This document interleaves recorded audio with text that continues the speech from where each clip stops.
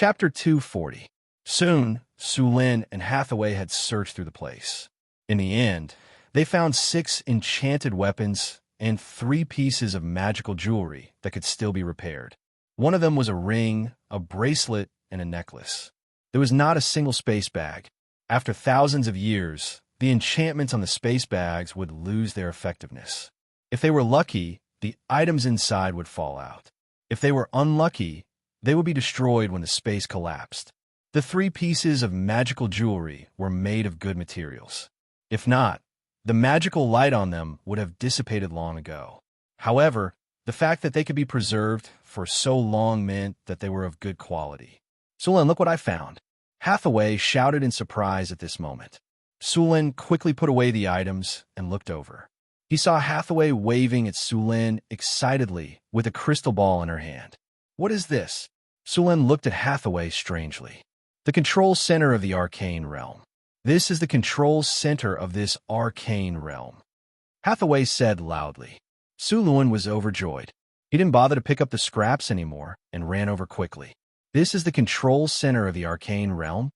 Sulin asked as he took the crystal ball from Hathaway. This crystal ball was not much different from an ordinary crystal ball. However, there was some strange energy in it. This is the control center made by the Arcanists. After it is activated, it can control the entire arcane realm. However, the energy here has been cut off for a long time. If we want to activate it, we need to reconnect the energy, Hathaway explained. Where is the energy source of the arcane realm? The energy source of this arcane realm should be the elemental pool. Such an important facility should be placed in the safest place. If I'm not mistaken, it should be in this castle. We've already searched the upper floors and did not find the elemental pool. Then it must be in the basement. The two did not waste any more time and immediately started looking for the passage to the basement. After some effort, the two of them finally found a room that led to the basement in an inconspicuous room. Through a long passage, the two of them arrived at the basement of the castle. The basement didn't suffer too much damage, and the crystal magic lamp on the wall was still emitting a faint light. Some damaged golems were lying on the ground. In the middle of the basement, a pool with a diameter of 10 meters appeared in front of the two. The pool was built with marble, and many complex runic circles were engraved on the marble. The pool was surrounded by energy channels made of magic crystals. These energy channels transmitted the energy in the pool to various parts of the secret realm. However, the energy in this elemental pool was close to drying up. The original marble wall was full of cracks, and several runes were damaged. Overall, this elemental pool was still 70% complete. Some elemental energy also leaked out from the energy pool. Although it was damaged, the elemental pool was still partially functional. It could draw energy from the 4 elemental planes, but the efficiency was very low. This was also why this secret realm could last for thousands of years. Now that the elemental pool's energy was about to run out, Sulin had to repair this elemental pool if he wanted to regain control of this arcane realm. Hathaway, can this elemental pool be repaired? Sulin frowned and asked. I need to check it, Hathaway said with a serious expression. A complete elemental pool required at least a rank 4 wizard to build. Hathaway was only one step away from that. However, the elemental pool in front of them was still 70% complete, so it shouldn't be too difficult to repair it. The elemental pool was also the energy source of a wizard tower. Only a wizard tower with an elemental pool could be considered a true wizard tower. It used the connection between the 4 elemental planes, then drew elemental energy from the 4 elemental planes and gathered it into elemental water. Elemental water was the most peaceful state of elemental energy. It was also used in many alchemy experiments. Building a complete elemental pool required about 500,000 to 1 million kinar. In addition to the basic marble, it also required 4 high-quality magic gems. 1 ruby, 1 sapphire, 1 emerald, and 1 topaz. These gems were used to connect the 4 elemental planes. If the quality of the gems wasn't high enough, they would explode when they passed through elemental energy. In addition to these, the elemental pool required a large amount of silver and gold, a small amount of mithril, and large high-quality magic crystals. Large pieces of high-quality magic crystals had very good magic conductivity, so there was very little loss in the process of conducting magic energy. At the same time, magic crystals were very abundant in the material world. Wizards had even grasped the technology to make artificial magic crystals. Because magic crystals had the highest cost-performance ratio, they were used in large amounts. The surface of the elemental pool required a large amount of silver coating. Silver, gold, arcane dust, arcane steel, and star iron were used to carve the rune circle. The rune circle in the elemental pool was a large-scale energy-gathering circle. In addition, there were 4 rune circles used to connect the 4 elemental planes. Hathaway didn't have that many materials in her hands. Fortunately, Sulen had a lot in his storage space. Some of the materials she didn't have had to be taken down from the scrap steel puppets. Then she smelted them on the spot. Hathaway was very familiar with refining and fusing materials.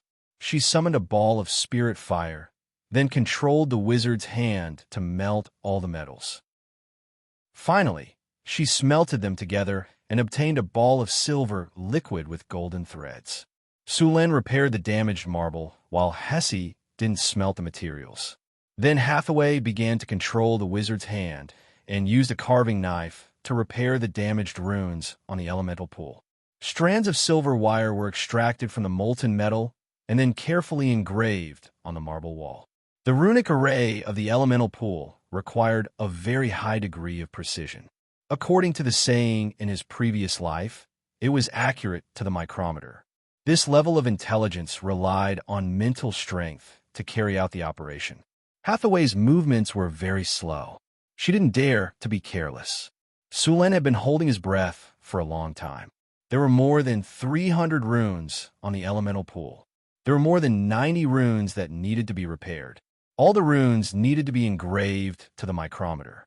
Hathaway repaired the runes one by one, and the molten metal continued to fill them up. After a few hours, the sky was already dark, and Hathaway finally repaired the last rune. As the runic circle was repaired, a light flashed, and the elemental pool that was still leaking no longer leaked out. In addition to these, the original 4 magic gems used to connect the 4 elemental planes also needed to be replaced. After thousands of years of operation, these gems had not been maintained. The connecting channel had become very unstable. There was a possibility that it could be interrupted at any time. Hathaway took out 4 red, yellow, blue, and green gems of the same size and quality from her storage bag. She began to carve them with a carving knife. These gems needed to be engraved with symbols that represented the 4 elements. Compared to the elemental pool, the carving of these gems was much simpler. Soon, the 4 magic gems were carved into the shape of a rhombus. Each of the gems was engraved with a rune. Hathaway carefully replaced the original 4 magic gems in the elemental pool. The 4 new magic gems were successfully integrated into the 4 directions of the elemental pool. Buzz! There was a soft sound, and the whole space seemed to vibrate slightly. Then, for large amounts of energy appeared in the basement. Traces of strange energy flowed into the elemental pool. The elemental energy gathered in the elemental pool and formed a light blue elemental water. Soon, a thin layer of spring water appeared in the elemental pool that had almost reached the bottom. With the appearance of the elemental water, the concentration of elemental energy in the basement became very high. The establishment of an elemental pool was not only an important source of energy for the secret plane or the wizard tower, but also a great change to the surrounding environment. The most obvious change was the increase in concentration of elemental energy. The elemental pool could transform the area into an area where elemental energy was active. In this area, the casting speed and mana recovery speed of wizards would be increased. At the same time, the effect of meditation would also be increased. This was very important for wizards.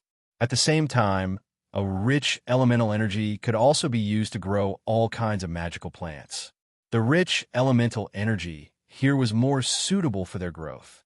According to the classification of wizards, the concentration of elemental energy was divided into several levels. The place with the highest concentration of elemental energy was called the elemental land. In this place, the elemental energy was close to liquefaction. Living in this place for a long time would slowly change the body of the person who lived in this place. In the end, it would even evolve some spell-like abilities. The second level was the elemental land. Most of these places were modified by wizards. Basically, an elemental pool could be modified into a whole area. After that, the third level was the elemental land. Most of these places were naturally formed and rich in elemental energy. Usually, many magical plants and magical beasts would grow in these places. The fourth level was the normal concentration of elemental energy. Most material planes were in this state. The fifth level was the elemental land. This kind of environment was not very common in the main material plane. The recovery speed of wizards would be reduced if they meditated here. The seventh level was called the Dead Magic Land. In this kind of area, elemental energy was extremely scarce. It would be very difficult for wizards to cast spells. The difficulty of casting spells would directly increase by 1 circle, and the recovery speed would also be very slow. Most of these areas were caused by serious damage to the material plane or serious experimental accidents. The most famous place was the Desert of Despair. There were also some areas called the Forbidden Magic Land. These places were almost completely devoid of elemental energy. The difficulty of casting spells would be increased by at least 2 circles. Generally, when low-level wizards came here, they would directly lose their ability to cast spells. Chapter 241. The Elemental Pool has been successfully repaired. Your hero Hathaway has gained 42,000 experience points. Hathaway has leveled up. I found the opportunity to break through, Hathaway said in surprise. Sulin looked around and said, "You can break through here. The elemental pool is full of elemental energy. I'll guard outside for you. Don't worry about your safety." Hathaway hesitated for a moment and nodded. She would not let go of the opportunity to break through. Okay.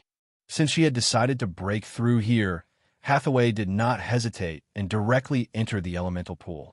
Under normal circumstances, wizards would choose to break through in an area full of elemental energy. This kind of environment was very beneficial for them, especially for high-grade wizards. They would absorb a large amount of elemental energy when they were breaking through. If there was a lack of elemental energy, it would affect the wizard's ability. To put it bluntly, it was the increase of the power of the will and mana. Some powerful high-grade wizards would even trigger an energy vortex when they were breaking through. Therefore, wizards who had the right conditions would usually choose to break through in an area full of elemental energy. Some pragmatic organizations would even use the energy of the elemental pool. However, compared to Hathaway's current conditions, these were nothing. Although the elemental pool was not full yet, it was enough for Hathaway to break through. After the elemental pool was repaired, the elemental energy began to slowly gather. According to the energy levels set by wizards, the elemental pool in front of them was a medium-sized one.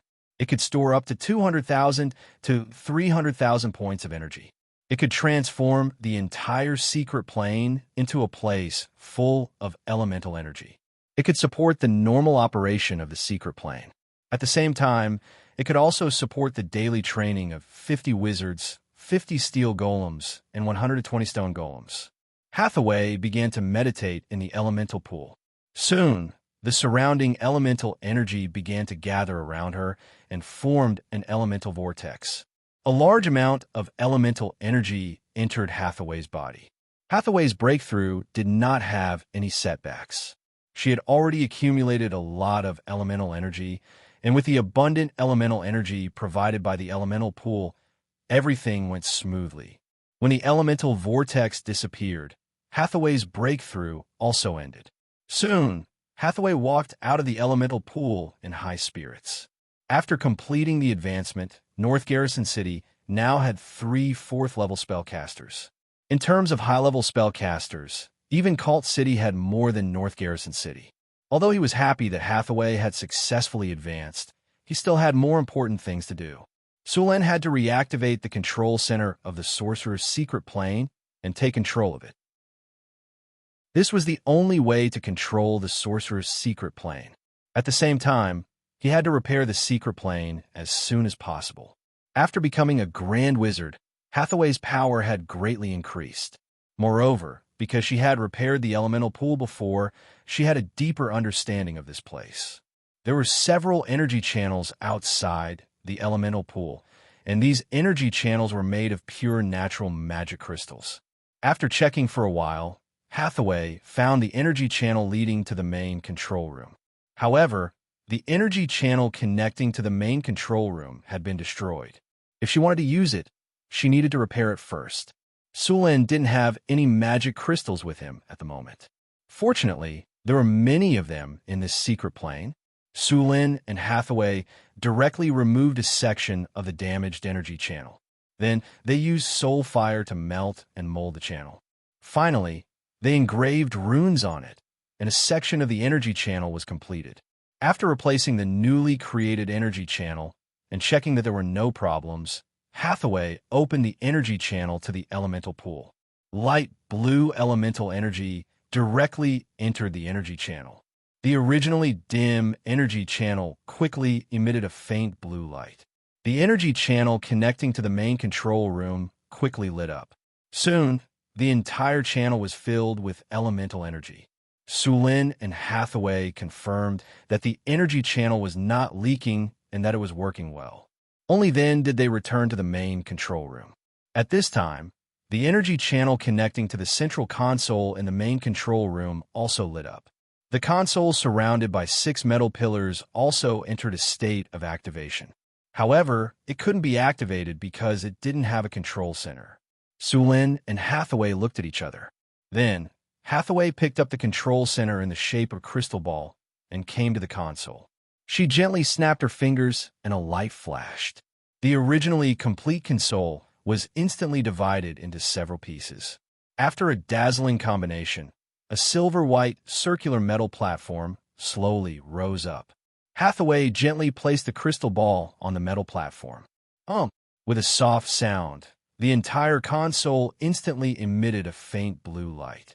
The light lasted for about a few seconds and quickly disappeared. Then the crystal ball on the console began to slowly light up. Control center beginning to charge. Current progress, 20%, 30%, 80%, 90%, 100% charging complete. Beginning system self-check. System self-check complete. Control center beginning to activate. Activating. Please wait. Hum hum hum. With a low buzzing sound, the control center began to activate. The original crystal ball emitted a dazzling light. The entire control room was shrouded in a blue light. Activation successful. Control center detected damaged. System repair is in progress. Beep beep beep. The damage is too great. Repair failed. Starting backup program. System resetting. Please wait. System resetting successful. Honorable Arcanist, Northern Dawn Outpost Secret Realm, Tower Spirit number 1 at your service. Please set the level of authority.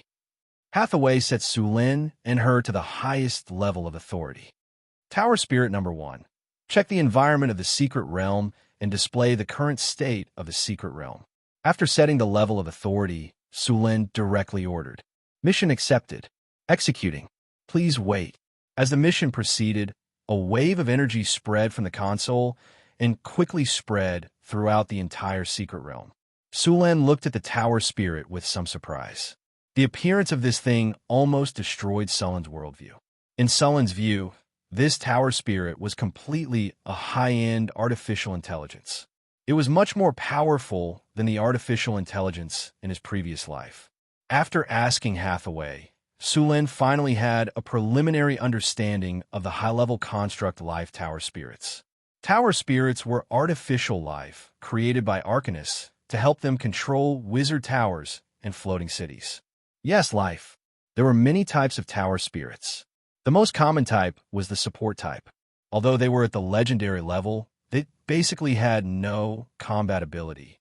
They had a huge amount of computing power, and could perform all kinds of data analysis.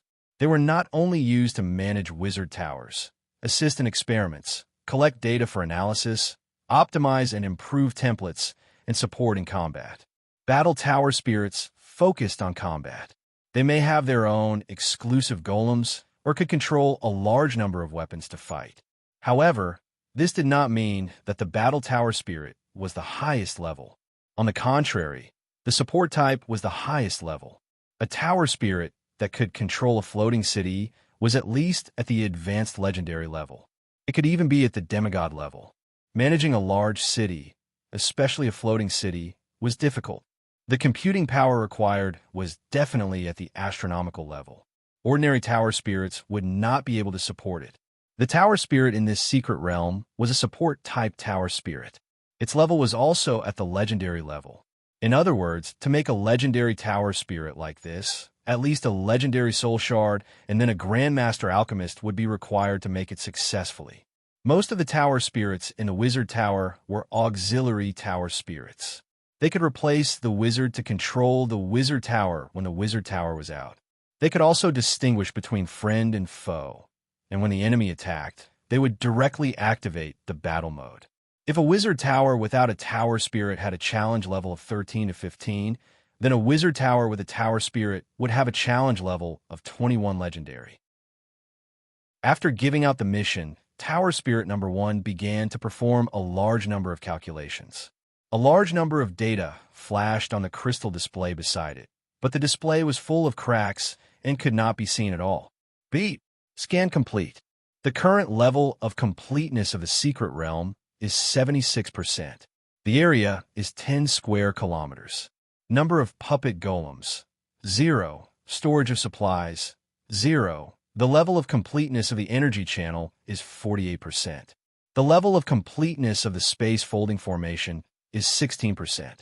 The level of completeness of various facilities is 36%. At the same time, a three-dimensional model of the secret realm they were in appeared in front of them.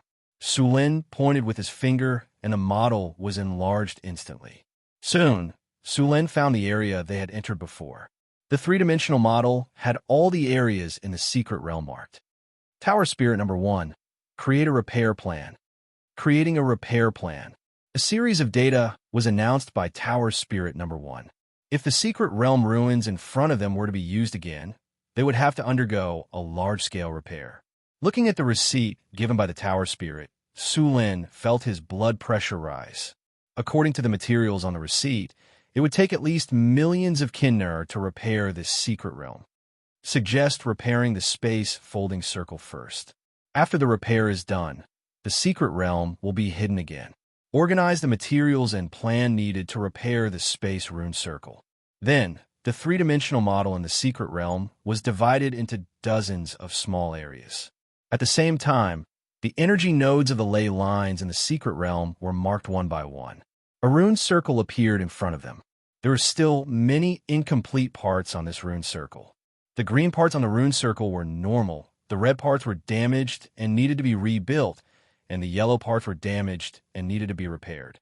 Everything was displayed in an orderly manner. P.S. There are 2 more updates. They may be late. Chapter 242. After checking the area that needed to be repaired, it was the area where Sulin and Kate came in. Sulin then checked the map of the entire mysterious realm. Sulin could clearly see all the areas in the mysterious realm through the 3D map. Other than the plantation area, there were also the living area, the warehouse area, the production area, the entertainment area, and the central area. The central area was where Sulin and Hathaway were now. It used to be inhabited by arcanists, and the environment was the best. However, after the war, it was the most damaged area in the entire mysterious realm. Not many buildings were still intact. The warehouse area and the production area were also badly damaged. According to the original plan of the mysterious realm, there should be an alchemy workshop in the production area that could produce many magic items, potions, and so on. There was even a production line for golems here. However, the production area was now in ruins. The production line should have been destroyed a long time ago. As for the warehouse area, which stored a large number of materials and produced items, it was also in a mess. As for the things here, if they were not used up, then they were directly snatched away. Basically, there was nothing left. The entertainment area was not badly damaged, but there was basically nothing valuable here. The arena, the opera house, the health center, and so on were basically worthless. There was also a library here, but unfortunately, it was also destroyed. Although Su Lin had gained control of the mysterious realm, it was still in ruins. If he wanted to use it, he would have to repair it bit by bit. The amount of work required to repair the mysterious realm was huge, but there were also many benefits after the repair. The most obvious one was that he could grow a lot of magical plants here. However, the most important thing now was to hide the mysterious realm again. Su Lin left the mysterious realm with Hathaway. When they returned to the Thorn Forest, the camp had been completed. According to Sullen's instructions, the soldiers of Northtown City had sealed off the forest. The goblins, kobolds, and gnolls around the area had all been driven away. "Master, you're back," Kate said respectfully. "Did anyone come close to the forest while I was away?" Su Lin asked. "Sir, I haven't noticed anyone approaching this place during this period of time." Su Lin nodded and praised. "Well done. Continue to seal this place." After a simple meal, Su Lin brought Hathaway back to Northern Citadel. Repairing the mysterious realm required a lot of materials, including silver, gold, copper, iron, magic crystals, mithril, magic gemstones, and so on. Luckily, Northern Citadel was already prosperous enough. It had all kinds of resources. Silver, gold, and other precious metals could be taken out from the castle's warehouse. He had looted the Grey Dwarf's collection for a few hundred years, so he had plenty of them. It was the same for the magic gems. As for the copper and iron, some would be transported from blacksmiths, and some would be purchased directly. The magic crystals were a bit more troublesome since there were no crystal mines in the Su Lin territory. There were crystal mines in the underground world, but they were scattered and needed people to mine them. He didn't have a lot of mithril, but the silver mine that the Grey Dwarf Bach was mining did produce mithril. Although it wasn't much, it was more than enough to repair the mysterious realm. After spending 3 days preparing all the materials needed to repair the mysterious realm, Su Lin left the matters of Northern Citadel to Chris. He then brought Hathaway to the Northern Citadel again. There were all kinds of mutated plants in the Thorn Forest. Although the man-eating flowers and trees were dangerous, they also ensured the safety of the mysterious realm. Su Lin and Hathaway had already experienced this before, so they easily avoided the man-eating plants. They then used the hypnosis powder to pass through the sea of purple tulips and return to the mysterious realm. "Welcome back, Mr. Su Lin and Ms. Hathaway." Tower Spirit Number 1's voice rang out. "Tower Spirit Number 1, did anyone else enter the mysterious realm when we left?" Su Lin asked. "No, that's good. Show me the blueprint." "As you wish." As Tower Spirit Number 1's voice rang out, a 3D image appeared in front of the two along with the blueprint. Hathaway cast a photographic image spell and stored the information in a magic crystal. Then the two began to repair the mysterious realm according to the blueprint. The first thing to be repaired was the ley line nodes. When the mysterious realm was first built, rune pillars were placed on all the ley line nodes to connect and organize the ley line energy. These rune pillars were the foundation of the mysterious realm's space folding spell. This was the direct reason why the mysterious realm was damaged. According to the red dots on the 3D map, Su Lin and Hathaway quickly found a ley line energy node. These locations were originally classified as the mysterious realm's secrets, but they were easily found with the blueprint. Hathaway used her power of the will to search, and soon found something strange. She then used her mana to search for the rune pillars. Found it. It's 30 meters underground. Hathaway soon opened her eyes. "Get up and let me do it." Su Lin took out a small flag from his storage space. Then he waved it gently and directly summoned 2 wind elementals. Stone to mud. With a flash of light, the originally hard ground turned into mud. Then the 2 wind elementals entered the mud under Sullen's command. A large amount of mud was pulled out by the wind elementals. After the mud was extracted, Sulin cast stone to mud again and let the two wind elementals work.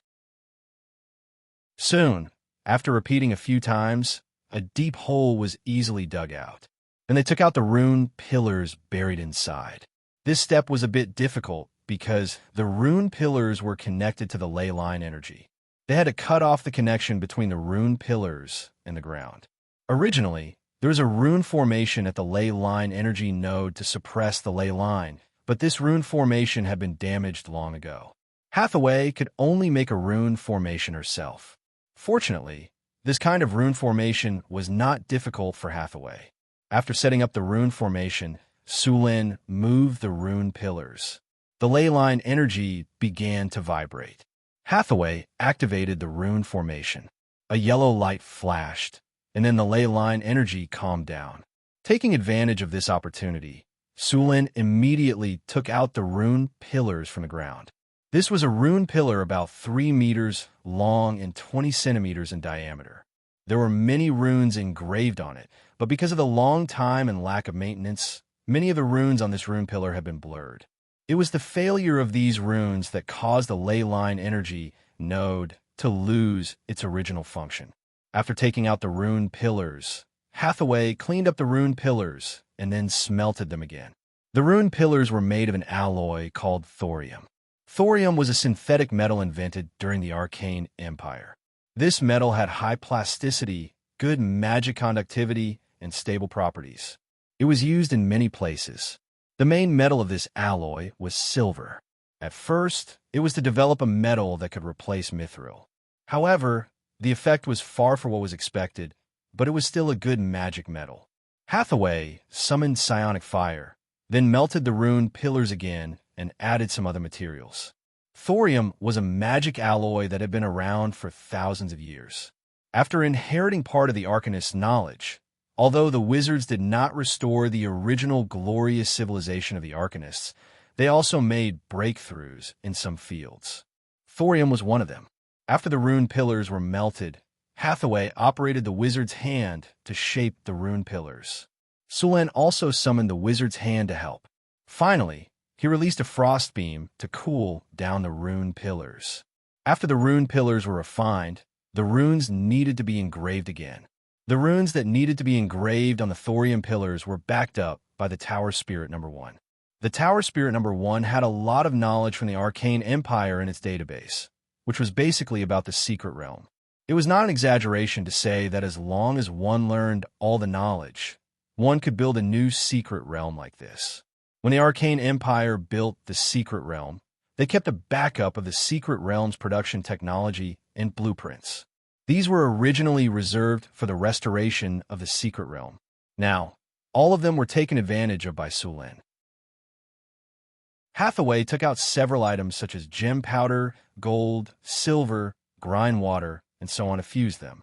After the materials were fused, she took out a fine gold carving knife and began to engrave the runes on the thorium pillars. The fine gold carving knife was very sharp. Under the operation of the wizard's hand, it began to work quickly. Hathaway had memorized the runes that needed to be engraved on the thorium pillars very clearly. Once she started, it was done smoothly. Soon, the new runes were engraved, and a rune pillar was completed.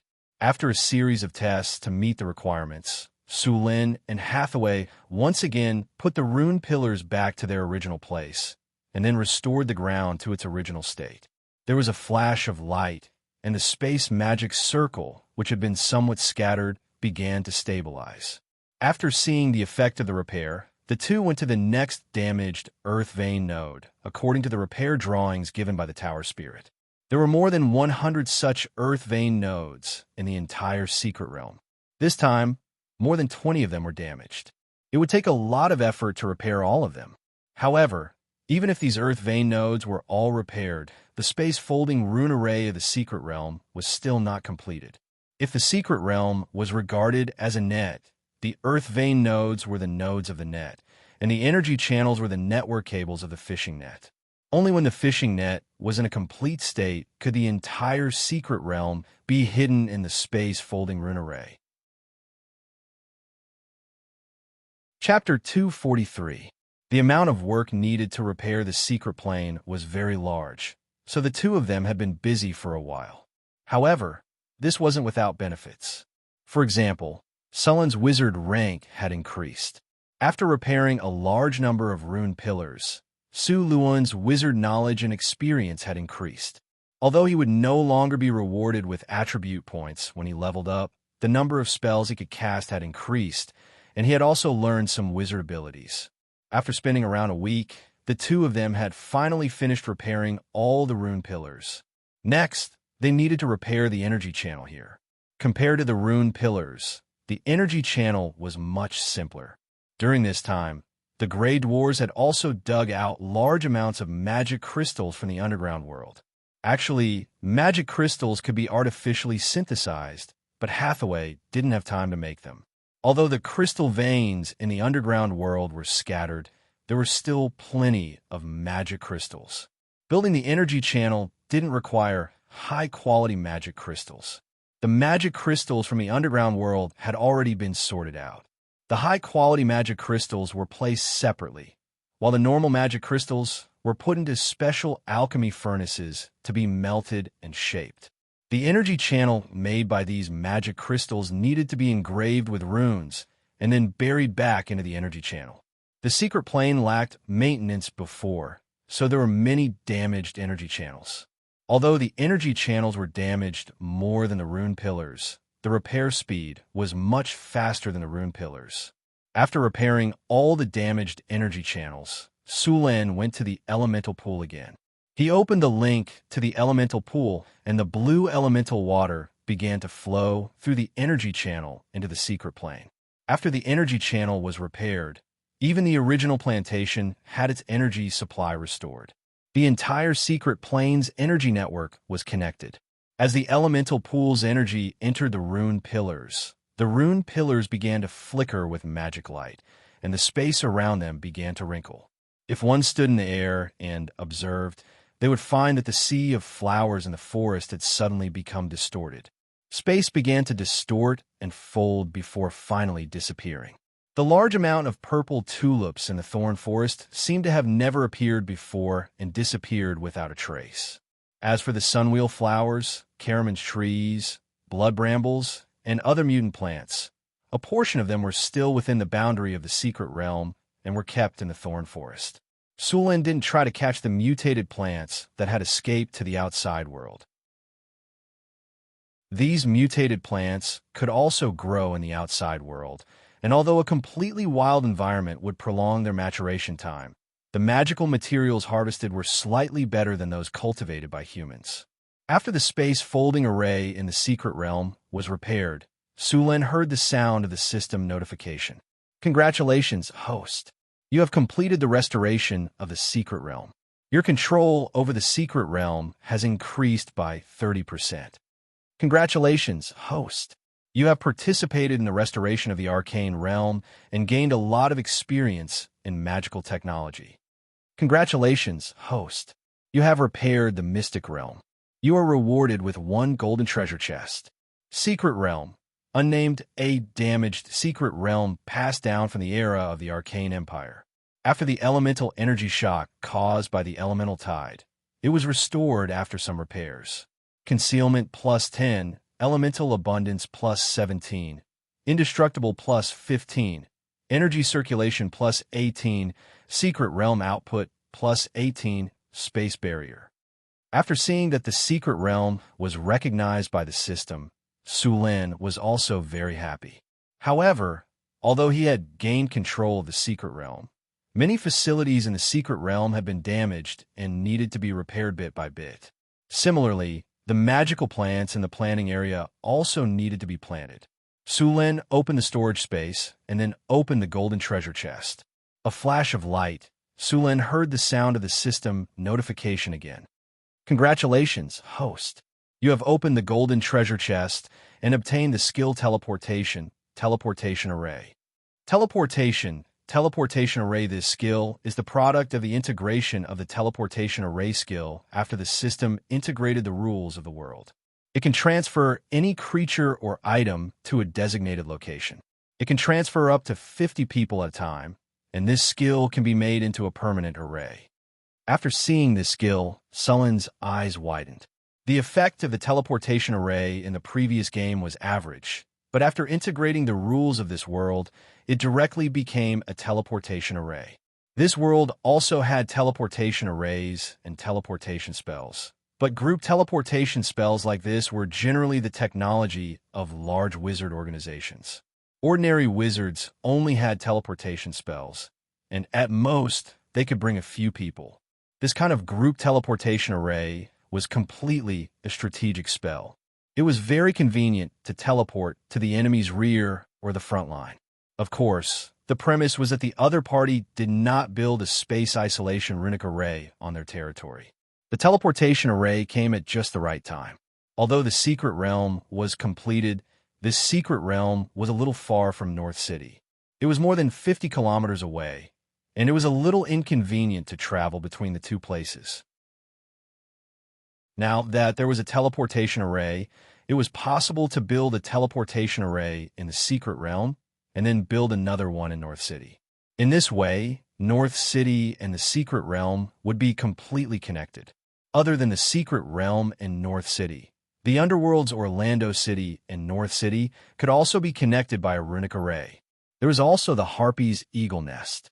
With the teleportation array, Sulin did not have to worry about the problem of expanding his territory. At the same time, he did not have to recruit a large number of soldiers in all the cities.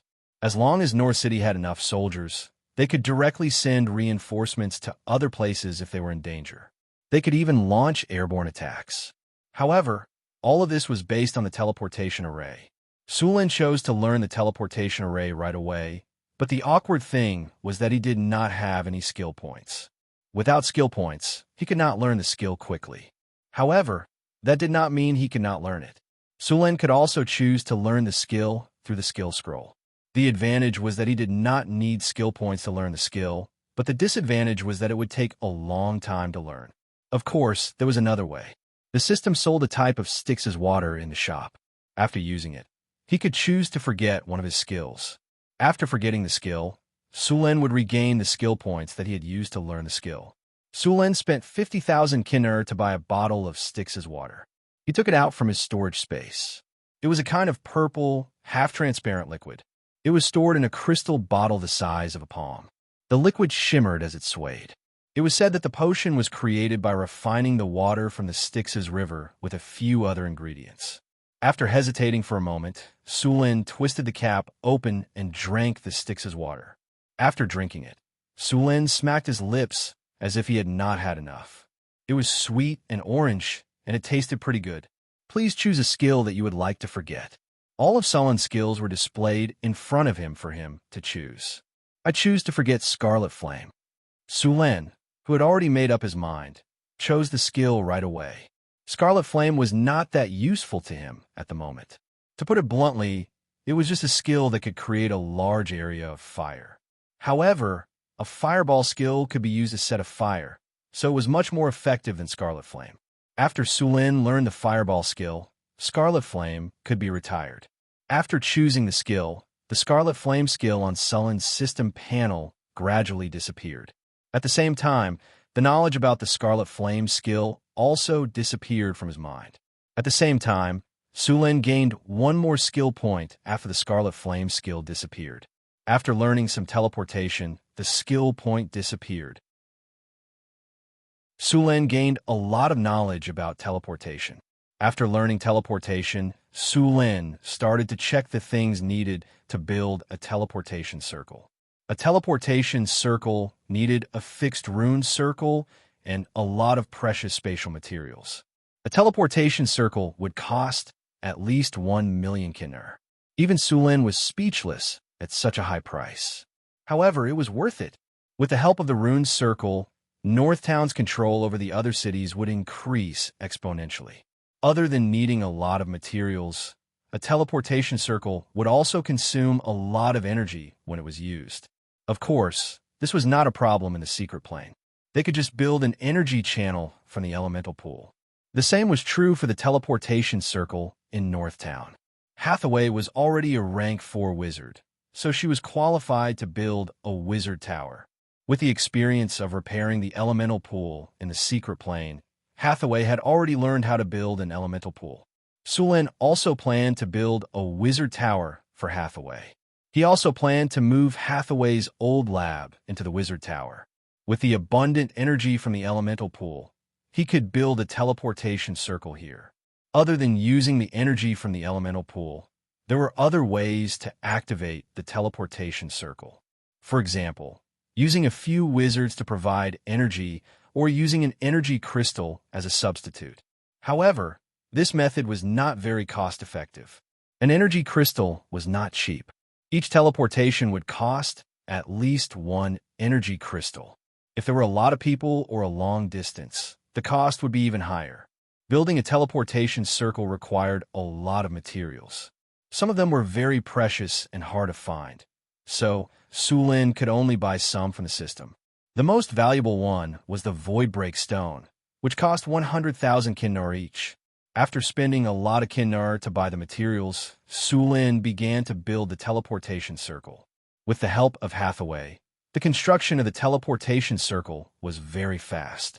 In just a few hours, a teleportation circle was finally built. An energy channel was built from the elemental pool to the teleportation circle. Sulin chose to start it right away. After giving the teleportation permission, Sulin brought Hathaway to the teleportation platform. These coordinates were left by Hathaway in the lab. With a flash of light, the two disappeared from the secret plane. Chapter 244. Sulin's vision blurred, and in the next second, he appeared in a hall. Sulin looked at Hathaway in confusion. What's going on? Didn't they teleport to the lab? Why did they go straight back to the castle? The coordinates were wrong. Just a small error. Hathaway shrunk her neck and said awkwardly. Sulin glared at her and didn't pursue the matter. However, he had already decided that he would confirm the coordinates himself next time. The teleportation spell was very dangerous. It was convenient to teleport successfully, but the consequences would be equally serious if there was a mistake. For example, if they were teleported directly into mud or rocks, they would suffocate if they weren't strong enough, or they would be teleported to dangerous areas. In short, it was very dangerous if the coordinates were wrong. Sensing the spatial ripples in the hall, Chris quickly appeared here. Master, you're back. Chris was wearing a beautiful maid outfit, which accentuated her curvaceous figure. She had a different kind of charm. Although the maid outfit was a bit loose, it was obviously different on Chris. As Sulin's spokesperson, Chris was the highest officer when Sulin wasn't around. Sulin smiled and nodded, then reached out and patted her head. How's the development in the city? Did anything happen? Everything in the city is good. It's been developing according to your requirements. Mirror Lake City reported yesterday that they were a bit short on manpower, so I gave in the refugees we took in this month. Chris shook her head. Sulin smiled. Looks like Mirror Lake City is developing very well. Northtown City is developing well now. You can give them more support. Chris nodded to show that she understood. By the way, I'll take you to a good place in a few days. Sulin winked and smiled. Chris was a bit confused, but she still nodded obediently. By the way, Master, there's a man who says he's a messenger from the Kingdom of Florence who wants to see you. I don't have time to see him now. Let him wait. Sulin waved his hand and prepared to go upstairs. After a few days of high-intensity work, although he didn't feel too tired physically, he was mentally exhausted and needed to rest. After a brief explanation, Sulin yawned and went back to sleep. After resting for a day, Sulin got up in high spirits.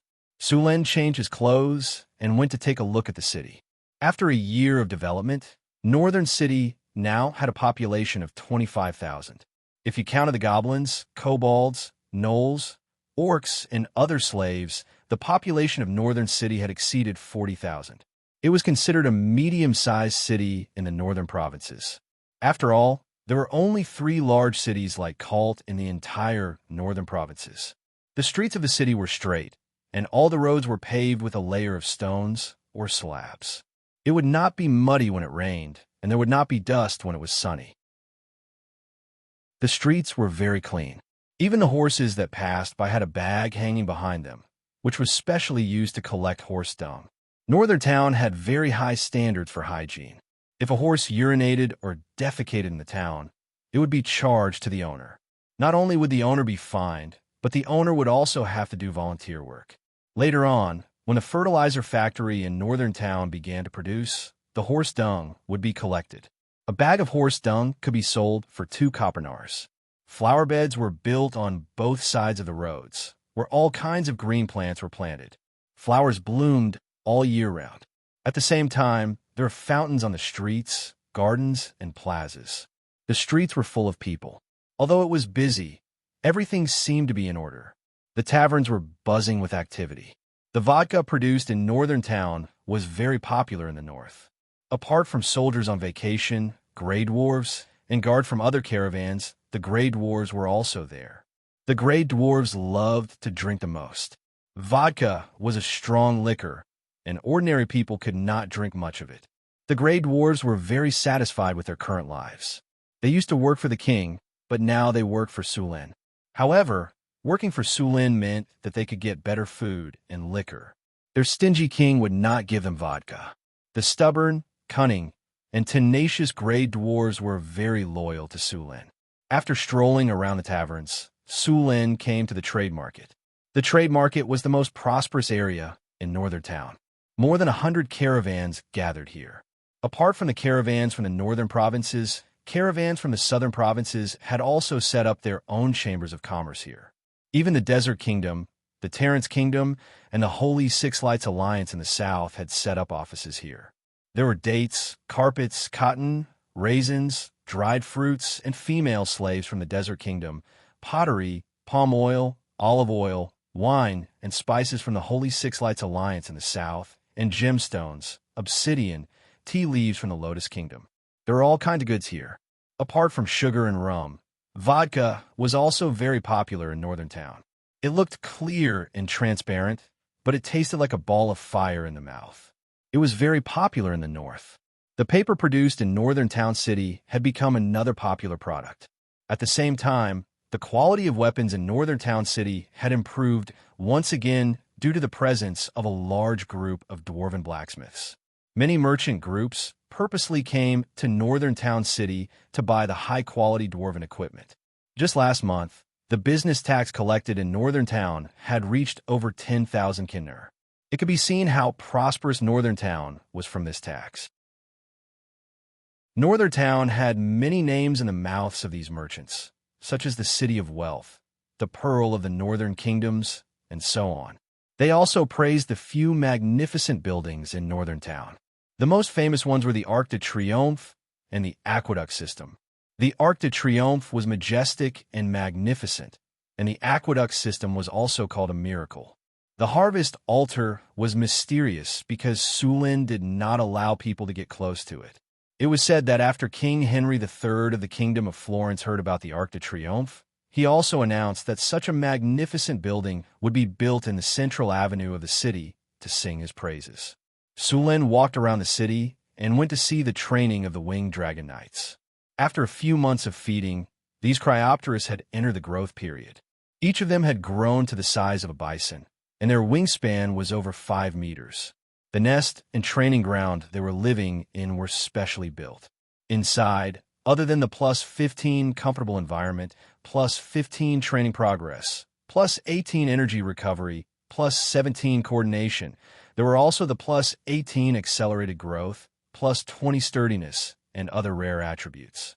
According to the growth rate of these Cryopteris, they would reach adulthood in less than 4 years. Perhaps in 2 or 3 years, Northern Town would have a squad of winged dragon knights. When Sulin returned to the castle, Alex had returned from the Eagle Fortress. She looked like a queen now. With the support of Northern Town's resources, as the Queen of the Harpies, her appearance had skyrocketed.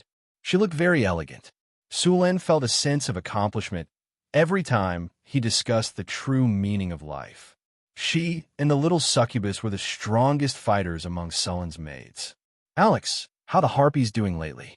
Are there any problems?" Sulin asked with a smile. "The children love the nest master built," Alex said excitedly. Alex said excitedly. Also, another harpy leader has become a harpy recently. Although Su Luan's eagle nest didn't have a high effect of evolution, there were thousands of harpies. It was normal for one or two of them to evolve. During this time, the harpies had also cooperated with the soldiers of Northern Battlefront City to train and fight. They had also gained a lot of combat experience. Master, the eagle nest has consumed a lot of food recently, Alex said. Go find Chris later and ask her to send you some food, Su Lin nodded. Oh, right. Go and choose the weapons you want to use. I'll ask the blacksmith to produce them and send them to you. Since the harpies' arms and wings were connected, it was inconvenient for them to use weapons. However, once they evolved into harpies, their arms would be separated from their wings. That way, they could use weapons. Bows, javelins, spears, etc.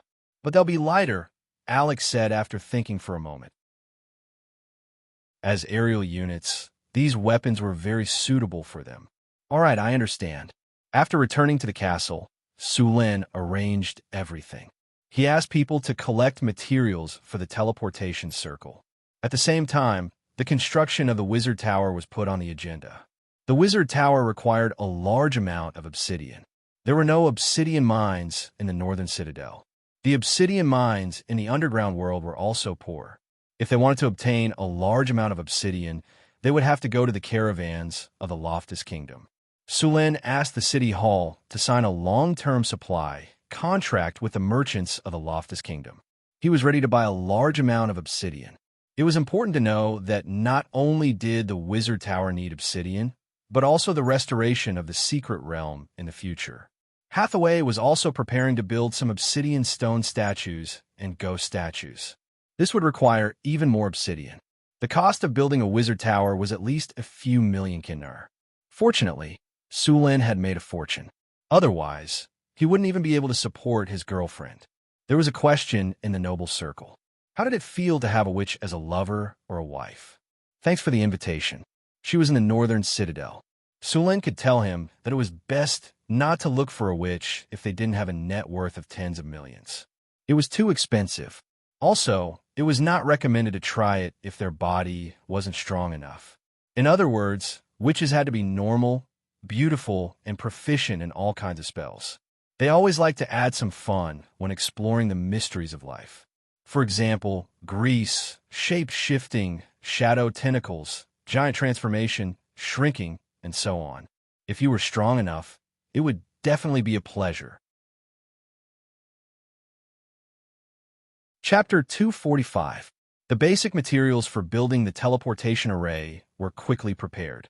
Su Lin finally built the teleportation array in the mayor's mansion. At the same time, Hathaway's wizard tower would also be built next to the Lord's castle. According to Hathaway's blueprint, the height of the wizard tower would eventually reach 120 meters. It would cover an area larger than the Lord's mansion. This wizard tower would be big enough for a legendary wizard. Su Lin thought about it and agreed. After all, Hathaway was destined to become a legendary wizard, and the construction speed of the wizard tower was not fast. If he built an ordinary wizard tower, Hathaway might become a legendary wizard in a few years. It would be better to build it directly. In fact, this 120-meter-tall wizard tower was still dwarfed by the wizard towers of the Arcane Kingdom. The wizard towers of the Arcane Kingdom were basically 300 meters tall. This was because many wizard towers were upgraded to become floating cities. However, most wizard towers did not receive this treatment in the end. To build a floating city, not to mention other costs, the cost of the basic construction and materials was almost 100 million kinnar. In addition to the various facilities of the floating city, even in the era of the Arcane Kingdom, after thousands of years of accumulation, the number of floating cities was not more than 100. It was a huge empire that spanned more than a dozen dimensions. In addition to the obsidian, a lot of steel was also needed to build the wizard tower. The current steel production in North City was not bad. Fortunately, the construction of the wizard tower was gradual. Otherwise, steel would also have to be purchased. After preparing the materials, Su Lin bought the void break stone from the system shop and then built it with Hathaway. In fact, the cost of a single teleportation array was only 200,000 kinnar. The price of a group teleportation array rose to 1 million kinner. As the main city of Sulan, it was necessary to build a group teleportation array.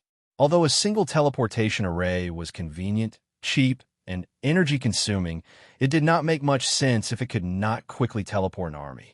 With the experience in the Secret Realm last time, Sulan and Hathaway quickly built the teleportation array. They linked the teleportation array with the Secret Realm's teleportation array, and they could directly teleport from North City to the Secret Realm. After completing the teleportation portal, Sulan brought Hathaway, Chris, and Alex to the Secret Realm. The concentration of elemental energy here is so high. As soon as he entered, Alex felt something different. Of course, there's an intermediate elemental pool here, Sulan explained. What do you think? This secret realm covers an area of more than 300 square kilometers. Now, it all belongs to us, Sulan said excitedly. Now, you can all choose a piece of land to use. The secret realm was over 300 square kilometers in size and had a diameter of about 20 kilometers. It was about the size of a small city in Feng Lin's previous life. There were mountains, rivers, and forests in this secret realm. The ancient arcanists used their powerful technology to create a perfect ecosystem here. Although most of the ecosystem was destroyed because of the war, there was a backup in Tower Spirit number 1. It just needed to be repaired. Really? I'll have to think about how to use it, Alex said happily. Master, welcome back. Tower Spirit number 1's voice sounded. Hello, Tower Spirit. Set their level of authority to level 5. The highest level of authority in the secret realm was level 6, which was Sulan and Hathaway. Level 1 authority was the lowest, which was only for tourists. Level 2 authority was for ordinary staff here, mostly apprentices. They could only move around in the living and working areas. Level 3 authority was much better, and he could live here. Only official wizards could obtain this authority, but there were still many areas that he could not enter. Level 4 authority was equivalent to the manager of each area.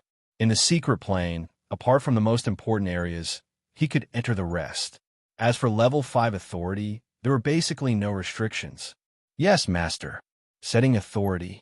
Setting complete. A beam of blue light shone on Chrissy and Alex. This light could record their appearance, energy waves, smell, and even their soul imprint. This technique was also a masterpiece of the ancient arcanists. The wizards of today still couldn't do it. Master, the space-folding portal of the secret realm has been repaired, but the other functions of the secret realm are still incomplete. Please fix it as soon as possible, Tower Spirit number 1 reminded. Got it. Sulan had a headache. Repairing the secret realm and building wizard towers required a lot of resources and manpower. Sulan could find and buy resources, but he was seriously short of manpower. Master, you could try to repair the golems. There are still 56 steel golems in the secret realm. 33 of them are worth repairing. You can replace the parts from the other damaged golems, Tower Spirit number 1 suggested. There are still so many golems. Sulan's eyes flashed. He knew about the steel golems. A complete steel golem was a level 4 one. Not only did it have energy, but it was also very strong in close combat. It was very good except for the lack of air combat. The last time he encountered a steel golem, it didn't have enough energy, so many of its functions were not activated. But now, with the elemental pool, there was no need to worry about energy. After learning that there were 33 steel golems that could be repaired, Sulan immediately took Hathaway, Chris, and Alex to collect all the remains of the steel golems. Master, the secret realm needs a lot of manpower. I'll ask the harpies to come and help, Alex said. Alex had absolute control over the harpies, so there was no need to worry about them betraying her. Besides, the harpies were quite strong. Sulan thought about it and agreed. I'll build a new eagle nest for them in the secret realm. Thank you, Master. Alex suddenly hugged Sulan and kissed him. She then smiled and left through the teleportation portal. About an hour later, the teleportation portal lit up again. Alex brought 20 harpies to the secret realm. After evolution, the harpies were very similar to humans.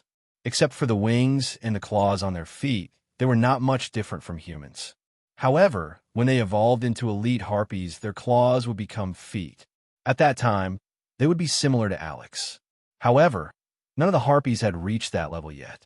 Sulin let the harpies clean up the ruins according to Tower Spirit Number 1's repair plan.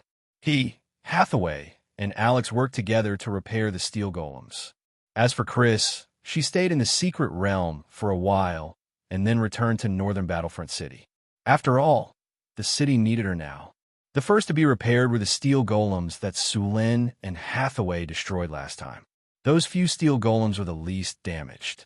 As long as the energy setters were reconnected and the broken legs were repaired, they would be fine. The control centers of the golems were originally with Tower Spirit Number 1. After Sulin became the master of the secret realm and obtained the highest authority, he also obtained the right to command the golems. Some of the control centers of the golems were damaged. Hathaway had to use large soul crystals to make new ones. Fortunately, only a few of the control centers were damaged. Otherwise, Sulin's few large soul crystals would not be enough. After more than an hour, the first steel golem was finally repaired. Tower Spirit Number 1, open the energy channel and charge this golem. Yes, Master. With Sulin's order, the energy channel in the elemental pool opened.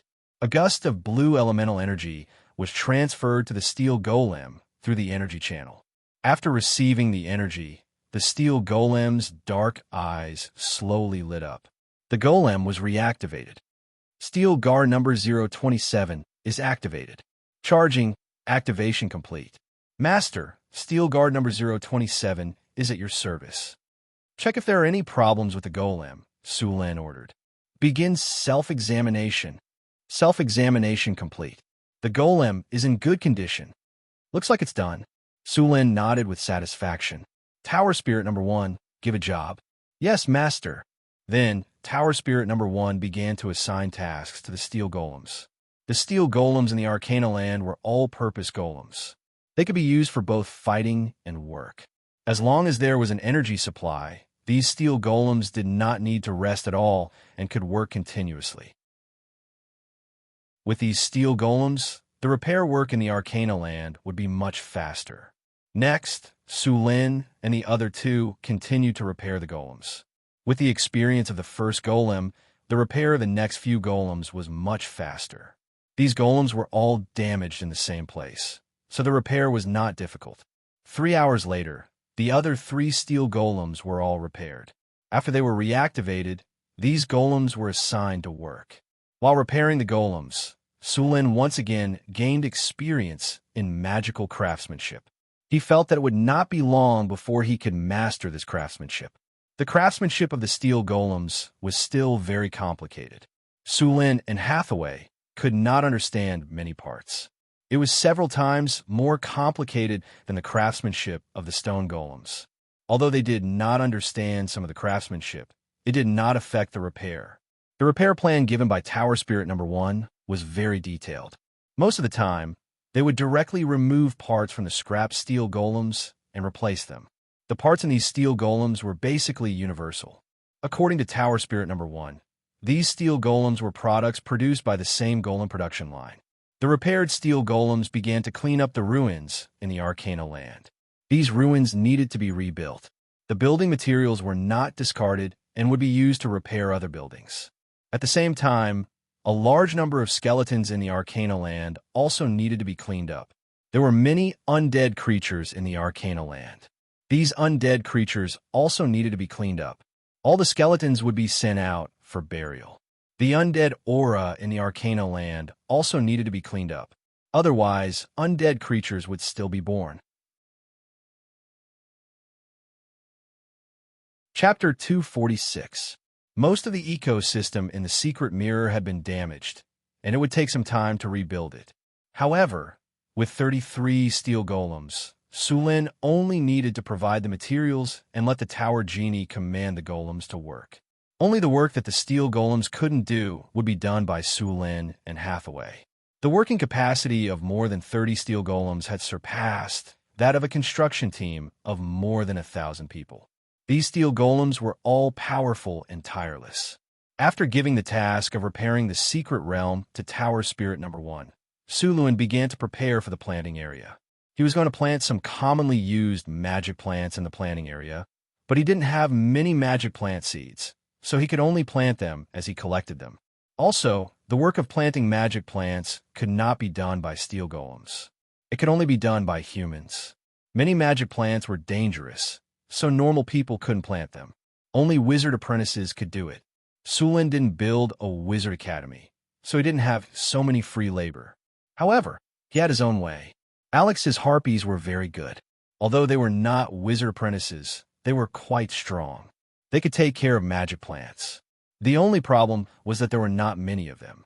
The planting area opened up and the secret mirror was very large, and it was impossible to plant everything with only a few people. A secret mirror like this was more than enough to support a wizard organization. In the planting area, Su Lin gave the seeds of Peace Bloom, Golden Thorn, Silver Star, and more than a dozen other magic plant seeds to the harpies for them to plant. Many places in the planting area had not been repaired, but it was not urgent. Maybe when he was strong enough, Su Lin would build a wizard academy. After returning from the secret mirror, Su Lin finally remembered that the messenger from the kingdom of Florence was still waiting to see him. Su Lin could guess the purpose of the messenger's visit. It was most likely about his title. "Ask the messenger from the kingdom of Florence to see me," Su Lin said to the servant next to him. "Yes, sir." Soon, the servant brought a middle-aged man in his 30s to Sullen's study. "Good day, Your Excellency Su Lin." The middle-aged man bowed elegantly. "Good day. I'm sorry to have kept Mr. Messenger waiting for so long. The territory has just been established, and there are many things that need to be done." Su Lin apologized, but there was no apologetic expression on his face. "We understand that His Excellency Su Lin is busy. Right, what's your name?" "Robert Monroe. Nice to meet you, Mr. Su Lin," Robert said with a smile. "Please sit down, Mr. Robert. I wonder what brings Mr. Messenger to this remote place." Su Lin continued after inviting him to sit down. "Sir Su Lin is too humble. Even a child in the Northern Lands has heard of the title of the Pearl of the Northern Lands." Robert shook his head. "The bards in Cult are singing about your heroic deeds. You're very famous in the Northern Lands. At first, I thought they were exaggerating, but after coming to Northern City, I realized that the rumors were not exaggerated at all. You have created a miracle. In just 1 year, you have built such a big city in the wilderness." Hearing Robert's compliment, Su Lin immediately raised his guard. Robert was the messenger of the kingdom, so there was no need for him to curry favor with him. Now, he was lowering himself so much. No one would believe that he had nothing to ask for. The sugar, rum, and paper in Northern City are all in high demand in the kingdom of Florence. What you see is just the surface. Northern Citadel is on the verge of collapsing. To prevent the monsters from attacking, I have to form a huge army. Northern Citadel's army now accounts for 1/3 of its population. Most importantly, these soldiers aren't farmers. They are all professional soldiers. The cost every month is making my heart ache, Su Lin said, shaking his head. Although he was complaining, it was more like he was trying to show off his muscles. Many people want to experience this kind of pain, but they can't. Robert shook his head. "I am here to invite you on behalf of the Royal Parliament," Robert said with a smile. Robert smiled and said, "Mr. Surin, you've successfully opened up a new territory, and it's developing well. The Noble Parliament has approved your achievement. You can now design your own family badge and go to Cult to receive your title. I remember that the standard for successful development is 3 to 5 years. I don't think I have reached the standard yet." Su Lin was not happy about being recognized by the Royal Parliament. Instead, he asked calmly, "According to the kingdom's standard, it will take 3 to 5 years. But your territory is developing so well that the Royal Parliament has approved that you don't have to wait 3 years." Robert shook his finger. "I see." Su Lin nodded in agreement. However, he knew that this was just a piece of paper. There were some merchants who wanted to obtain aristocratic status. The best way to do so was to buy a land expansion order, find a place to develop, and then spend money to bribe the aristocratic parliament to recognize them as aristocrats. They didn't care about territory. They just wanted to obtain aristocratic status. Of course, you have to know that we're taking a huge risk by doing this. So, we need your support. Robert winked at Su Lin and gave him a knowing look. However, Robert was going to be disappointed. He and the royal parliament did not know that Su Lin had never thought of gaining their recognition. Su Lin had planned to build a new kingdom from the very beginning. Joining the royal parliament and gaining the rights to develop a territory as well as the title of a count was not something that Su Lin had planned to accept from the very beginning. If he accepted their title, it would mean that Su Lin had joined the Kingdom of Florence. If it was just for the title, he could have done it with his legendary level strength. There was no need for him to go through so much trouble to develop a territory in the north. However, Su Lin did not plan to fall out with the Kingdom of Florence. After all, more than half of the trade routes to the northern city had to pass through the provinces in the north. Moreover, the northern city gained a large number of people from the provinces in the north every month. If they fell out with the Kingdom of Florence, not only would the trade routes be blocked, but the recruitment of refugees would also be interrupted. Of course, even if they fell out with the Kingdom of Florence, there would still be trade routes coming to Su Lin. However, the price would definitely be affected. They would take the opportunity to lower the price and sell it at a high price under the pretext of the border blockade. There was no doubt about that. There have been such cases in the history of his previous life and the history of this world. The most classic example was the sea ban policy of the Ming Dynasty in his previous life. On one hand, they were trying to stop the country from opening up the sea. On the other hand, they were trying to smuggle goods. They used the sea ban to kill all their competitors and monopolized the unimaginable profits. Thank you so much, but I have too many things to do in my territory now. I can't leave for the time being, so I can't go to Kelent City to accept the title. Su Lin was overjoyed at first, but then he looked regretful. His acting was so good that he could win an Oscar. Well, but to thank the royal parliament for their help, I can give you 3 trade quotas. Each quota allows you to buy 50 kilograms of sugar and 100 barrels of rum from the northern city every month. Su Lin offered the bait. Su Lin did not know how many people there were in the royal parliament, but they would definitely fight for the 3 quotas. Based on the royal parliament's character, as long as there were enough benefits, they would not care who you were. These quotas were enough for the royal parliament to fight for a while. As for the 3 quotas, it was not a loss for Su Lin at all. Since last month, the sugar beets planted in the northern city had started to mature batch after batch. The production of the northern city sugar refinery had increased from 600 kilograms of sugar per month to 1,000 kilograms of sugar per month, and this number was still increasing. Su Lin estimated that the production of sugar would exceed a ton in 2 months at most. With more sugar, there would naturally be a need for more trading quotas. Giving them 3 quotas would not only show their friendliness, but also bring them benefits. Why not? Hearing that Su Lin could give them 3 trading quotas, Robert was overjoyed. After all, the aristocratic parliament had been jealous of the previous caravans for a long time because they had monopolized the sugar trade in the northern town and made a lot of money. If it were not for the fact that those caravans were backed by big nobles, they would have snatched them long ago. Now that they had 3 quotas from Su Lin, it was naturally the best outcome. Of course, there are conditions for these 3 quotas as well. Seeing Robert's uncontrollable excitement, Su Lin smiled in his heart. Northern City is preparing to train some grassroots officials, and we lack some scholars as teachers. Therefore, I hope that the nobles with the quotas can help me find some scholars to teach in the Northern City. They don't need to be famous scholars, as long as they can teach basic education. No problem, Sir Su Lin. We will send the scholars you need over soon. Hearing Su Lin's request, Robert did not mind at all. Although there were not many literate scholars in this era, there were many of them in the circle of nobles. After all, many people learned these things to serve the nobles. Moreover, many of the nobles' children had received education and could be teachers. As long as they were willing, they could easily find a few hundred scholars. Then I look forward to working with you, Su Lin said with a smile. I look forward to working with you. Robert was also full of smiles, as if he had earned a great deal. Su Lin laughed in his heart. Although you earn money, I will not lose money.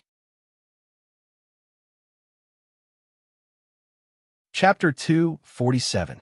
After discussing the matter with Robert, Sulin signed 3 blank trade permits, and Robert left in a hurry. Since the dimensional folding circle of the mysterious realm had been repaired, the Northgard Castle soldiers outside the mysterious realm had all retreated. The Northgard city's army was mobilized again. In the wilderness where the Northgard city was located, there were no more powerful factions that could fight a large-scale war against them.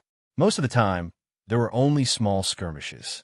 The monsters in the wilderness were like weeds. If you were not careful, they could grow very quickly. Summer was the time when food was the most abundant in the northern wilderness. The number of kobolds, goblins, and gnolls had started to increase. To deal with the situation, Sulin changed the way the army fought. Lancers, archers, centaur riders, and the newly recruited harpies were reorganized into small armies. They were then led by their own generals to clean up the areas around the Northgard city. The Northgard city had started to clear out the monsters and bandits in their territory again. Of course, it was not realistic to completely wipe out the kobolds, goblins, and gnolls. After all, these races were very good at reproducing. They could only reproduce in groups. Sullin's plan was to keep their numbers to a low level.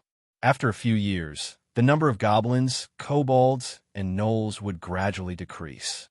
Just like in the southern provinces, there were basically no gnolls left in the wilderness.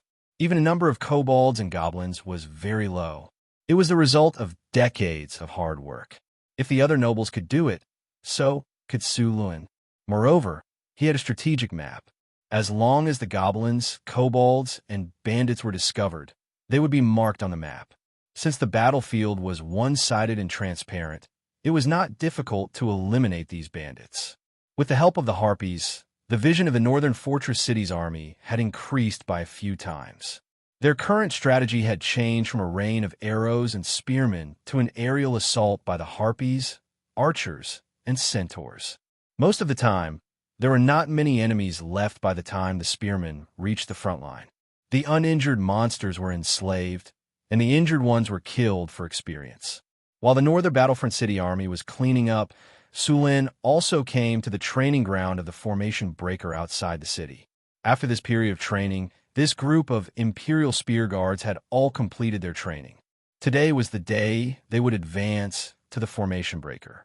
The success rate of the Formation Breaker's advancement was only 1/5. Sulin gave each of the Spear Guards a light ball and let them advance. Time went by. This time, there were as many as 16 Spear Guards who participated in the advancement. Sulin waited quietly outside. After about 15 minutes, light balls began to return to the tiger-shaped tally of the Formation Breaker, which meant that someone had failed to advance. Sulin was mentally prepared for this result. Soon, 2 more light balls returned to Sulin within a few minutes. As time passed, more and more light balls returned to Sulin's hand. Very quickly, the time had already reached the last 10 minutes. The advancement of the capture barracks, as long as they could endure through this last period of time, it represented that they had successfully advanced. It was just that there were only 5 people remaining. Just then, Sulin felt that another light ball had returned to the tiger tally, and there were only 4 people who were still advancing. Time passed by. Sulin became more and more nervous. Soon, there were only 5 minutes left. A light flashed and disappeared. Another light ball returned. In the end, there were only 3 people left. In the last 5 minutes, Sulin felt like a year. Finally, the system's notification sounded in his ears. Congratulations, host. 3 of your spear guards have successfully advanced to the Formation Breaker. The current number of Formation Breaker is 5.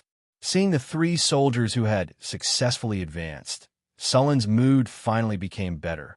Just as the northern battlefront city was developing rapidly, further north in the northern wilderness, the power of the elemental tide was constantly spreading. A large number of wild beasts had evolved into demon beasts. The races that lived here also felt threatened. Chief Rogthus, the team that went to the Great Glacier to explore, has returned. They brought back the latest news. In a huge tent, several orcs were discussing something. Outside the tent, tens of thousands of orcs were living in the wilderness. Since the last era, the orcs had been expelled by the humans, elves, and dwarves. They could only live in the barren northern wilderness. However, the orcs still did not give up on the fertile land in the south. Every 2 or 3 years, the orcs would carry out a large-scale invasion to the south. Every time this happened, the countries that bordered the northern wilderness would be the target of the orcs' attack. There was no strict border between the northern wilderness and the orcs. However, most of them relied on the terrain of the mountains to defend. Usually, the orcs would directly invade the southern wilderness. The northern battlefront city was not located on the main route of the orcs' army. When the northern battlefront city was first built, Sulin did not choose the north. Instead, he chose the northeast. He did not want to be the front line against the orcs. "Herer, how is the Great Glacier now?" the tall orc chief asked. "Chief, the situation is not good. We found traces of a white dragon," the orc named Herer said. After hearing Herer's words, the orc chief went silent for a moment and said, "Great shaman, it seems your prophecy was right. The situation we are facing now is very clear. In the coming days, more and more orcs will appear here. Our living environment will become more and more difficult. If we want the tribe to continue, there is only one way, and that is to go south. Citizens of Gawushan, now is the time of life and death. I, the chief of the Blackfire tribe, Rogthis, am officially telling you that we must obtain more fertile land to survive. The weak elves have fallen asleep, and the dwarves' kingdom has been divided. We only have to face the humans. As long as we defeat the humans, we can obtain the warm and fertile land under the sun. We have been silent for too long. It is time to let those despicable monkeys pay the price. Fight! Fight! Fight! Fight!" The other orcs roared. More and more orcs began to roar. Soon, the entire camp had tens of thousands of orcs roaring. Their voices resounded through the sky.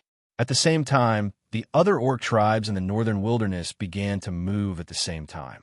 In the northern wilderness, the number of orcs living was no less than 1,000,000.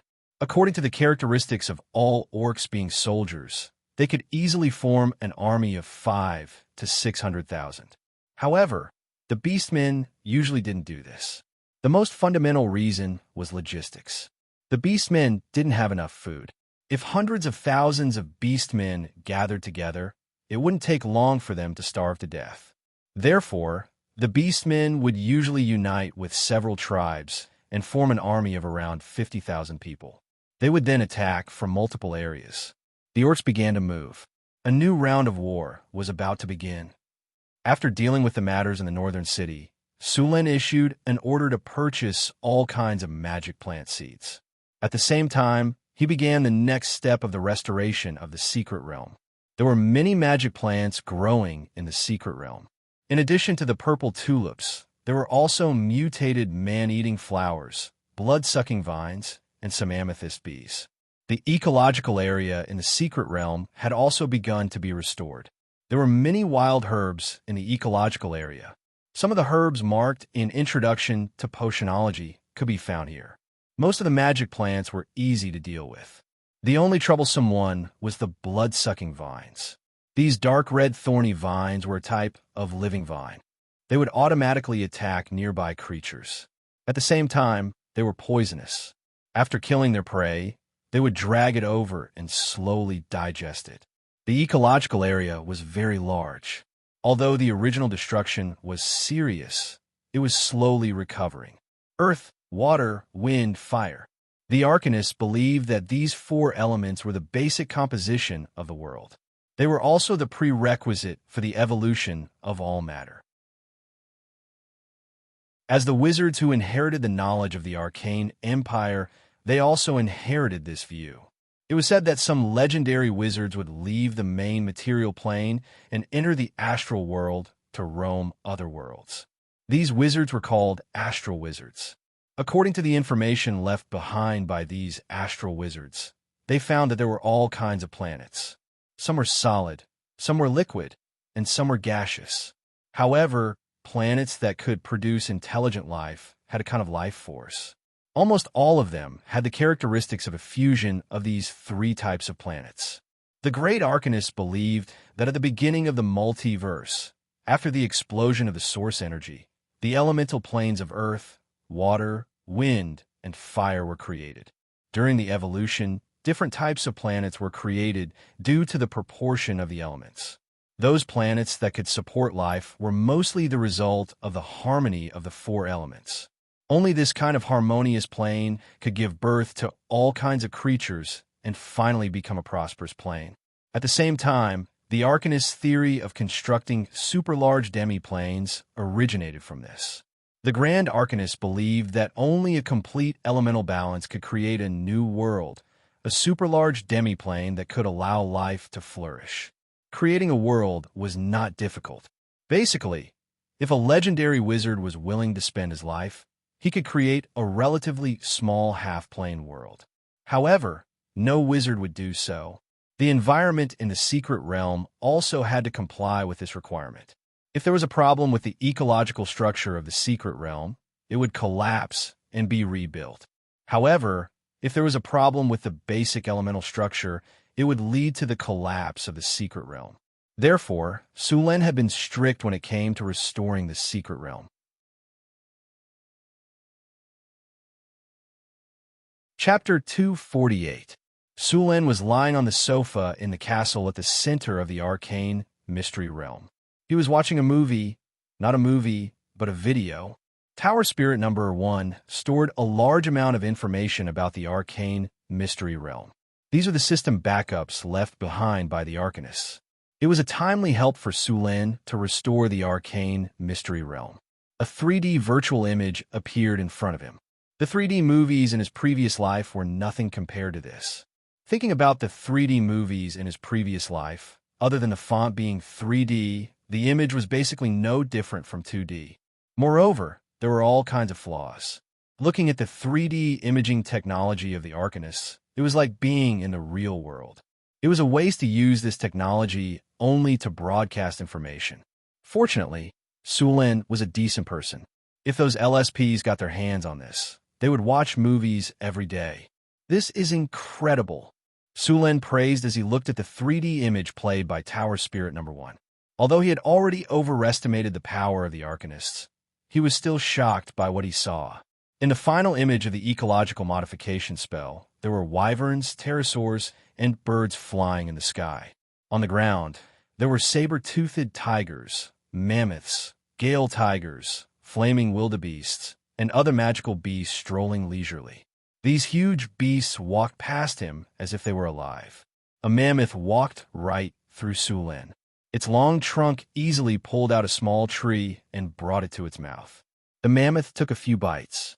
Perhaps it didn't taste good, so it swung its trunk and threw it away. On the grassland, a saber-toothed tiger was lying on the ground. It quietly moved forward for a while before leaping out in an instant. The bison that was drinking water fled in fear. The saber-toothed tiger was very fast. It pounced on a strong bison and used its terrifying fangs to bite off the struggling bison's neck. All kinds of animals were vividly displayed in the image. Not only were there images, but there were also voices. The roars of the beasts and the rustling of the leaves in the wind were vivid. In addition to the creatures Sulen knew, there were many creatures that Sulen had never seen before. Those creatures were most likely extinct by now. The scene in front of him looked like a lush forest. Tower Spirit Number 1. Do you have the technical information for this kind of virtual 3D imaging technology? Sulen asked directly. I'm sorry, Master. The virtual 3D imaging technology is not in the technical backup, so there is no information about it. Tower Spirit Number 1's voice sounded. What a pity, Sulen said with regret. However, although there is no information about virtual 3D imaging technology in the data, this technology is an improved version of magic image recording and sound recording. Master, you can research in this direction. I understand. Sulen nodded. Image was a 4th-tier spell and required a crystal to cast, but the image stored was very blurry. He didn't expect the Tower Spirit to use it so well and so vividly. However, now that he knew the spell, he could slowly improve it in the future. If the improvement was successful, he planned to make a movie in the other world. There were elves, beastmen, centaurs, and winged people. With so many fantasy races, the movie would definitely be profitable. I'm talking about a proper movie. 3060 Pui Cross It Out. It's a 3D surround image. Just thinking about it makes me excited. This way, the people of the other world would have a lot of mental food. There was simply too little entertainment in this world. The reason why bards were popular was because they could perform, sing, and tell stories. In this world, even a circus was enough to make people go crazy. If Sulin made a movie, people would be so shocked that their jaws would drop. When the time came, he might as well set up a film company and call it asterisk, asterisk, asterisk, asterisk. However, these are all things for the future. Sulin didn't have a technology now. What he needed to do now was to rebuild the ecosystem of the secret plane according to the backup information of the ecological system of the Tower Spirit. In fact, it wasn't easy to build an independent ecosystem in a secret plane. This experiment was done by a country in his previous life. Back then, the United States spent a lot of money to build a laboratory called Biosphere 2. It was a closed space where various plants and animals were planted. At the same time, a few scientists were put in to form a simple ecosystem. In this experiment, some technology was used to help the ecosystem cycle. The whole plan was to live in the Biosphere 2 laboratory for 5 years. However, the experiment only lasted for a year before it had to be stopped. Because the ecosystem inside had collapsed, all the plants and animals could no longer survive. The technology in his previous life couldn't be completed even when he transmigrated to Sulin. However, in this fantasy world, the Arcanists had solved these problems thousands of years ago. Sulin looked at the biosphere modification technology that the Tower Spirit mentioned. Just looking at the technology made Sulin's scalp tingle. Terrain modification. Use magic to modify the ground into the shape you want. The lowest level is 7, and the highest level is 10. Environment modification. Permanently change the environment of a space or place. The more the environment is modified, the more difficult the spell is. The lowest level is 5, and the highest level is 10. Ecological recombination. Permanently change the ecology of an area. The creatures in the area, the highest level is 15, will be changed according to the caster's wishes. The lowest level is 9, and the highest level is 10. Gene cultivation. A magical spell combined with cloning can use the genes of some creatures to directly create the original creatures. Note, this spell can only create normal creatures. It has no effect on magic creatures. Level 8 spell. Gene recombination. A powerful spell invented by the Arcanists. This spell can use existing genes to create new creatures. Note, this spell is very dangerous. Please use it with caution. Level 9 spell. Bloodline modification. A bloodline modification technique invented by the Arcanists. It can allow a normal creature to have the abilities of other creatures. Note, this spell is easy to cause bloodline diseases. Please use it with caution. Level 7 spell. When Sulin saw the last 2 spells, he was shocked. This kind of spell was strictly limited even during the Arcane Empire. When this kind of spell was first invented, it was all the rage. However, it soon led to serious consequences. The most typical examples of this kind of gene recombination and bloodline modification were the Beastmen and Bloodline Wizards. The Beastmen were first created by some Arcanists.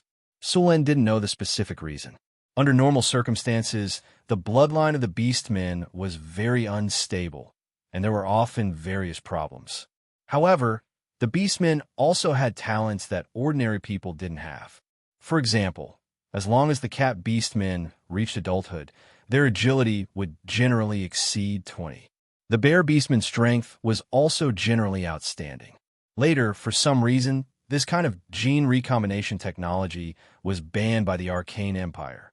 As for the bloodline modification technique, this kind of technology was generally used on the Arcanists themselves.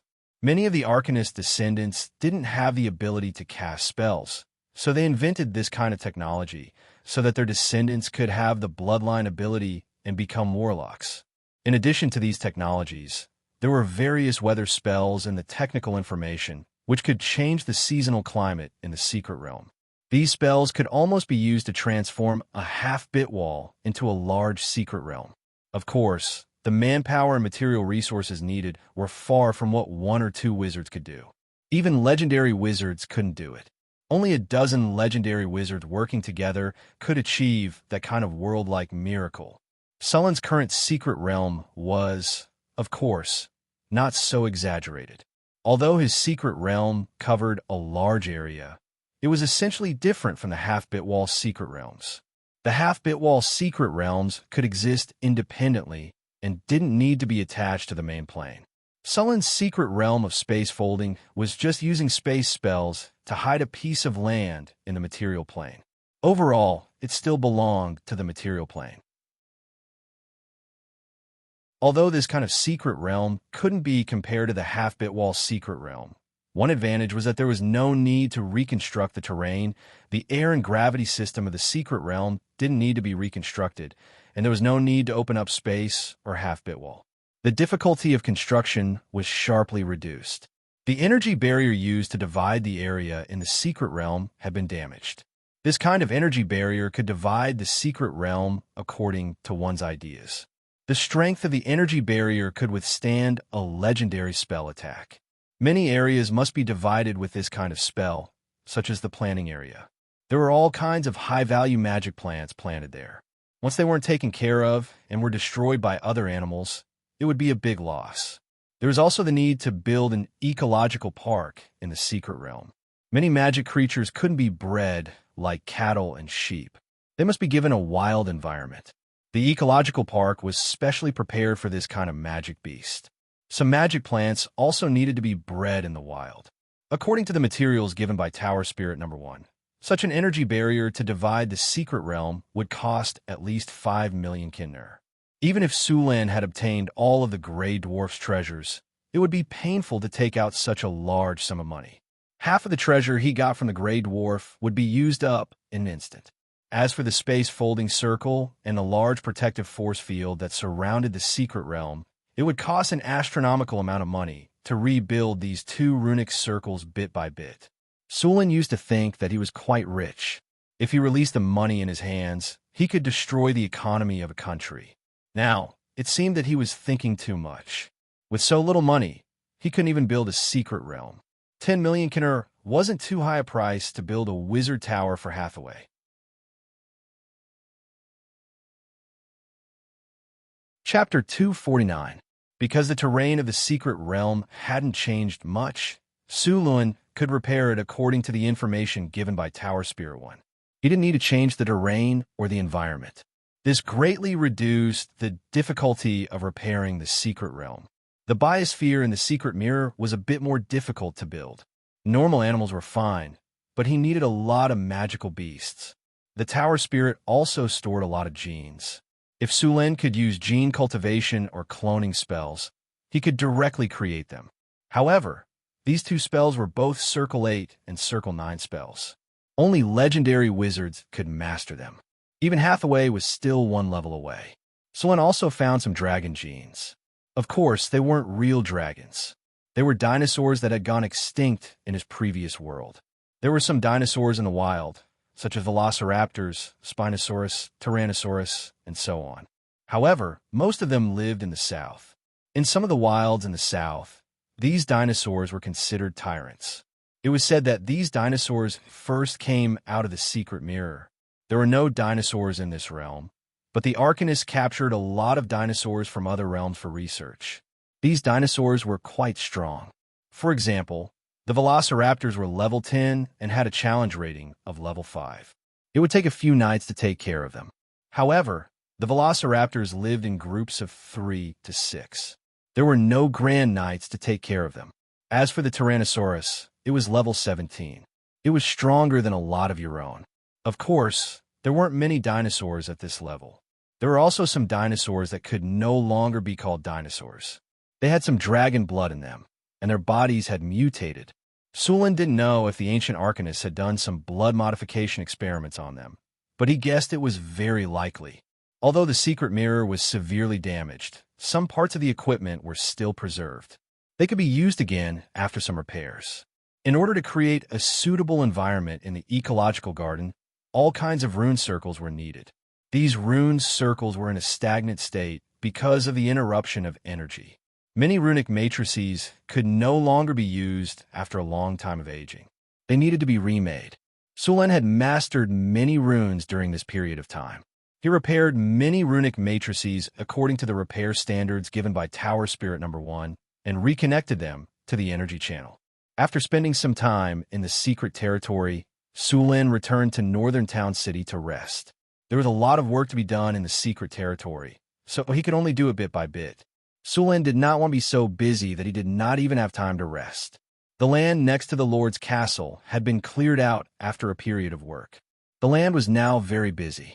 The workers were digging the foundation.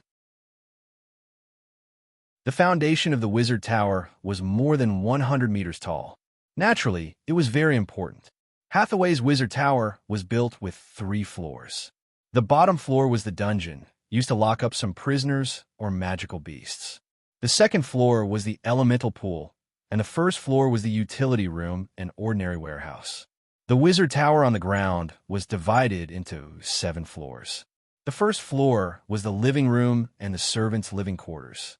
The second floor was the guest room and the wizard apprentices' room. The third floor was the battle training ground and the spell training ground. The fourth floor was where the apprentices were taught and where the magic statues were stored. The fifth floor was Hathaway's laboratory. The sixth floor was where Hathaway lived and where the treasury was located. The seventh floor was the observatory of the Wizard Tower. It was also the control center of the Wizard Tower. The weapon system of the Wizard Tower would also be installed there. The blueprint of the Wizard Tower had been determined long ago. It would take at least a few years to build such a huge Wizard Tower with the current power of Northern Town City. The construction of the Wizard Tower was not too difficult. The difficult part was the engraved runes and all kinds of energy channels. The workers and slaves of Northern Town City could not do this kind of work. Only the wizards could do it themselves. However, Sulen soon discovered that there were not only normal people building the Wizard Tower, but there were also half-elves and drows. Although they were not wizards, they also had some spellcasting ability. Now that these elves were also involved in the construction of the Wizard Tower, Sulen was a little surprised. However, he soon realized that both Karina and Grace were spellcasters. Although they were bloodline warlocks, they could also build a Wizard Tower after entering the 4th grade. However, because of the lack of strength and resources, they did not have a Wizard Tower at all.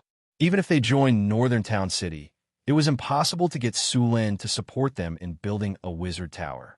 The construction of a Wizard Tower almost bankrupted Northern Town City, let alone building 3 Wizard Towers. Now that Hathaway was building a Wizard Tower, they naturally wanted a share of the profits. Although they could not become the owner of the Wizard Tower, they could still use some areas of the Wizard Tower. Hathaway naturally agreed to their request. The condition was that they needed to help build the Wizard Tower. The foundation of the 120-meter Wizard Tower was a full 30 meters. Thousands of construction teams worked under the supervision of the drows. The soil would be transported to other parts of the city. Under the foundation of the Wizard Tower, the original soil was turned into rock by using the mud to stone spell. Some places were even blessed with the hardening spell to increase the strength. The base of the Wizard Tower would be built here. The Wizard Tower and the base would be connected by a structure.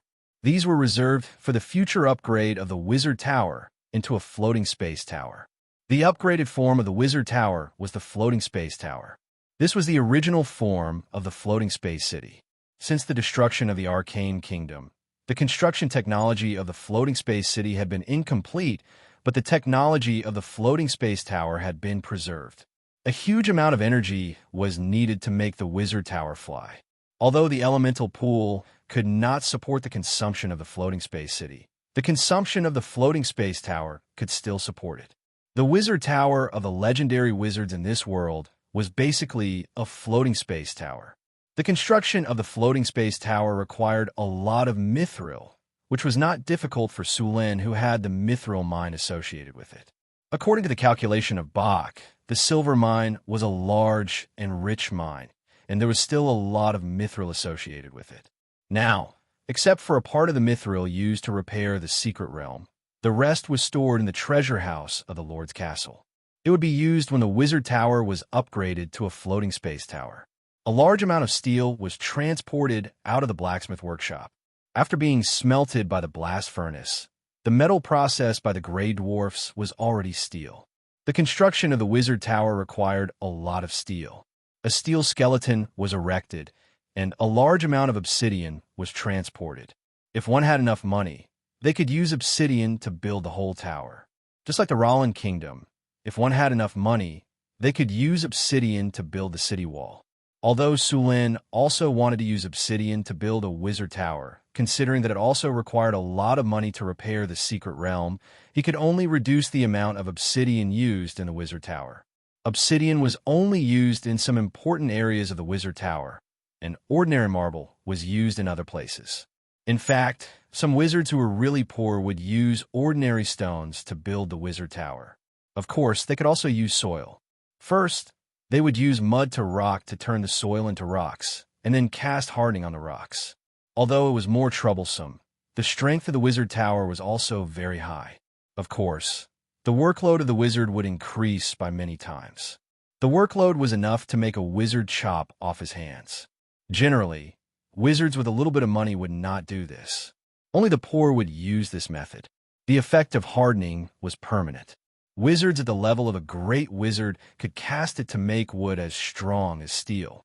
If it was stone, the strength would be even higher. Wizard towers that could really travel to the astral world were built with a large amount of obsidian, and then cast hardening on the basis of the obsidian. The strength of the wizard tower built in this way would reach an extraordinary level. Sulin had sent 2,000 kobolds to the underground world to mine obsidian. However, obsidian was very hard to mine, so other than mining obsidian from the underground world, Northtown City had also bought a large amount of obsidian from the Roland Kingdom. The craftsmen built according to the requirements of the blueprint. The half-elf spellcasters and drows began to cast mud to rock on the rocks and obsidian. Hathaway cast hardening on the rocks. Karina and Grace did the same. In order to speed up the construction of the wizard tower, Hathaway pulled out the clay golems and rock golems she made. When these golems first appeared, the workers were scared out of their wits. The 3-meter-tall rock golems had arms thicker than their waists. When they walked, the ground trembled slightly. It was very oppressive. The workers were very worried that they might accidentally be trampled to death by these golem puppets. However, after a period of familiarity, these workers were no longer afraid of the golem puppets. Instead, they became very curious about these golem puppets. If it weren't for the reputation of the wizards and the power of these golems, these people would have already climbed up to take a look. One had to admit that the humans' ability to adapt was very strong. Since Northtown City had started to clear out the monsters in the wilderness, the number of slaves in the territory had skyrocketed again. In less than a month, the army of Northtown City had captured more than 10,000 kobolds, goblins, gnolls, and orcs as slaves. Therefore, although a lot of people were used to build the wizard tower, the construction of Northtown City did not slow down either. The various public facilities in Northtown City were not yet complete. According to Sulin's requirements, all the roads had to be paved with stone or gravel. Now, most of the main roads in the city had been completed, but some of the roads in the market had not yet been completed. Some places in the city had begun to build street gardens and green parks. In the past, to speed up the construction of other buildings, they had to prioritize the construction of other buildings. Now that they had enough manpower, they began to build these on a large scale.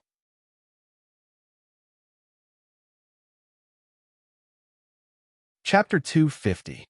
In the northern wastelands, while the northern city was under construction, in the wastelands northwest of the Sierra de Lotus, a large number of orcs were moving southward. Summer was about to pass, and the sun in the sky was not as hot as before. Groups of green-skinned orcs were advancing southward on the barren wastelands.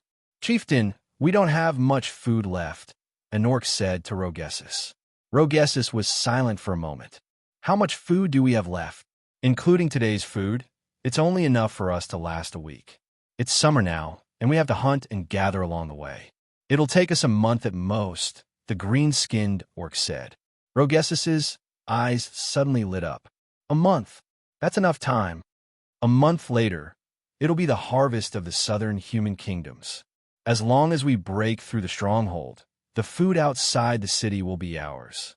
That's enough for our entire tribe to eat for a whole year. This time, we want to have a piece of warm and fertile land under the sun.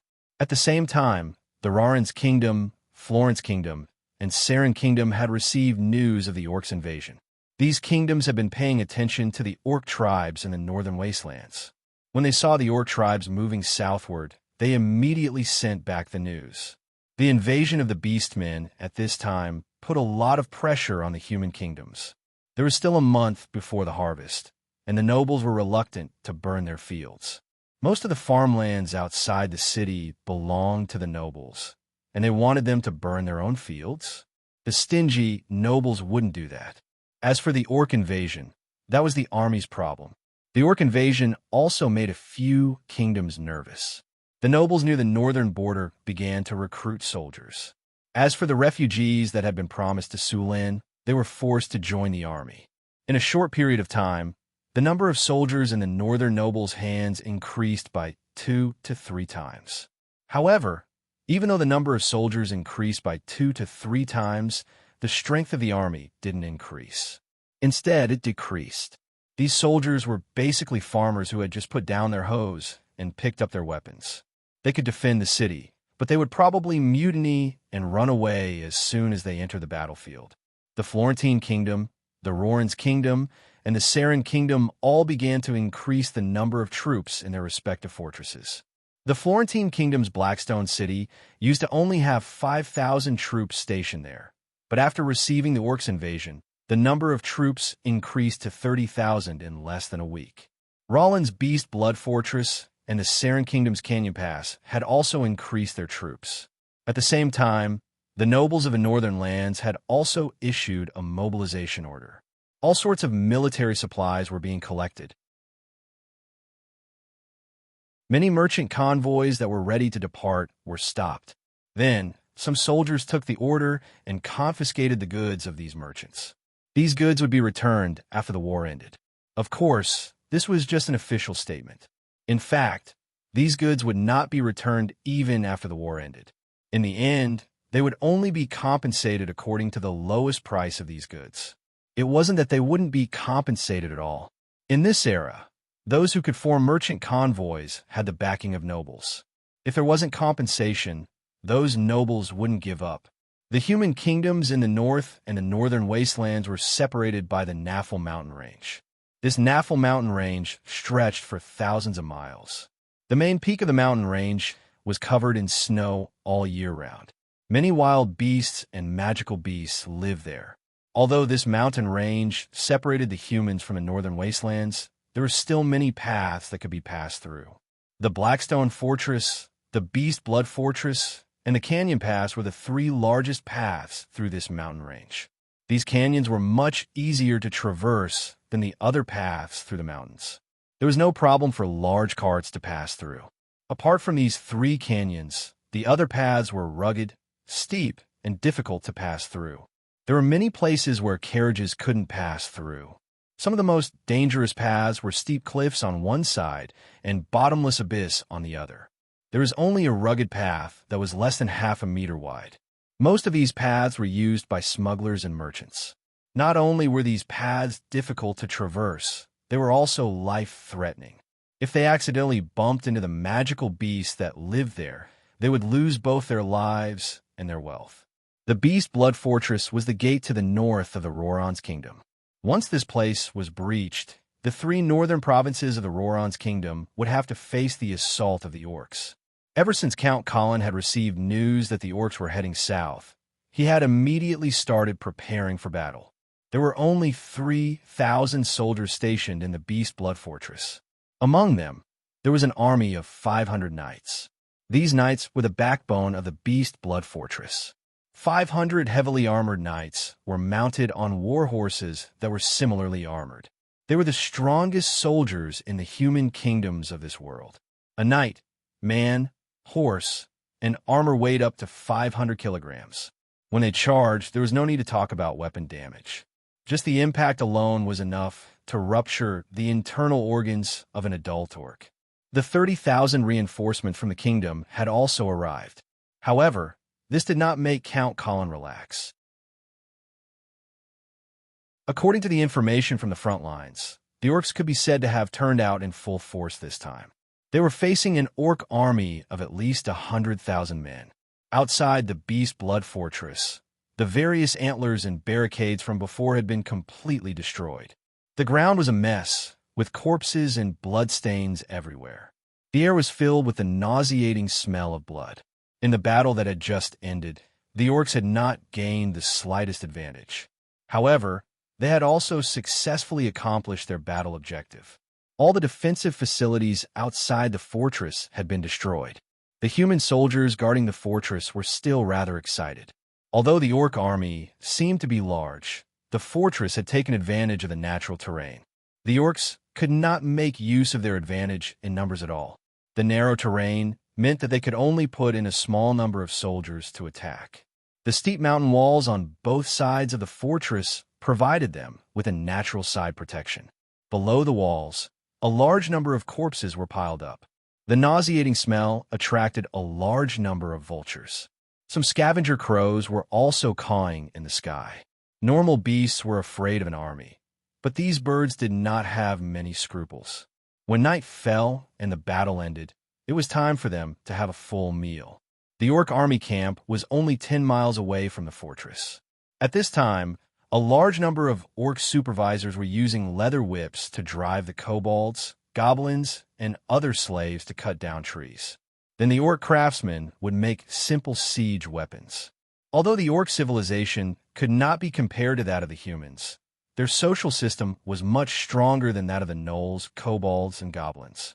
Just 3 days after the battle between the humans and orcs at the Beast Blood Fortress, the Blackstone Fortress and the Canyon Pass also broke out in battles. After a short period of probing, the orcs began a powerful attack. Sulin knew that the orcs would invade later. After all, the northern citadel was not on the path of the orcs. The closest battlefield to the Blackstone Fortress was only 300 miles away. To the north of the northern citadel was the Sierra de Lotus. If the orcs wanted to attack the northern citadel, they would have to go around the Sierra de Lotus and attack from the northwest. After knowing that the orcs were attacking, Sulin immediately called back the army that was clearing out monsters and bandits in his territory. The northern citadel now had 7,000 soldiers. Most of them were spearmen.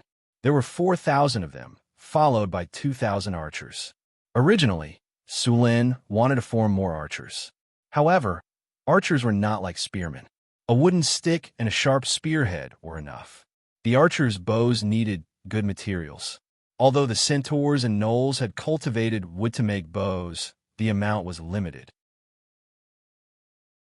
It was hard to form a 2,000 archers. Most of them were still using birch bows. The strongest among them were the gnolls. The strongest of them had already become a gnoll magic archer. They could add elemental effects to their arrows. Most of the gnolls were still at the gnoll archer level. As for the gnoll phantom archer, there was not a single gnoll archer. The main reason was that gnolls needed twice as much experience to level up as humans. But even so, the accuracy and range of the half-elf archers were much higher than that of human archers. Sulin sent out all the scouts to keep an eye on the movements of the Beastman army. At this time, the Beastman army shouldn't know about Sulin City. Once they knew that there was a human city here, the Beastmen would definitely attack. At the same time, the construction of the wizard tower in the city did not stop. However, Sulin sent out a large number of people to start digging the moat. Before, only a small part of the moat was dug out. After the orcs were dealt with, there were no more enemies in the area. Therefore, the moat was stopped. Now it was just a restart. Sulin's moat would directly lead the water from the Red Sand River. The moat was about 10 meters wide and 3 meters deep. The water in the moat was flowing. Sulin even had the underground spring ability to lead 2 springs from the ground, allowing the water to flow into the moat. Since the North City was located on higher ground, there was no need to worry about the water flowing into the city. The moat was not only for defense, but also for water transportation. Sulen planned to build a dock outside the city after the war. It would allow ships to transport goods from the Red Sand River to the city gate through the moat. The North City's moat was being built as fast as possible. The caravans in the city had also received news of the orcs' attack. These caravans could not return to the human kingdom before the war ended. They could only stay in the North City for the time being. The guards and mercenaries of these caravans were also called up. Sulen did not plan to send them to the battlefield. He wanted to prevent them from causing trouble.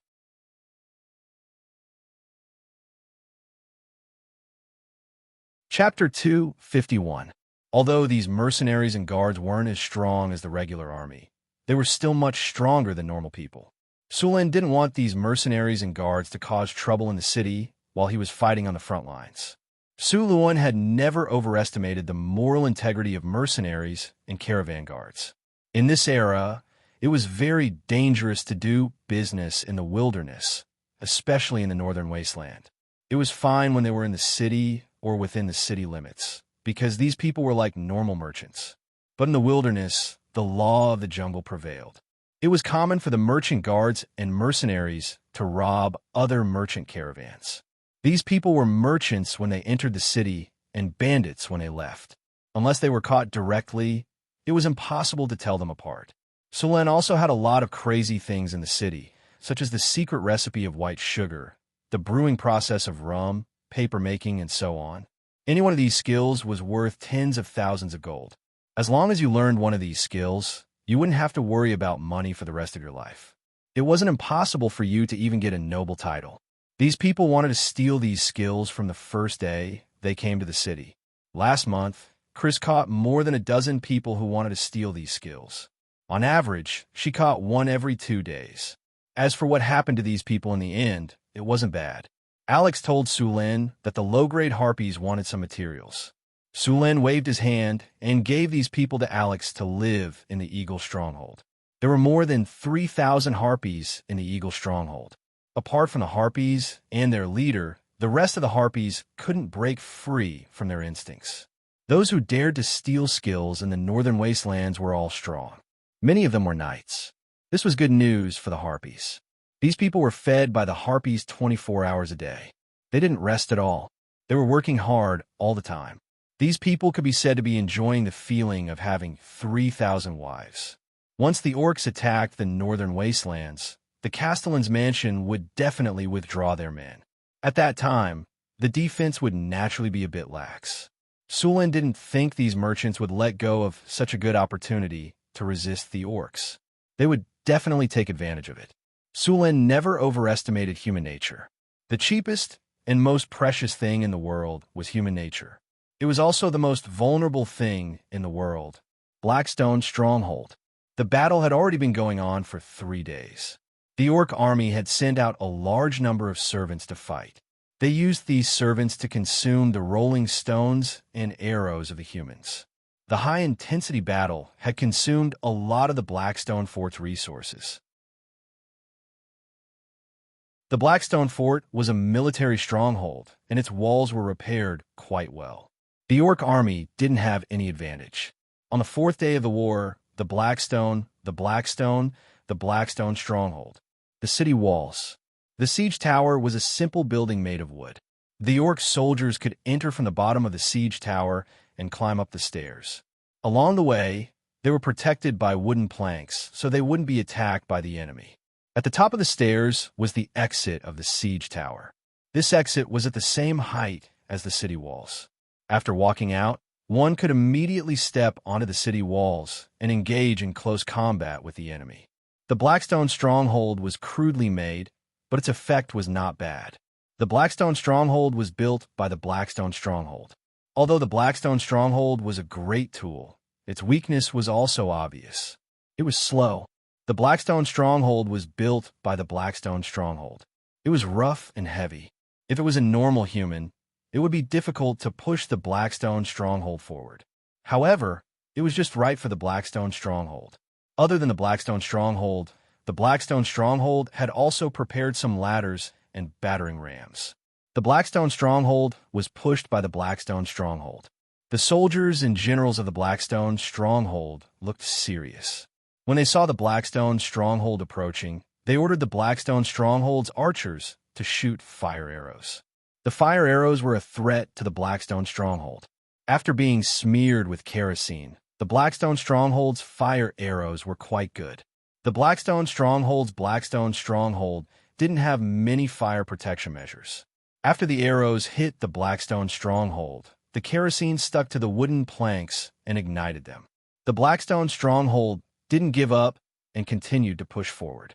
At the same time, the Blackstone stronghold's archers on the Blackstone stronghold began to shoot. The archers on both sides began to fight, and both sides suffered heavy casualties. Under the cover of the archers, the Blackstone stronghold quickly approached the Blackstone stronghold. The fastest battering rams were about to reach the Blackstone stronghold. Suddenly, a fireball the size of a wash basin flew out from the Blackstone stronghold. The fireball dragged a long tail behind it as it flew towards the battering rams. Boom! An explosion sounded.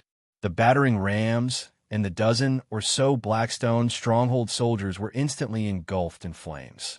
The wooden battering rams were blown to pieces under the force of the explosion. The dozen or so Blackstone stronghold soldiers were also set ablaze. Wizards! Wizards! We have wizards! The soldiers on the Blackstone stronghold cheered. The morale of the Blackstone stronghold skyrocketed. On the Blackstone stronghold wall, a middle-aged man in a red robe waved his magic staff. Soon, another fireball flew out. This time, the fireball flew directly towards a tall Blackstone stronghold. The 20-meter-tall Blackstone stronghold couldn't dodge at all. It was instantly hit by the fireball. This Blackstone stronghold that didn't burn down after taking so many arrows exploded. The Blackstone stronghold archers on the Blackstone stronghold were blown away. The tall Blackstone stronghold was split in half. Many Blackstone stronghold soldiers below were directly hit by the burning wood. The Blackstone stronghold was instantly engulfed in flames. The Blackstone stronghold soldiers that didn't make it out were burned alive. This wizard cast a few fireballs to destroy most of the Blackstone stronghold's siege weapons. He was only an intermediate wizard. There are only a few wizards in the Blackstone stronghold. The wizards wouldn't use up all their mana. What they did just now was to boost the morale of the Blackstone stronghold. Even though most of the siege towers have been destroyed, the orcs quickly pushed out new siege machines. This time, the adepts did not continue to attack. Instead, the ballistae on the walls were drawn, and the sound of bowstrings being drawn rang out. A soldier placed a long spear on one of the ballistae and ignited it with kerosene. Bang! With a buzzing sound, the 3-meter-long spear flew out and pierced through an orc. It then fiercely nailed itself onto the siege chariot. The heavy siege chariot shook back and forth a few times. The flames on the spear ignited the siege chariot. Bang! Bang! Bang! Bang! Bang! The sound of bowstrings rang out on the Blackstone stronghold wall. Spears flew out one after another, leaving a trail of corpses in their wake. The Blackstone stronghold soldiers that were directly hit had a bowl-sized bloody hole in their bodies. Some of the Blackstone stronghold soldiers that were too close were directly pierced through. However, the accuracy of the ballistae was limited. Their firing speed was also slow. Many of the siege weapons still managed to get close to the Blackstone stronghold wall. Seeing this, the general of the Blackstone stronghold immediately gave the order to counterattack. 500 knights quietly lined up behind the Blackstone stronghold gate.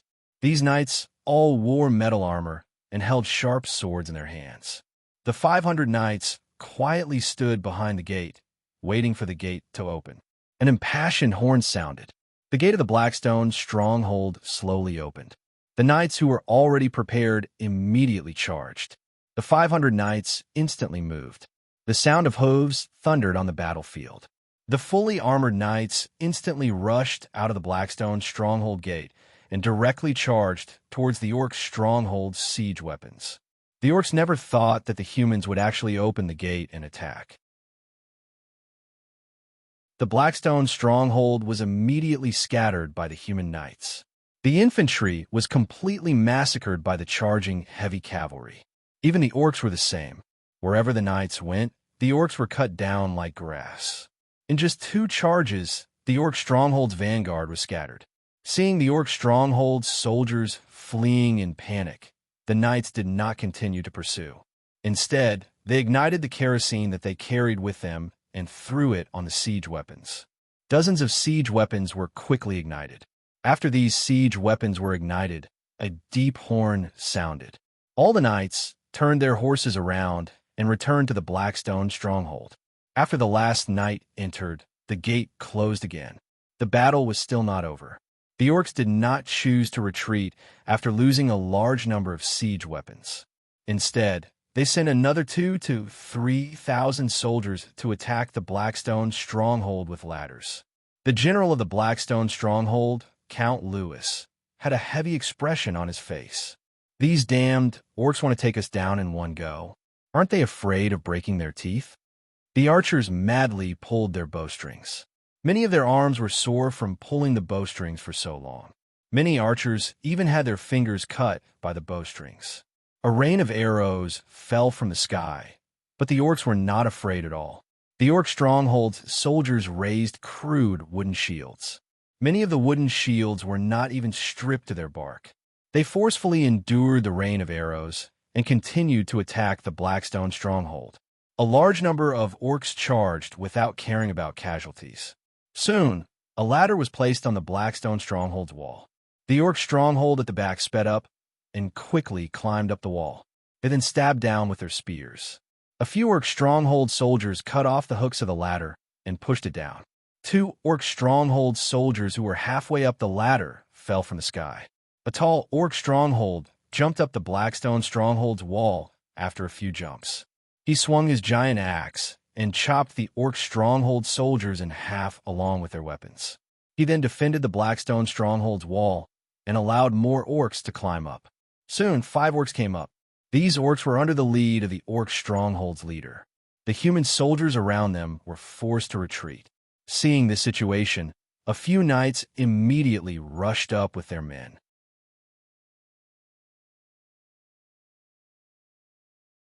Chapter 252. Blood and flesh splattered all over the battlefield. A large number of soldiers were dying every second. The orc warrior that rushed up was also killed by a few human soldiers. Finally, after more than 2 hours of fierce battle, the orcs retreated, leaving more than 2,000 dead bodies behind. The soldiers of the Blackstone fortress finally let out a sigh of relief. They were all exhausted after a whole day of fighting. Gavin stretched his sore shoulders while the guards next to him bandaged his wounds. The soldiers who came to relieve the soldiers who had just fought took the place of Gavin.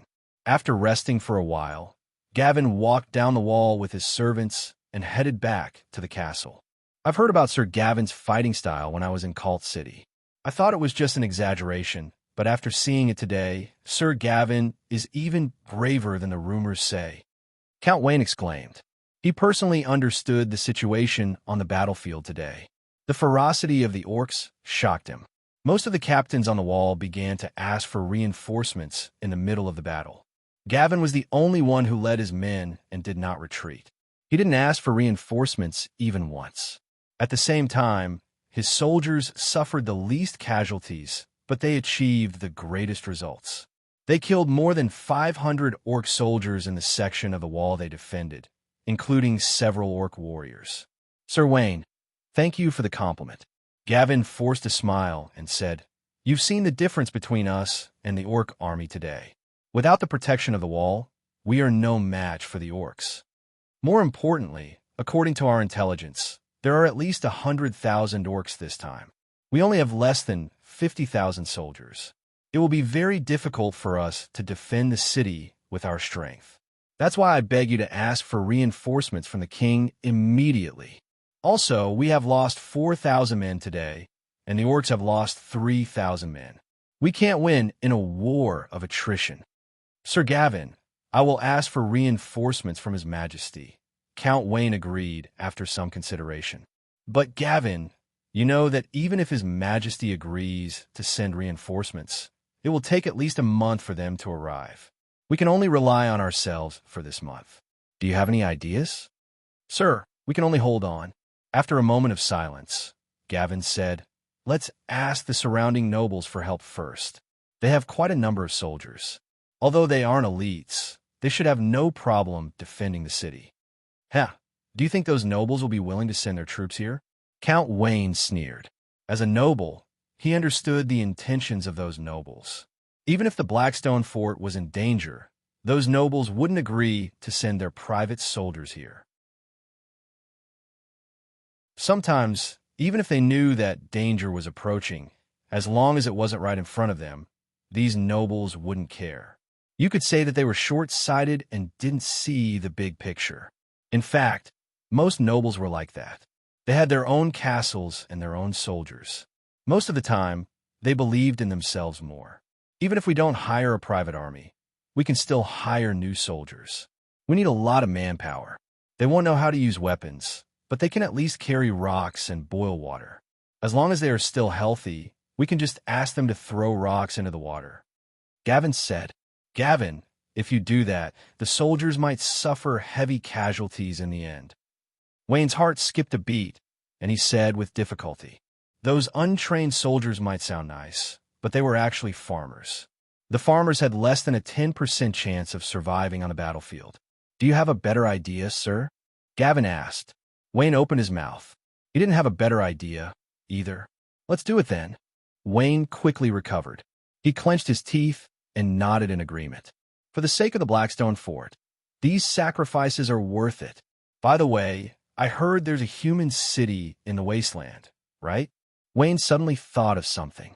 Gavin nodded and said, you're talking about Northtown City, right? That human city was built by a young noble who bought the land expansion order last year. It's a place rich in sugar and rum. How strong are they? Wayne asked, his eyes glowing. Gavin hesitated for a moment and said, they're quite strong. I heard from merchants who went there that they defeated goblins, kobolds, gnolls, and even the orcs. But I've never been there myself, so I think it's a bit exaggerated. How could they possibly defeat the orcs when it was just built a year ago? I think the lord of the settlement was just boasting. That being said, they should be quite strong since they were able to hold their ground in the wasteland for more than a year. That's great. Wayne's eyes glowed when he heard the word strong. He immediately filtered out the first half of his sentence. If that's the case, let's ask the lord of the settlement for help. Didn't he want a territory and become a noble? If he helps us defeat the orcs, I'll recommend him to the king. Not only will he be given a title, he'll even be given a land. All right, I'll send someone to contact Northtown City. Gavin shrugged and agreed. In his opinion, even if Northtown City agreed to help, the army they sent out would not be very strong. As for Duke Wayne's promise, it was fine to just listen to him. Nobles had always been like this. If Northtown City dared to take the initiative to attack, Gavin believed that the lord of the settlement would not be able to wait until the end of the war. Once the lord of the settlement attacked, he would not even be able to withstand the first wave of attacks from the orcs. Under the cover of the night, Gavin picked a few knights and quietly left the fortress. They then moved northeast. The orcs did not block the fortress. After all, there were mountains on both sides of the fortress. It was impossible to surround it. The orcs' camp was not close to the fortress. They also had to prevent the human knights from ambushing them during the night. The next day, the orcs began to move out again as soon as the sun rose. This time, the orcs pushed the siege weapons that they had built overnight to attack the fortress. However, the number of siege weapons was reduced by half compared to the previous day. However, the battle today was even more intense than the previous day. This time, the orcs sent out even more soldiers to attack the fortress. They did not have enough siege towers and siege chariots, so they used ladders instead. These orcs did not care about casualties at all. Since the morning, more orcs had been climbing up the fortress walls. These damned orcs, are they crazy? Gavin said as he wiped the blood off his face after killing the last orc on the wall with a single slash. At this rate, we won't be able to last more than 30 days. The orcs are panicking. Duke Wayne looked at the orcs that had temporarily retreated. The other orc army in the distance was already ready. They don't care about casualties, and they're taking turns to attack us. This method is putting a lot of pressure on us, but the orcs are not having it easy either. Why do you think these orcs are so desperate? Why? Gavin looked at the orcs in the distance and sat down on the ground. I think it's because of food. Food? You mean the orcs are running out of food? Gavin's eyes lit up. Wayne nodded and continued. I've been observing for the past few days. There's very little cooking smoke in the orcs' camp. It's far from enough to feed so many orcs. Then we just have to hold on for a few days, and the orcs will retreat when they run out of food. Gavin stood up excitedly. It's not that simple. Wayne shook his head and said, even if the orcs are running out of food, the pressure on us will be even greater. Without food, the orcs will go even crazier. They will desperately try to take down this place. There are huge amounts of food waiting to be harvested behind the Blackstone Fortress. The orcs will definitely attack us with all their might after they run out of food. That's why we're under even more pressure than before, Duke Wayne said with a serious face. The closer they are to death, the crazier they will be. After the craziness comes silence, and the darkest moment comes before dawn. The northern citadel was actively preparing for war. Sulen was also very concerned about the orcs' attack. Even the northern citadel had to be careful when dealing with an army of over 100,000 orcs. The Eagle's Nest had also sent out many harpies to investigate. Every movement of the orcs was recorded and reported to Sulen. Sheriff Harris was very busy during this period of time. He sent out all 300 security guards to patrol the city 24 hours a day to prevent people from taking advantage of the opportunity to cause trouble. The 2,000 militia were also reorganized. These militia did not need to go to the battlefield. They just followed the security guards to maintain the stability of Northtown City. The army of the Northern Citadel had also been recalled. They would move out as soon as Sulen gave the order. Lord Castle. Sulen tidied up a room and turned it into a war room. Other than those who had missions, the rest of the generals and heroes were all there. There was a giant sand table in the middle of the room. The sand table vividly marked out the locations of the Blackstone Citadel, the Orc Army, and the Northern Citadel. Who do you think will win in the end? Sulen asked the generals. I don't know. Boulder and Johnson looked at the sand table and then at Sulen. They looked like they didn't know anything. Sulen was not surprised by their reaction. He was already used to it. Kane looked at the sand table for a while and said, I think the orcs will win. Based on the previous reports, the Blackstone Citadel doesn't have many defenders. According to the orc strategy, the Blackstone Citadel won't be able to hold on. What about you? Sulen looked at Karina, Grace, and the others. I think the humans will win. After all, the orcs don't have much food.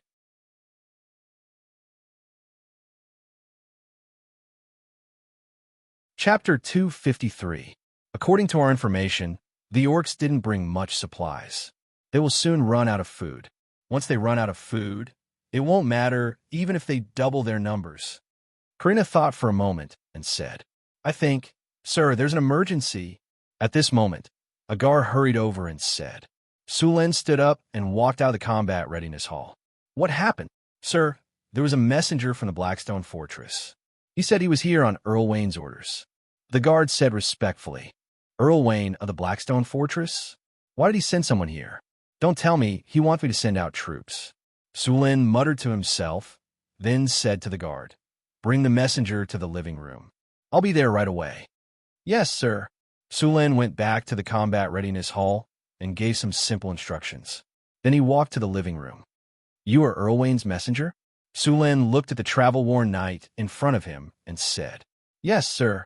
After the knight saw Sulen, he quickly said, Sir, the Blackstone Fortress is in danger. Earl Wayne wants you to send out troops to help us defeat the orcs. This is a letter from Earl Wayne himself. The guard next to him took the bamboo tube and checked it. Then he handed it to Sulen. Sulen took it and looked at it. There was a noble's badge on the wind outlet of the bamboo tube. The seal was not broken. He then opened the seal and took out a piece of parchment to read. The content of the letter was not out of Sulen's expectation. It was nothing more than asking Sulen to send out troops to help them fight the orcs. At the same time, as long as Sulin sent out troops, he would promise to help him get a title and a land after the battle. The land would not be in the northern wilderness, but in the hinterland of the Kingdom of Florence. At the same time, he also threatened that if Sulin refused, he would not pass the test and would tell the orcs about what happened in Northern Town City. Sulin sneered in his heart. He didn't believe a single word of the promise. The note didn't say that it would help Sulin obtain these things. It only said that it would report to the king. It didn't matter whether the king agreed or not. At that time, he could use this as an excuse to brush him off. However, Sulin was not interested in these promises. It was not easy for him to develop such a good situation in the northern wilderness. He would not return to the Kingdom of Florence to be the village chief. That's right, the village chief. According to the current level of rewards in the Kingdom of Florence, Sulin would at most be a baron, and then a few villages would be divided into his territory. Take the emissary to rest first. We will consider sending troops to help the Blackstone stronghold. We need to discuss this matter. Sulin pondered in his heart, neither refusing nor agreeing. Sir, the Blackstone stronghold really needs your help. The emissary said eagerly when he heard Sulin wanted to discuss. You go and rest first. We will give you an answer as soon as possible. Sulin waved his hand and signaled the guards to take him away. Seeing that Sulin ignored him, the emissary had no choice but to leave with the guards unwillingly. Sulin was not too worried about this war between the humans and the orcs. He was thinking about how to get the most out of this war. In his opinion, the best result was that both the humans and the orcs suffered heavy losses. However, this situation was very difficult to happen. According to the information he received, the orcs were now putting all their eggs in one basket. On the other hand, the humans were not prepared. Although the Blackstone stronghold temporarily blocked the orcs' attack, this stalemate would not last long. According to the information obtained by the Harpies and the Scouts, the orcs did not have much supplies at all. They had to attack the Blackstone stronghold before they ran out of food, and the human reinforcements would take at least a month. Sulin knew how sturdy the Blackstone stronghold was. He had entered the wasteland from the Blackstone stronghold in the past. The Blackstone stronghold was built in the Blackstone Canyon. This canyon was called the Blackstone Canyon because the rocks were black. The walls of the stronghold were 20 meters tall, and there were cliffs on both sides. The mouth of the canyon was shaped like a trumpet. The stronghold was built at the mouth of the trumpet. It could be said that it was easy to defend and difficult to attack. Even if Sulin was the one to attack, it would be very difficult to take down this place without him personally. However, he did not know why he had a strange feeling that the orcs would definitely have a way to break through the Blackstone stronghold. Sulin did not know why he was so sure. He did not want to see the orcs win. Once the orcs broke through the Blackstone stronghold, the northern provinces behind the Blackstone stronghold would be plundered. Sulin did not care about this. He only cared about the large amount of food the orcs would obtain. One had to know that the orcs had always been in a state of food shortage in the northern wastelands. If the orcs obtained a sufficient supply of food, they would definitely keep on fighting. When that time came, Northgard City would definitely not be spared. Moreover, the outbreak of war would greatly affect Northgard City's trade. Almost all of the trade routes had been cut off. The migration of refugees was also forced to stop. If Northgard City wanted to rely on natural production to increase the population, it would take at least a dozen years. Sulin did not have that much time to waste. After sending the messenger away, Sulin returned to the war preparation hall and ordered all the warriors to prepare for battle. He did not plan to attack the orcs directly. Instead, he planned to hide on the side and secretly reap some benefits. The next day, Sulin led the army out of Northgard City. He left Hathaway and Chris in the city. He also left 1,000 spearmen and archers behind. He then led the rest of the army and left with the Harpies. The orc army was over 300 kilometers away from Northgard City. It took the city's army 3 days to reach a forest 10 kilometers away from the battlefield. Blackstone Stronghold had become a meat grinder. Both the orcs and humans were bleeding here. The ground was covered in blood. The entire valley was filled with a nauseating stench. Some of the corpses that could not be dealt with in time had already begun to rot. The vultures in the sky circled back and forth. After a week of continuous high-intensity battles, the human defenders of the stronghold were exhausted.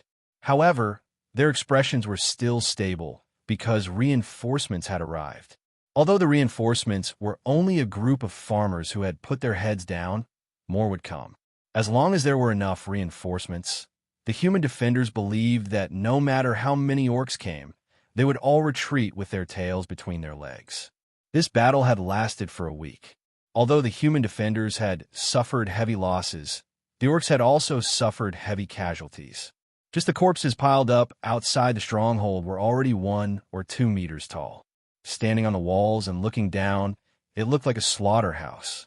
However, they were not slaughtering livestock, but humans and orcs. "General, you're injured." A guard came to Wayne's side. He quickly took out some medicine and bandages when he saw the blood seeping out of Wayne's arm. "It's nothing, just a small wound. You guys can go and rest." As the highest-ranking officer of Blackstone Stronghold, Wayne was very qualified. As a noble, he was obviously different from the other noble generals. He was more popular among the soldiers. The wind in Blackstone Canyon was very strong. A strong wind blew from the north of the canyon, and the strong stench made Wayne frown. The messenger didn't come back. The Lord of Northgard City didn't come. As expected, go back and rest. I'll stay here and watch. Gavin shook his head. His body was covered in blood. There were many dents on his tough armor. It looked very tattered. All right. Wayne got up and went back to rest. As the commander, he had to make sure he was full of energy. The night wind whistled. 5 kilometers away from Blackstone Canyon, the orcs were not resting. In the largest camp, the orc priests were feeding some strange creatures. These creatures had a pair of fleshy wings and dark green skin. They had the head of a dragon, but they looked very ugly. Their necks were a bit short, but their bodies were very strong. Their hind legs were very powerful. If Sulin was here, he would immediately recognize them. They were a type of Euron called wyverns. Wyverns are not very powerful among the flying Euron. They were about 3 meters long and had a wingspan of 5 meters. They didn't have dragon breath, but they could spray poison. The poison of a wyvern was very deadly. At this moment, a dozen wyverns were quietly squatting on the ground. The orcs beside them kept feeding them. Soon, all the wyverns were fed. A shaman walked over. That old shaman grabbed a handful of powder from shabby pocket and muttered some cryptic words. Soon, elemental energy started converging, and the old shaman scattered the powder in his hand into the sky. A red spirit light shrouded all of the wyverns. Soon, the wyverns couldn't help but roar. Their bodies were clearly stronger than before. After seeing this effect, the old shaman sighed in relief. Let's start. With an order, a dozen beastmen climbed onto the wyverns' backs with weapons. Each wyvern carried 2 beastmen. The wyverns were flapping their wings, clearly very strenuous. At this time, the shaman once again cast a spell. Wind elements converged and buffed the wyverns. Flight. After buffed by flight, the dozen wyverns carried 30 beastmen and flew into the sky. There was no light in the sky, and thick black clouds covered all the starlight. The dozen wyverns merged into the darkness, and after identifying the direction, they directly flew towards the Blackstone Fort. The wyverns were very fast. In order to prevent humans from hearing the flapping of their wings, all the wyverns flew a kilometer in the air. With the help of the bonfires on the ground, the wyverns carried the beastmen over the Blackstone Fort.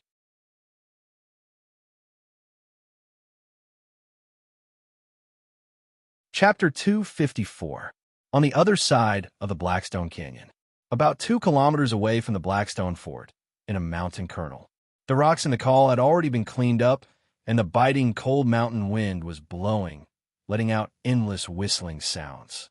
There were 3 bonfires lit in the open space, and several dozen sturdy beastmen were scattered around the bonfires.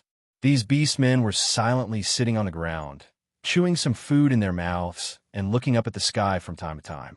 Suddenly, the sound of wings flapping could be heard in the dark sky, followed by a gust of wind. The bonfires in the surroundings flickered, and a few life forms with bodies over 3 meters and a wingspan of 5 meters descended from the sky.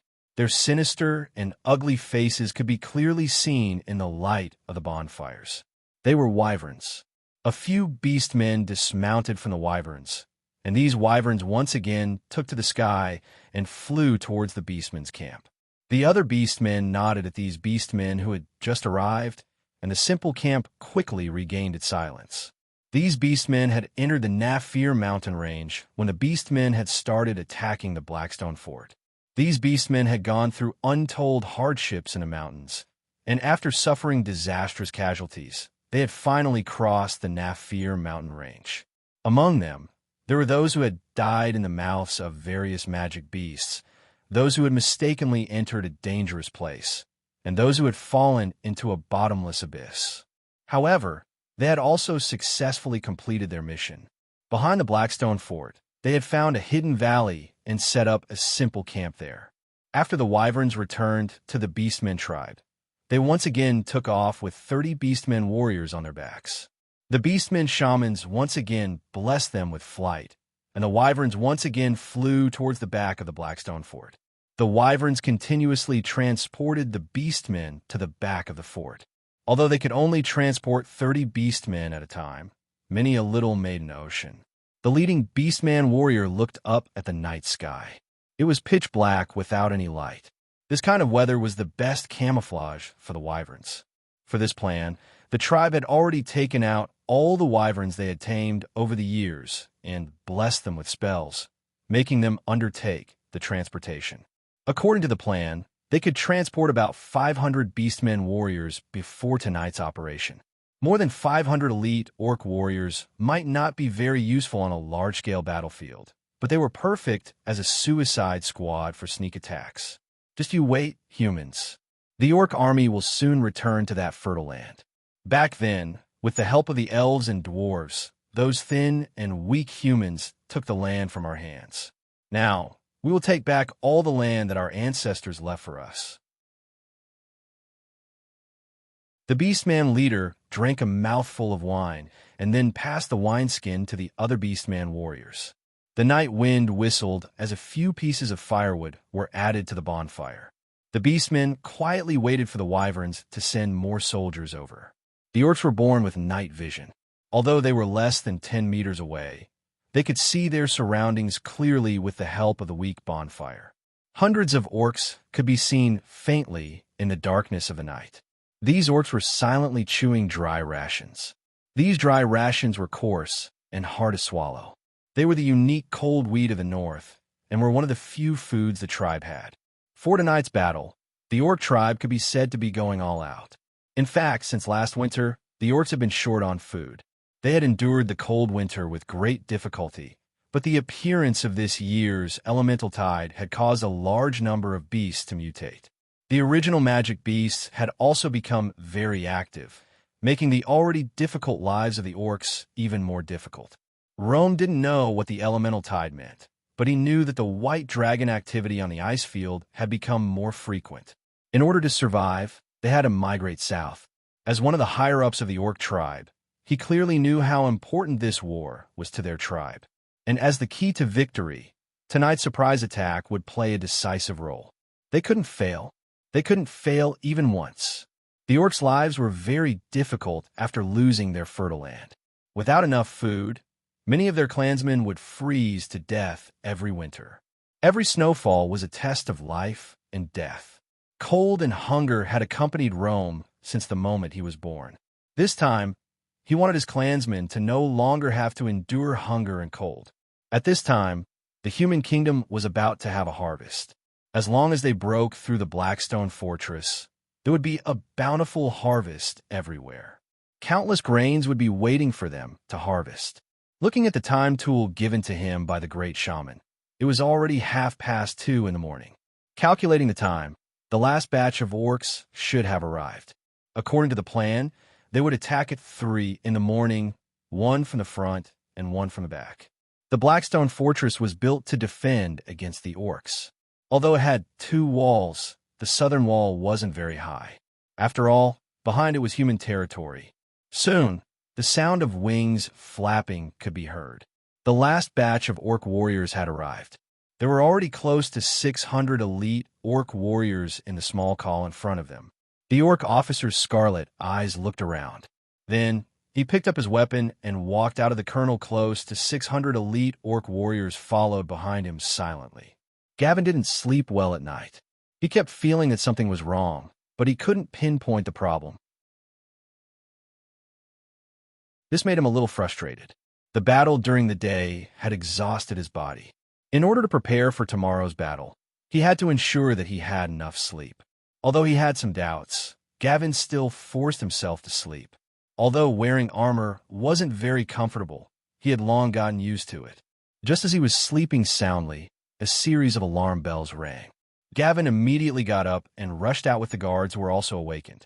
As soon as he arrived outside, the entire fortress was filled with battle cries. In the darkness of the night, there were flickering lights. It was impossible to see how many enemies there were. Seeing this, Gavin made a prompt decision to gather his soldiers. Soldiers of the Thorns army, listen up. I am Gavin. All soldiers of the Thorns army, return to your positions immediately. Gavin yelled. Soon, many soldiers gathered around him. Everyone, don't panic. Light the torches. There aren't many enemies. The fortress hasn't been breached. These orcs are a small group that came from the Naphel mountain range. Gavin's personal guards kept yelling, and more soldiers stopped running around like headless flies. However, his actions were too conspicuous in the midst of the chaos. The orcs had also noticed Gavin's presence when nearly 1,000 orcs had gathered around him. Boss, there's a big fish over there. It looks like the commander of the humans. We can't let him continue gathering his troops. An orc pointed at Gavin, who was shouting in the distance. Call your men and follow me.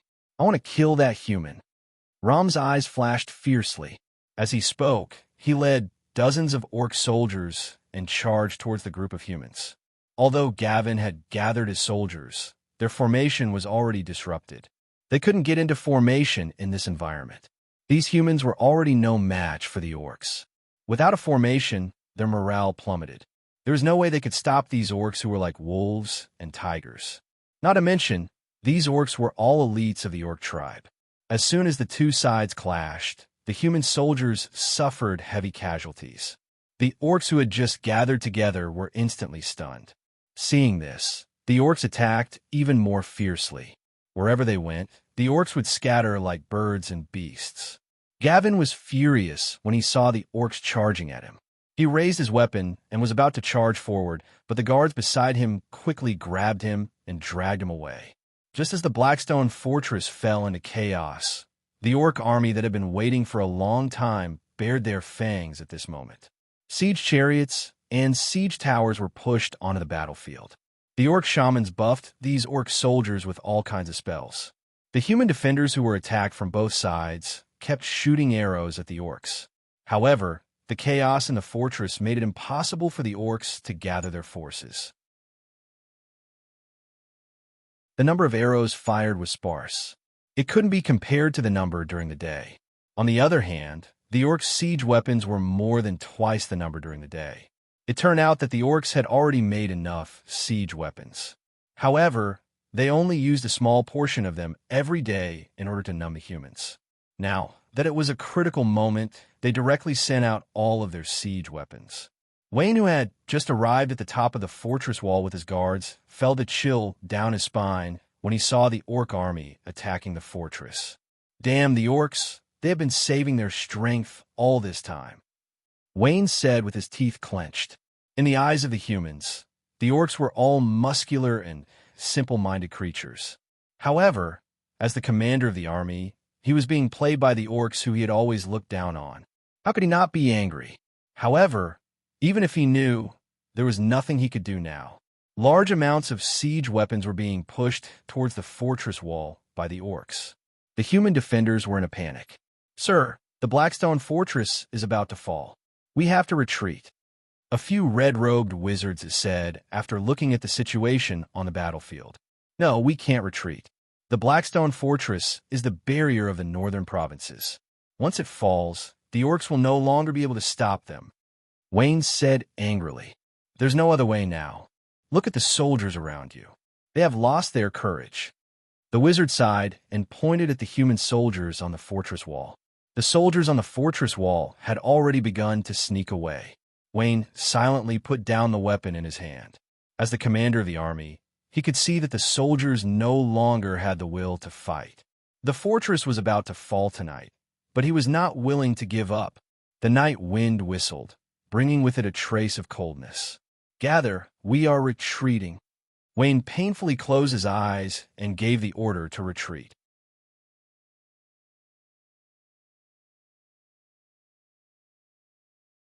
Chapter 255. Silverwing Knights. Charge! The Silverwing Knights, the strongest troop in the Blackstone Fortress, quickly gathered and charged south under Wayne's lead. The orcs who were causing chaos in the fortress had already split into small groups. Their goal was not to kill, but to create chaos. As long as they saw human soldiers gathering, they would rush up and kill them. Some beastmen saw a large number of knights gathered here and wanted to rush over. But before they could do anything, the knights had already charged. Once the 500 knights charged, these beastmen were like mantises trying to stop a chariot. A dozen elite beastman warriors didn't even make a splash before they were completely submerged under the hooves of the knights. Behind the Silverwing Knights, there were many other knights and scattered soldiers retreating. With the knights opening a path, the orcs in the fortress could not resist at all. Soon, the Silverwing Knights rushed out of the fortress. Seeing that the Blackstone fort was engulfed in a sea of flames, Wayne called for one of his personal guards and said solemnly, "Give him the fastest horse. Go to Cult City now. Tell Lord Eric that the Blackstone Fortress has fallen. Tell him to prepare as soon as possible. Go now. Quick, the few of you escort him." Once Blackstone Fort was breached, the northern provinces would be the first to bear the brunt of the attack. The only city that could resist the orc army was Cult. Once Cult was lost, the orc army would be able to march straight in. When Sulin received the news, it was already 5 in the morning. He was sleeping soundly with Alex in his arms when he was woken up by a few harpies. When he heard that the Blackstone Fortress had changed hands overnight, he was also shocked. Are those humans good-for-nothings? Sulin couldn't help but complain. Originally, he wanted to take advantage of the internecine battle between the orc army and the human army. But he didn't expect that the human army was so disappointing that the orc army was easily breached by the orc army. How did the orcs break into the Blackstone Fortress? Sulin asked. The orcs sent out their elite troops. They crossed the Nephil Mountains and launched a sneak attack at night. The Blackstone Fortress was in chaos. The orc army outside the fortress took the opportunity to attack the city. The humans were unable to resist, so they could only abandon the city and flee. The harpy replied, "Over the Nephil Mountains?" Su Luan stroked his chin and said, "It seems that there are also some ruthless people among the beastmen. But even if it's a small army, it won't be easy to cross the Nephil Mountain range. The numbers won't be too many, but if they want to disturb the Blackstone Fort, they won't be able to do it without at least 500 or 600 people. The orcs must have used other methods. When you were scouting, did you find anything unusual in the orc camp?" "By the way, we discovered some wyverns in the orc camp," the harpy said. Su Lun nodded. "Wyvern. The orcs actually tamed this kind of wyvern. No wonder their sneak attack went so smoothly. Tell our people to be careful. Don't be discovered by the orc scouts. Also, pay attention to those wyverns." Although wyverns weren't outstanding among the flying Euros, their strength was at grade 3 and they had deadly venom. They were a very troublesome type of Euron. However, the Air Force was still the Air Force. "What's the situation with the orcs now?" Sulin asked. "The orc army is passing through the Blackstone Canyon.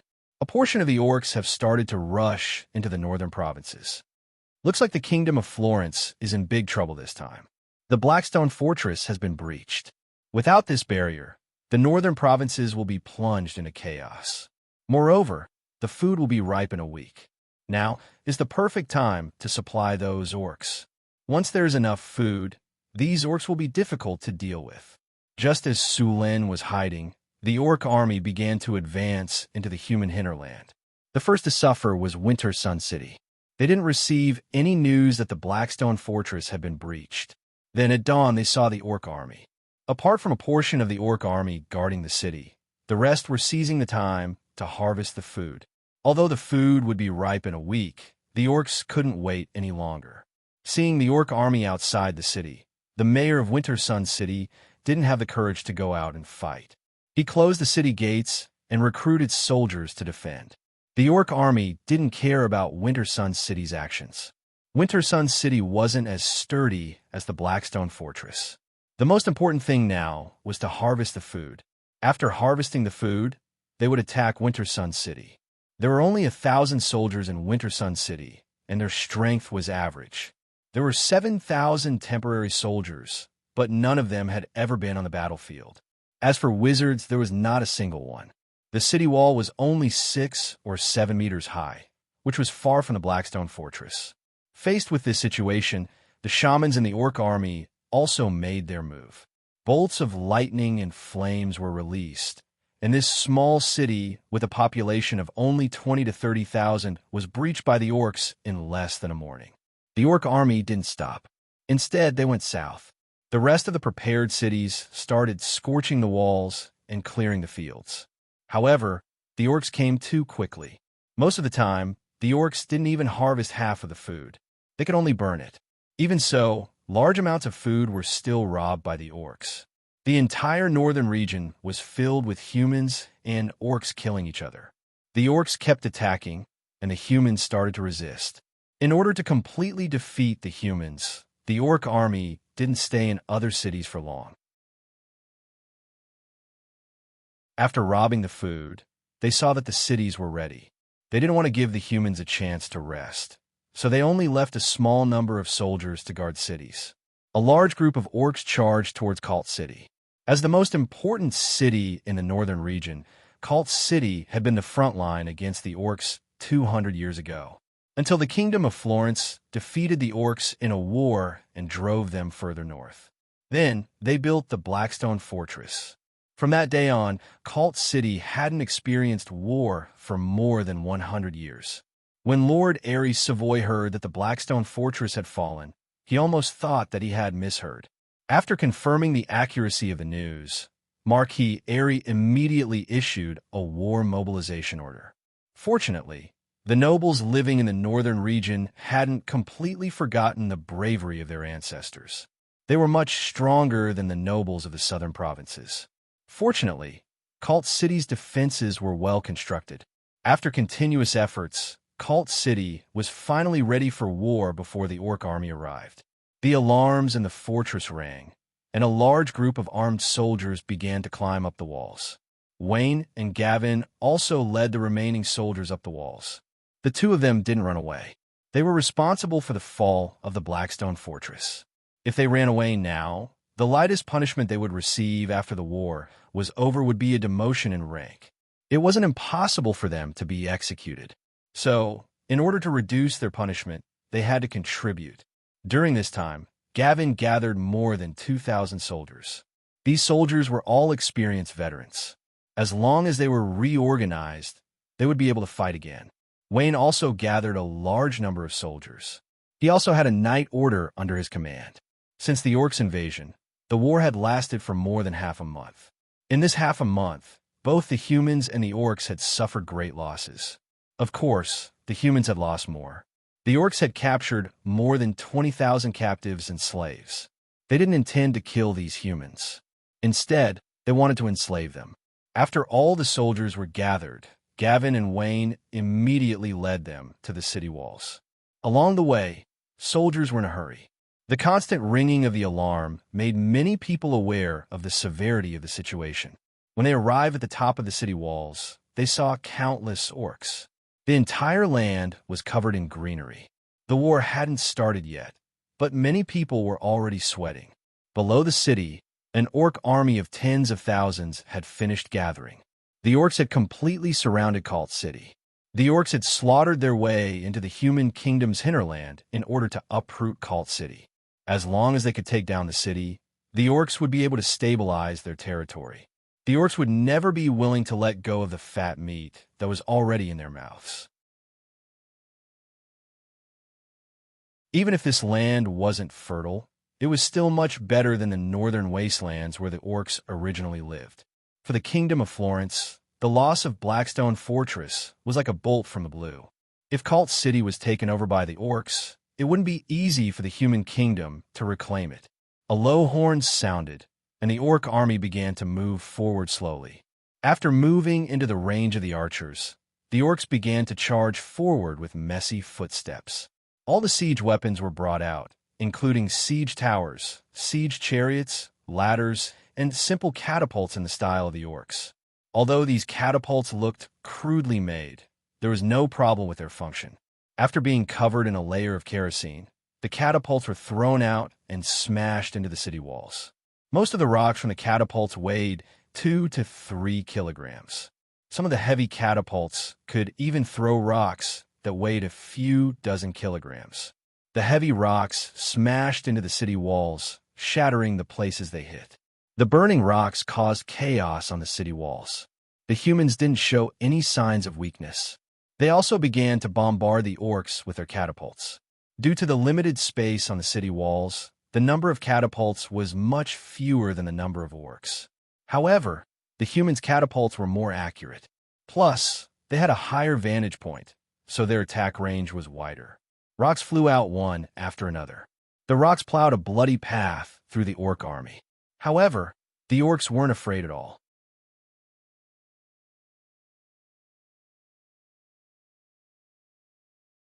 Chapter 256. The orcs and humans unleashed their long-range weapons at each other. The orc army had also entered the range of the human archers. The human archers quickly raised their bows and shot at the sky. A dense rain of arrows rained down from the sky. The orcs raised their crude shields and braved the rain of arrows as they continued to advance.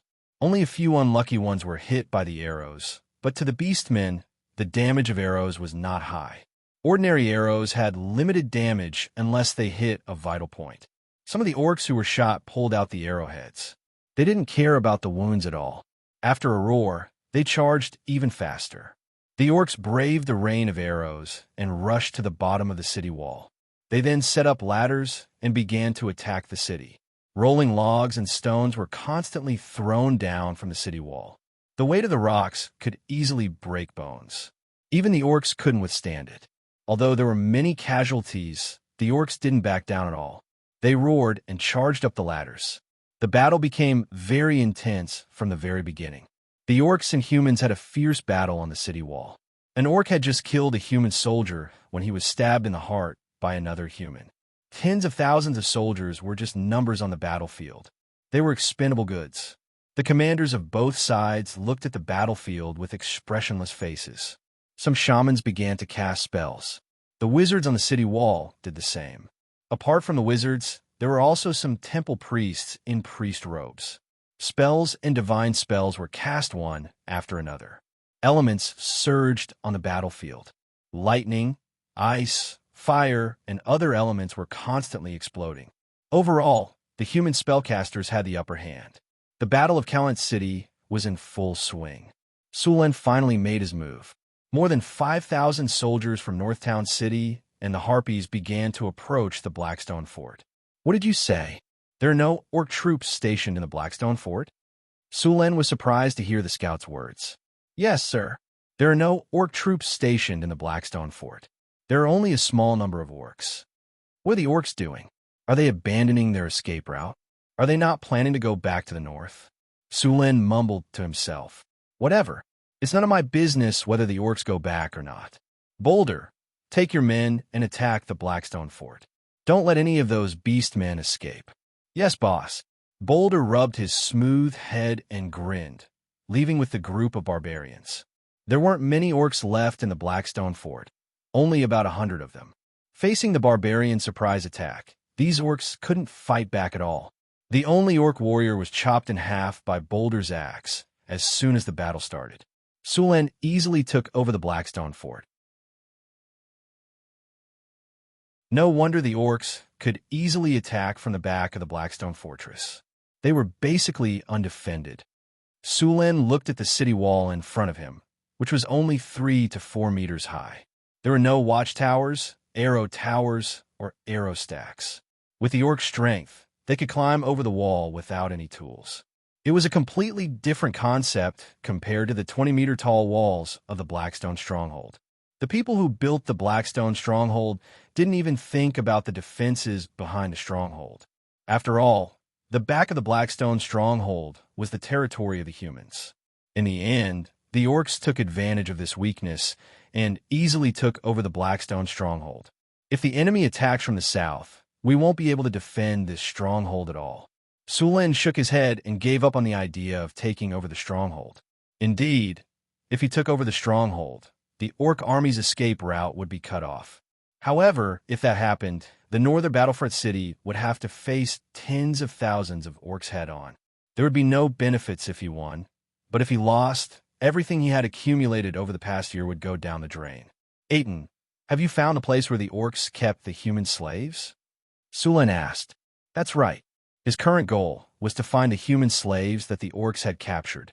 The northern provinces have been invaded by the orcs, and even a few cities have been conquered. A large number of humans who didn't manage to escape were captured and enslaved. The orcs captured the human slaves so that they could farm. There were at least tens of thousands of human slaves in the orcs' hands. Sulin was very envious of so many human slaves. For the past year, he had spent money to buy and force people to migrate, but the population of the northern battlefront city hadn't exceeded 30,000. If he could rescue these human slaves from the orcs, the population of the northern battlefront city would most likely exceed 100,000. As for the humans you mentioned, they were originally free people and subjects of other lords. When the time comes, those nobles will ask for them from Sulin. Sorry, these are the human slaves that I rescued from the orcs. As for your people, where did they go? The orcs took them away. Go ask the orcs for them. What does it have to do with the serfs of the northern battlefront city if you're looking for your own people? The total population of the Kingdom of Florence was about 5 million. 3 million of them were distributed in the south. The northern provinces had less than 2 million people. Even if they managed to drive the orcs out in the end, they would suffer heavy losses in this orc invasion. If the northern battlefront city had a population of 100,000, it would be enough to establish a duchy. Your Excellency, the orcs have imprisoned the human slaves in a few camps. The closest one is near Winter City. There are about 15,000 people there, and 2,000 orcs are guarding it. Aiton reported the information he had gathered. We have also drawn maps of the other places. Please take a look, Your Excellency. Sulin reached out and took a sheepskin scroll. He opened it and saw a simple map. The Napier Mountains, Blackstone Fortress, and a few cities in the northern provinces. The number of orcs in each city that had been conquered was marked. The locations where the orcs had imprisoned the human slaves were also marked.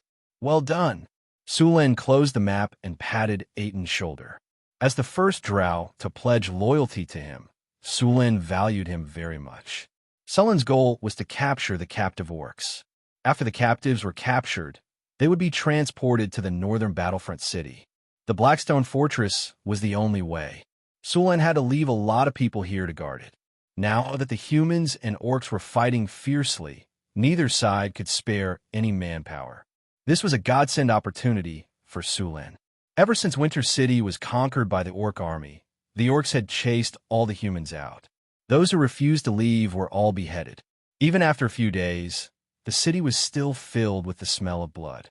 The orcs did not station many soldiers here.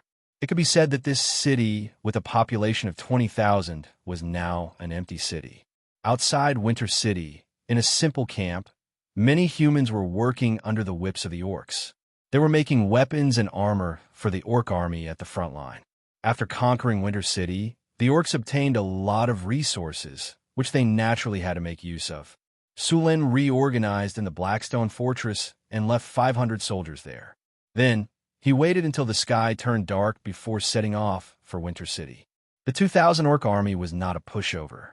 Even if Northern Battlefront City could win, they would suffer a lot of casualties. Therefore, his plan was to launch a sneak attack and defeat the orcs in the shortest time possible. Then, he would steal the human slaves. His goal was not to kill the orcs, but to steal a large number of people.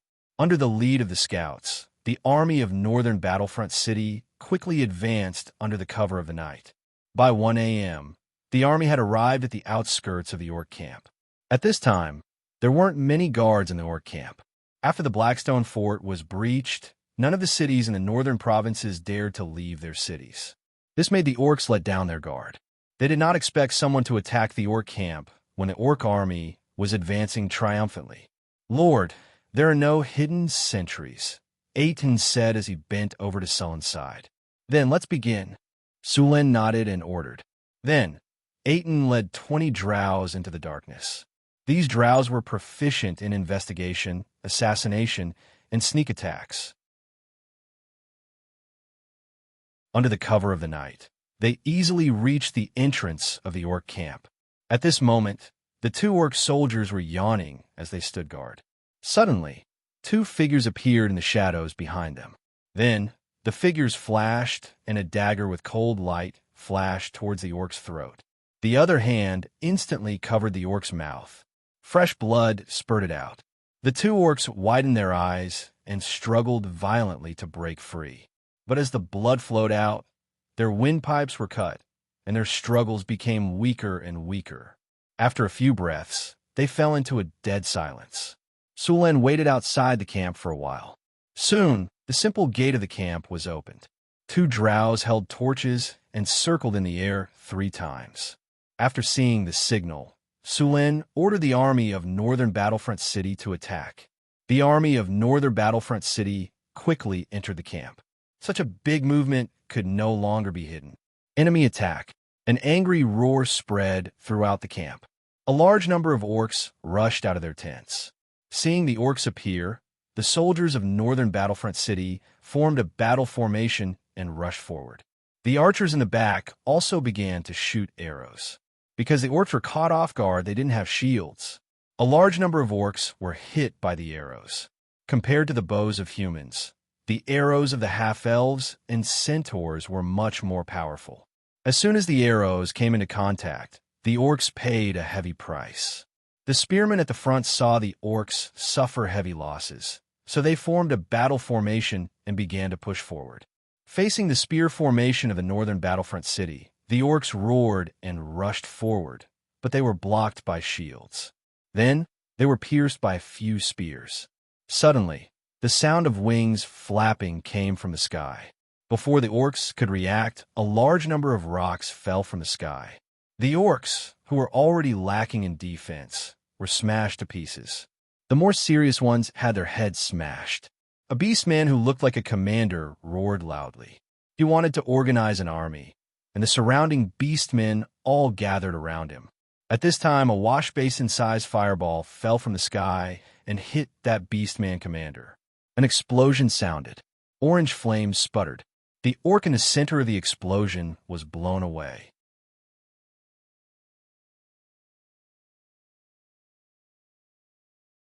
Chapter 257. With the death of the orc commander, the scattered orcs lost their ability to fight back. They were forced to retreat under the attacks of the 3 sides. Soon, they fled in all directions. However, it wasn't that easy to escape. There were still 400 centaur archers and centaur riders waiting for them outside the camp. The battle ended when the sun rose in the east. The orc corpses in the camp were cleared out by the human slaves. The centaurs who were chasing the orcs outside the camp also returned to their groups.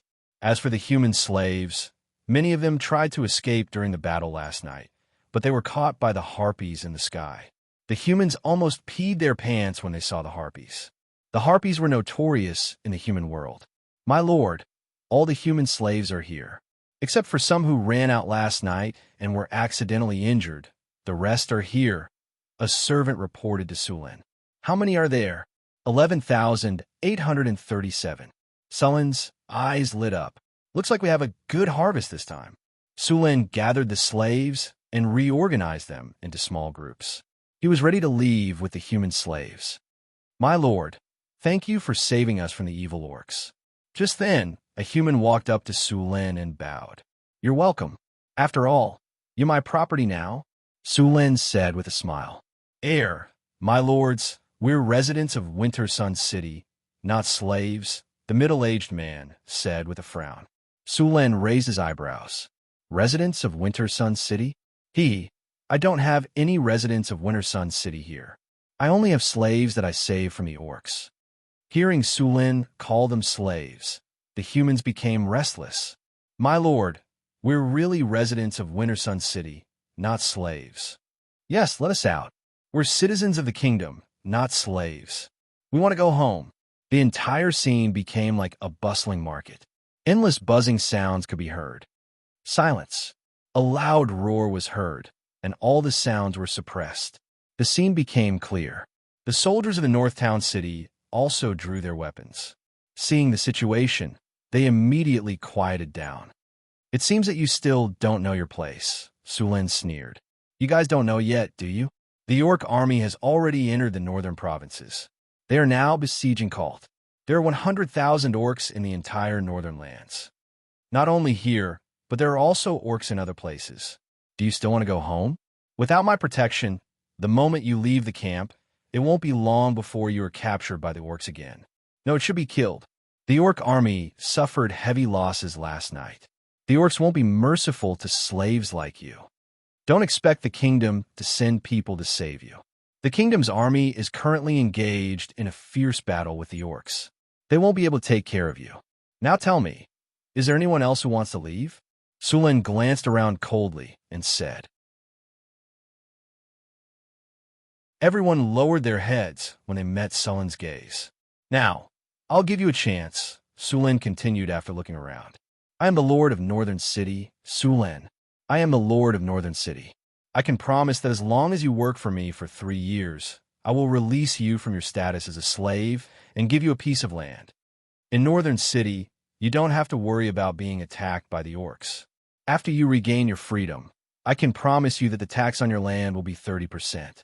As long as you don't break the law, the tax won't increase. After Su Lin finished speaking, most of the humans stopped objecting. Some who were still unwilling to accept the result didn't dare to make any moves under the protection of the weapons of the North City soldiers. Soon, the two sides finished a pleasant conversation. Su Lin assigned some soldiers and harpies to escort these human slaves to the Blackstone Fort.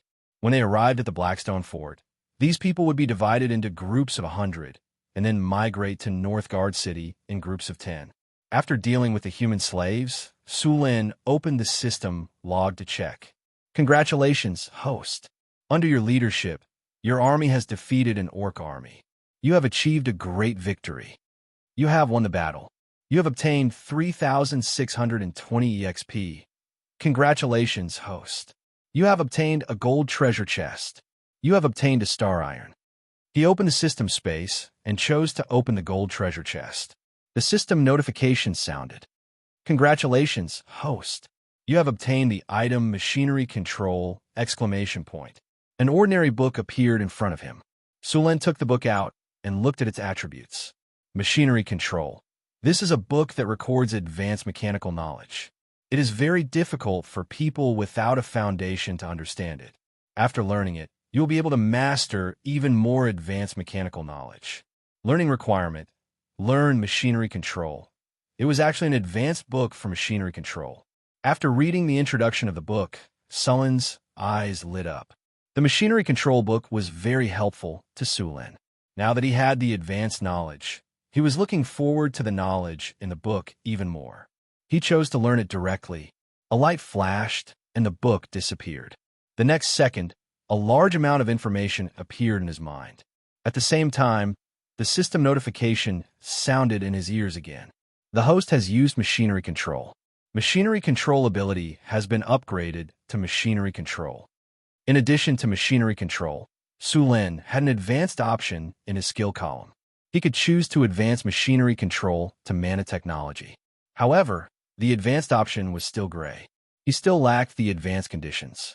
Su Lin was very interested in mana technology because the construction of the Wizard Tower and the floating city required mana technology. Your Excellency. A soldier with a scar on his face in armor came to Sulin. He bowed and said, "Your Excellency, when we were patrolling, we found some people in the woods. They claim to be the nobles of Winter Sun City who escaped when the orcs attacked the city." Nobles? Hee.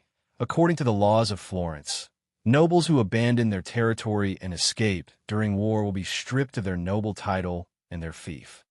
Sulin chuckled. This was also the reason why the nobles who managed to escape didn't dare to go to Cult City or the royal capital. If they were to go there, they would have to pay a huge price. Even if they could rely on their connections to maintain their noble status, they would lose half of their territory. The current king had always wanted to weaken the noble strength. "Bring them here," Sulin ordered.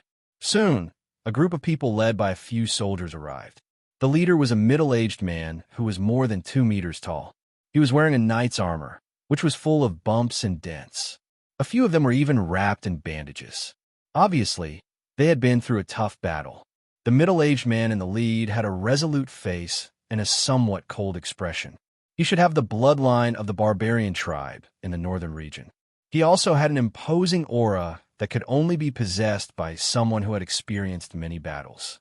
This knight was most likely a general. When Sulin was looking at these people, the nobles were also looking at him. However, Sulin gave them too many feelings. Their first impression was that he was handsome. He was extraordinarily handsome. This damn sense of immersion. Although humans with black hair and black eyes were rare in Florence, they were not that rare. However, this young man made them feel like they were facing a mountain. They could not help but restrain themselves. The second impression was that he was young. Although they did not know how old Sulin was, they were sure that he was not more than 20 years old. How could such a young man possess such a powerful aura? Moreover, he was the commander of such a powerful army. These nobles were wondering which family this young man belonged to, and which family he was from, had come out for training. However, no matter how hard they thought, they could not find a suitable candidate. There were a total of 15 nobles here, and one of them was seriously injured. Sulin looked at him. If he didn't receive treatment soon, he wouldn't be able to live past today. Sulin then snapped his fingers, and a light green light flashed. Physical healing. Green life energy appeared and integrated into the body of the injured person. The originally serious injury began to recover quickly. Soon, this seriously injured person recovered from a near-death state to a moderate injury. This kind of injury would be healed after a period of rest. These people in front of him were more or less injured. Only a thin figure covered in a gray cloak was not injured. This naturally attracted Sulin's attention. "Honorable sir, thank you for your help." The middle-aged knight in the lead saluted Sulin and said, "No need to thank me. It's nothing." Sulin waved his hand. "May I ask your name? We will visit you in the future to thank you." The thin figure under the protection of the knights walked up to Sulin. Judging from the voice, this should be a young woman. The middle-aged knight with the imposing aura took a step back and stood behind her. "I'm the lord of the northern city, Sulin," Sulin said with a smile. "Northern city? Sulin?" Hearing Sulin's words, this person was slightly stunned. Then, she thought for a while and could not remember where the northern city was located in the northern provinces. Sulin's name also confused her. Without a surname, how could she tell which noble family he was? In fact, Sulin did have a surname. This was his name in his previous life. Su was his surname. It was just that according to the customs of this world, Sulin did not have a surname. "Northern city," the middle-aged knight next to her exclaimed. After looking at Sulin a few times, he explained to the noble, "Northern city is the territory in the northern wastelands."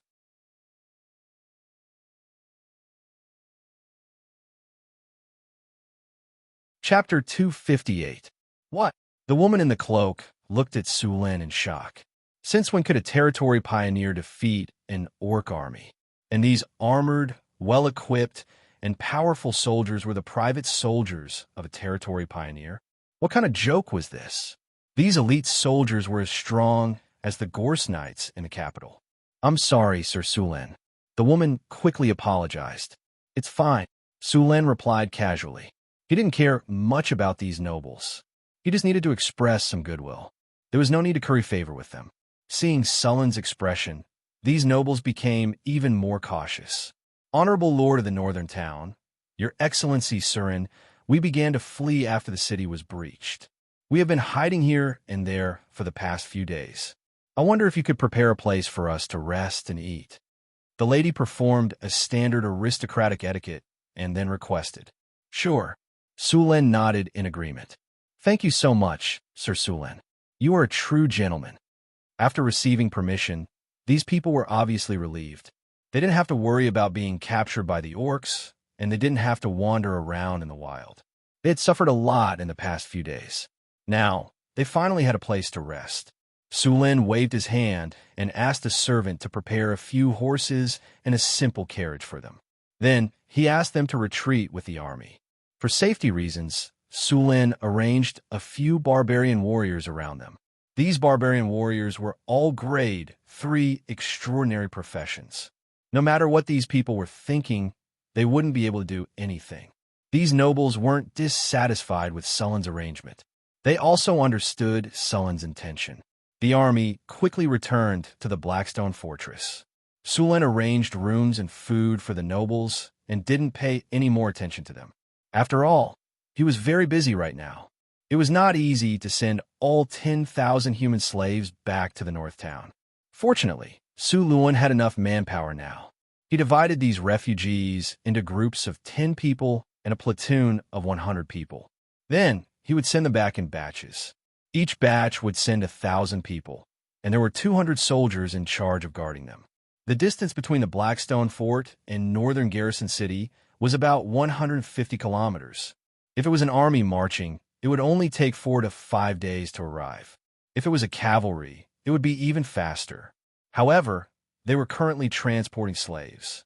These people would need at least a week to arrive. In other words, a round trip would take at least 10 days. However, this couldn't be helped. After all, it wasn't safe to leave all the slaves in the Blackstone Fortress. It would be troublesome if the beastmen remembered this place. Besides, these human slaves were half threatened and half forced by Sulen to be sent to Northtown City. Many of them must be unwilling to give up, and there was a high chance that they would try to escape. However, when they left the Blackstone Fortress and arrived at the northern wilderness, these people had nowhere to run even if they wanted to. Although the soldiers of Northern Town City had cleared the wilderness many times, kobold bandits, goblins, and gnolls still grew like wild weeds. Without the protection of Northern Town City soldiers, it would be a problem for these ordinary humans to survive in the wilderness for a few days. More importantly, the Blackstone Fortress was the only way to enter the Kingdom of Florence from the northern wilderness. With Sullen's men guarding the place, the slaves wouldn't be able to return to Florence even if they escaped. As for following the example of the orcs and taking the shortcut to cross the Napier mountain range, even the powerful orcs had suffered heavy casualties, let alone the ordinary humans. That path was a dead end for them. Sulen selected 50 archers, 50 spearmen, and 100 harpies to escort the slaves. He also announced in front of the human slaves that if they tried to escape, the harpies would deal with them. After hearing Sullen's decision, the harpies flew back and forth in the air excitedly. Their eyes scanned the human slaves back and forth. Even Sulen felt a chill run down his spine when he saw their gazes. 100 harpies, even a night, would be squeezed into medicinal dregs. The human slaves who wanted to escape broke out in a cold sweat. They threw the thought of escaping out of their minds. It was too cruel. Sulen laughed inwardly when he saw these humans keeping quiet out of fear. He then arranged for his men to start the transportation according to the plan. 1,000 people left Northtown City in batches. It took a day for more than 10,000 people to leave. While Sulen was arranging for the evacuation of the slaves, the nobles were carefully observing this rising overlord of Northtown City. In their opinion, Sullen's rise was too fast. It only took him a year to build a city from a desolate territory. He was also known as the Pearl of the Northern Region. As nobles of the Northern Region, they were curious about him and coveted his white sugar production skills. However, When these nobles came into contact with Northtown City, they had a clearer understanding of how powerful the city was. Your Excellency, they're evacuating the people of Winter Sun City. We can't let them do that. After seeing Sulin evacuate the people from the Blackstone stronghold in batches, the nobles couldn't remain calm. Although they were nobles, they never cared about the peasants in their territory. But if all the refugees were taken away, only the nobles would be left. How could they still play then? No one would farm for you. No one would work for you. And you wouldn't even be able to collect taxes. You wouldn't even have enough land to feed yourself. You wouldn't even be able to oppress and exploit anyone. No one wanted to be a noble. Therefore, when they saw Northtown City's actions, they subconsciously wanted to stop them. Be quiet, the veiled woman scolded sternly. Pay attention to where you are. This isn't Winter Sun City. Winter Sun City has been conquered by the orcs. We're just a bunch of pitiful creatures living under someone else's roof. What are you doing? Are you going to tell him that there are people? Are you going to ask him to give them back to us? The woman's sarcastic voice was particularly harsh. We can't just watch them take our people away. One of the nobles said anxiously. The veiled woman furrowed her brows. Her clear and melodious voice carried a seductive charm. She stared coldly at the middle-aged man who had just spoken. Ever since we abandoned the city and fled on our own, we were no longer their feudal lords. Are you sure you want to argue with Sir Sulan? The veiled woman raised her head slightly and looked at the barbarian warriors not far away. She continued, Do you see those barbarian warriors? Do you know how strong they are? They're just some barbarians. How strong can they be? Another noble said disdainfully. The Florentine nobles looked down on the barbarians who were all brawn and no brains. However, they did have the strength to look down on the barbarians. Just some barbarians? The veiled woman shook her head and looked at that person as if she was looking at an idiot. Locke, tell them. Yes, Countess Elia. The middle-aged knight bowed and turned to the others. Let's not talk about the other soldiers. That barbarian warrior's strength isn't below mine. According to my observations, there are at least 100 barbarian warriors. SSS, terrifying. Everyone sucked in a breath of cold air. In fact, Locke was flattering himself. Although he was also a knight commander and a grade 3 extraordinary, he would most likely lose in a duel with those barbarian warriors. These barbarians had the berserk skill. Although their rationality would be reduced, their combat strength would be much stronger. Locke, are you telling the truth? Those barbarians have the strength of a third order? One of the nobles swallowed a mouthful of saliva as he asked in shock. Of course it's true. Do you think I'm joking? Locke looked coldly at the nobles. I'm sorry. The noble hurriedly apologized when he saw Locke's expression. Locke, can you tell us about the strength of the Northern Citadel's army? Another noble couldn't help but ask. Locke glanced at them and said, I can only tell you what I saw. I can't guarantee that it's all correct. It's fine. Go ahead and tell us. We'll take it as a reference. The Northern Citadel's army has about 5,000 people. Not only are there barbarians, there are also some centaurs and half-elves. There are also about 4,000 humans. The Lord of Sulin has a very high reputation among these soldiers. The army is mainly composed of pikemen, archers, and some centaur knights. In this army, there are many third-grade professions. I don't need to tell you how powerful those half-elf archers are. Also, the Lord can command the harpies. Although the individual harpies aren't strong, their aerial advantage is too strong. To defeat this army, we'll need at least 50,000 regular soldiers. 50,000 regular soldiers? That's so powerful. The masked woman was shocked. She didn't expect the Northern Citadel's army to be so powerful. Half-elves, centaurs, barbarians, and harpies. The nobles couldn't help but exclaim. How did he manage to get so many races to live in harmony?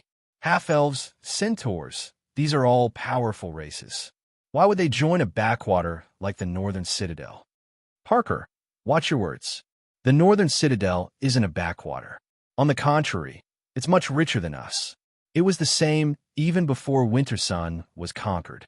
I really don't understand how he managed to gain a foothold in the Northern Wastelands. I heard that he's only been a pioneer lord for a year. That means he only used a year to develop to this extent.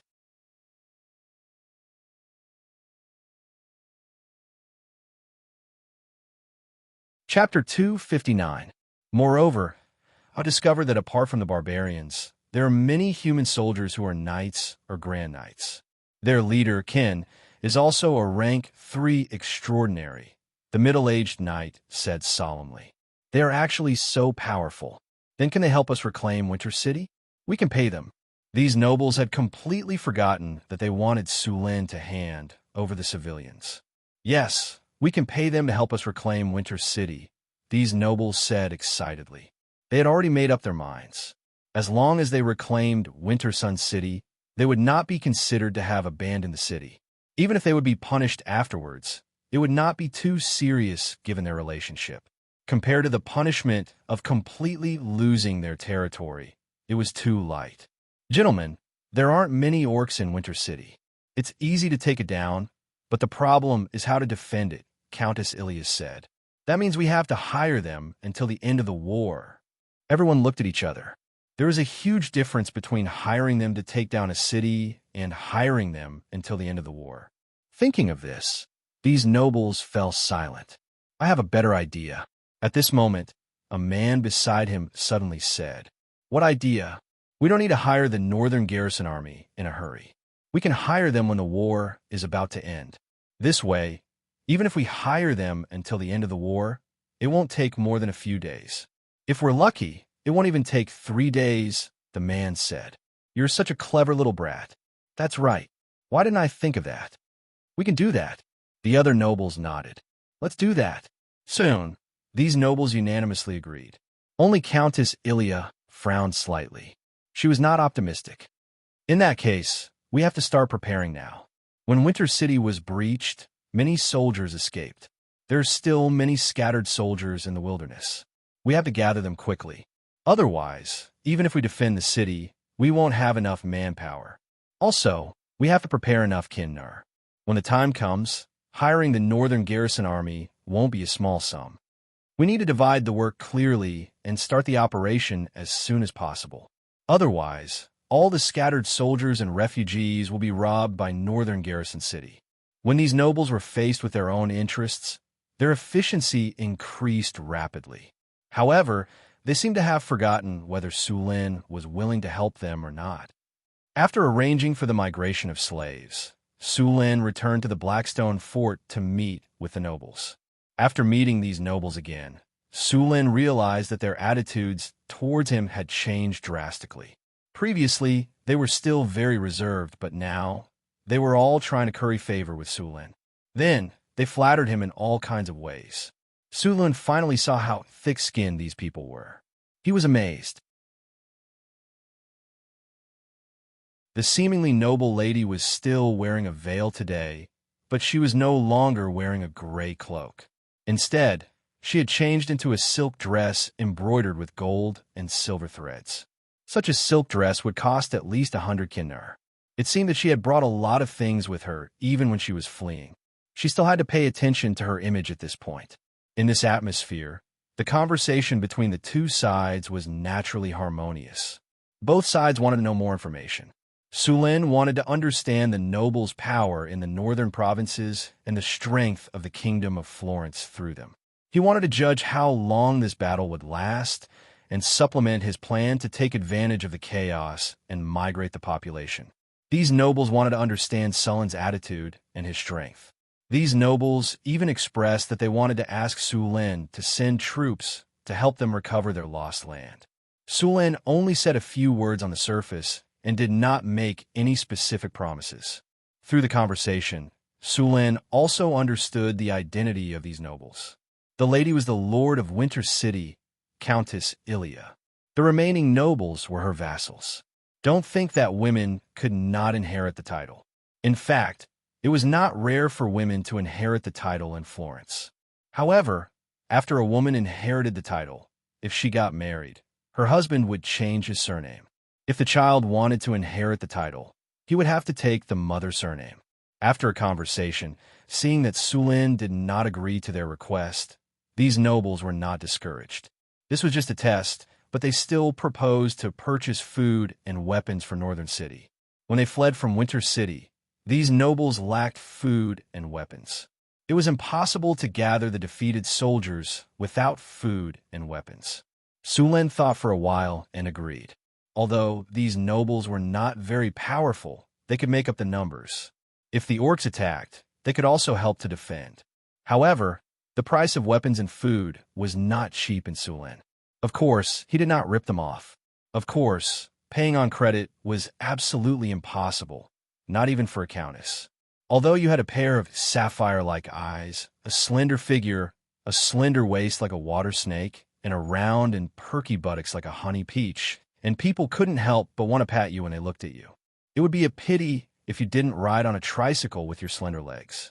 However, these weren't the reasons why you wanted to borrow money.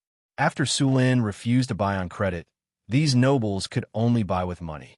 As they did not have much money, these nobles bought 500 people a month's worth of food and iron-plated armor and weapons.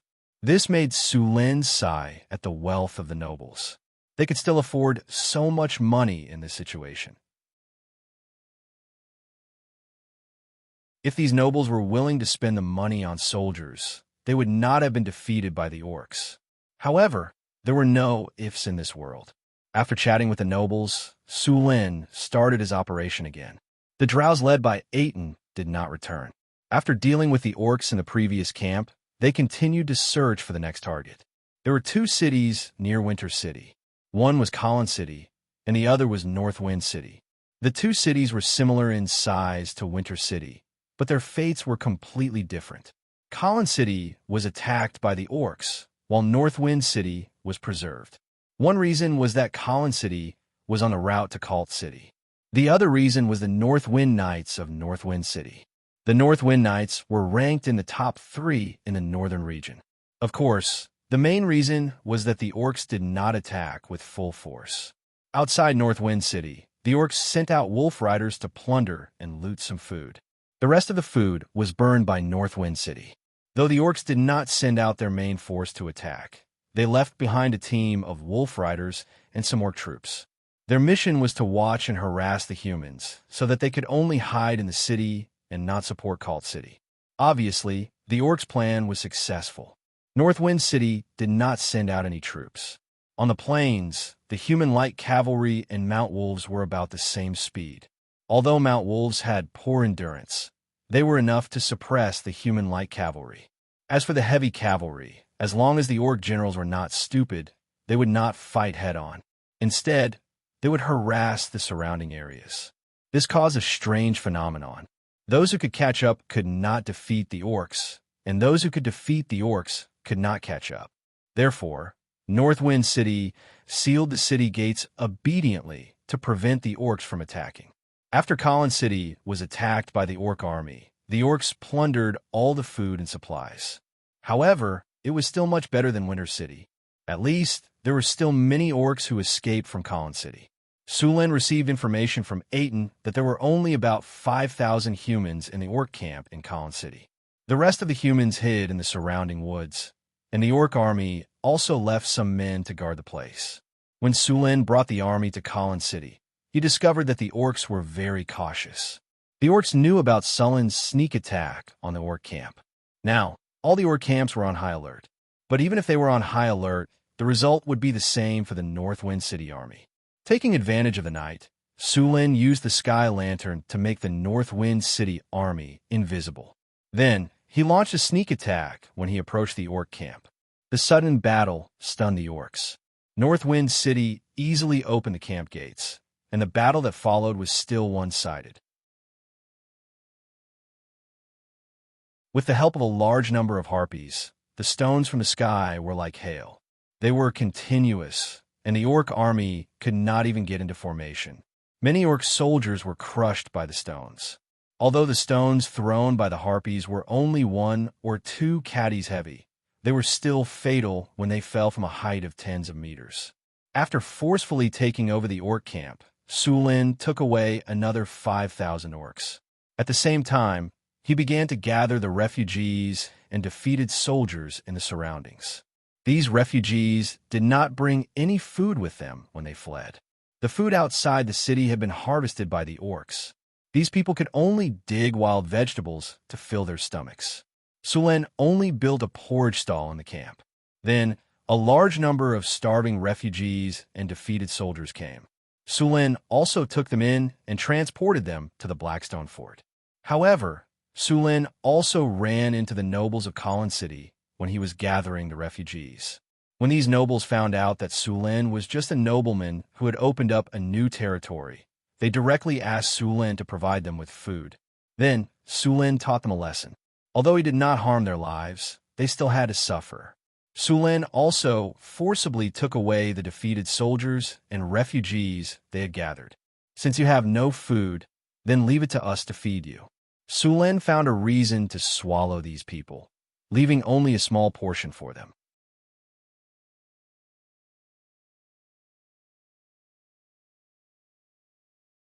Chapter 260. In the end, Sulen obtained more than 13,000 refugees from Colin City. To prevent any unforeseen events, Sulen directly brought these refugees to Blackstone Fortress. Sulen didn't get too much food after taking down the two orc camps. The orcs wouldn't waste food here. Luckily, the northern city had more food than they could eat. When Sulen set off from the northern city, he brought a large amount of food with him. The soldiers who escorted the refugees to the northern city would also bring some food with them when they left. So even though Sulen had gathered a large number of refugees, he still had plenty of food. After resting for a day in the Blackstone Fortress, he let the refugees rest for a day before beginning the migration to the northern city. The siege of Cult City was still in full swing. However, the rear of the orc army was also not stable. In order to get more people, Sulen began to continuously attack the camps where the human slaves were kept.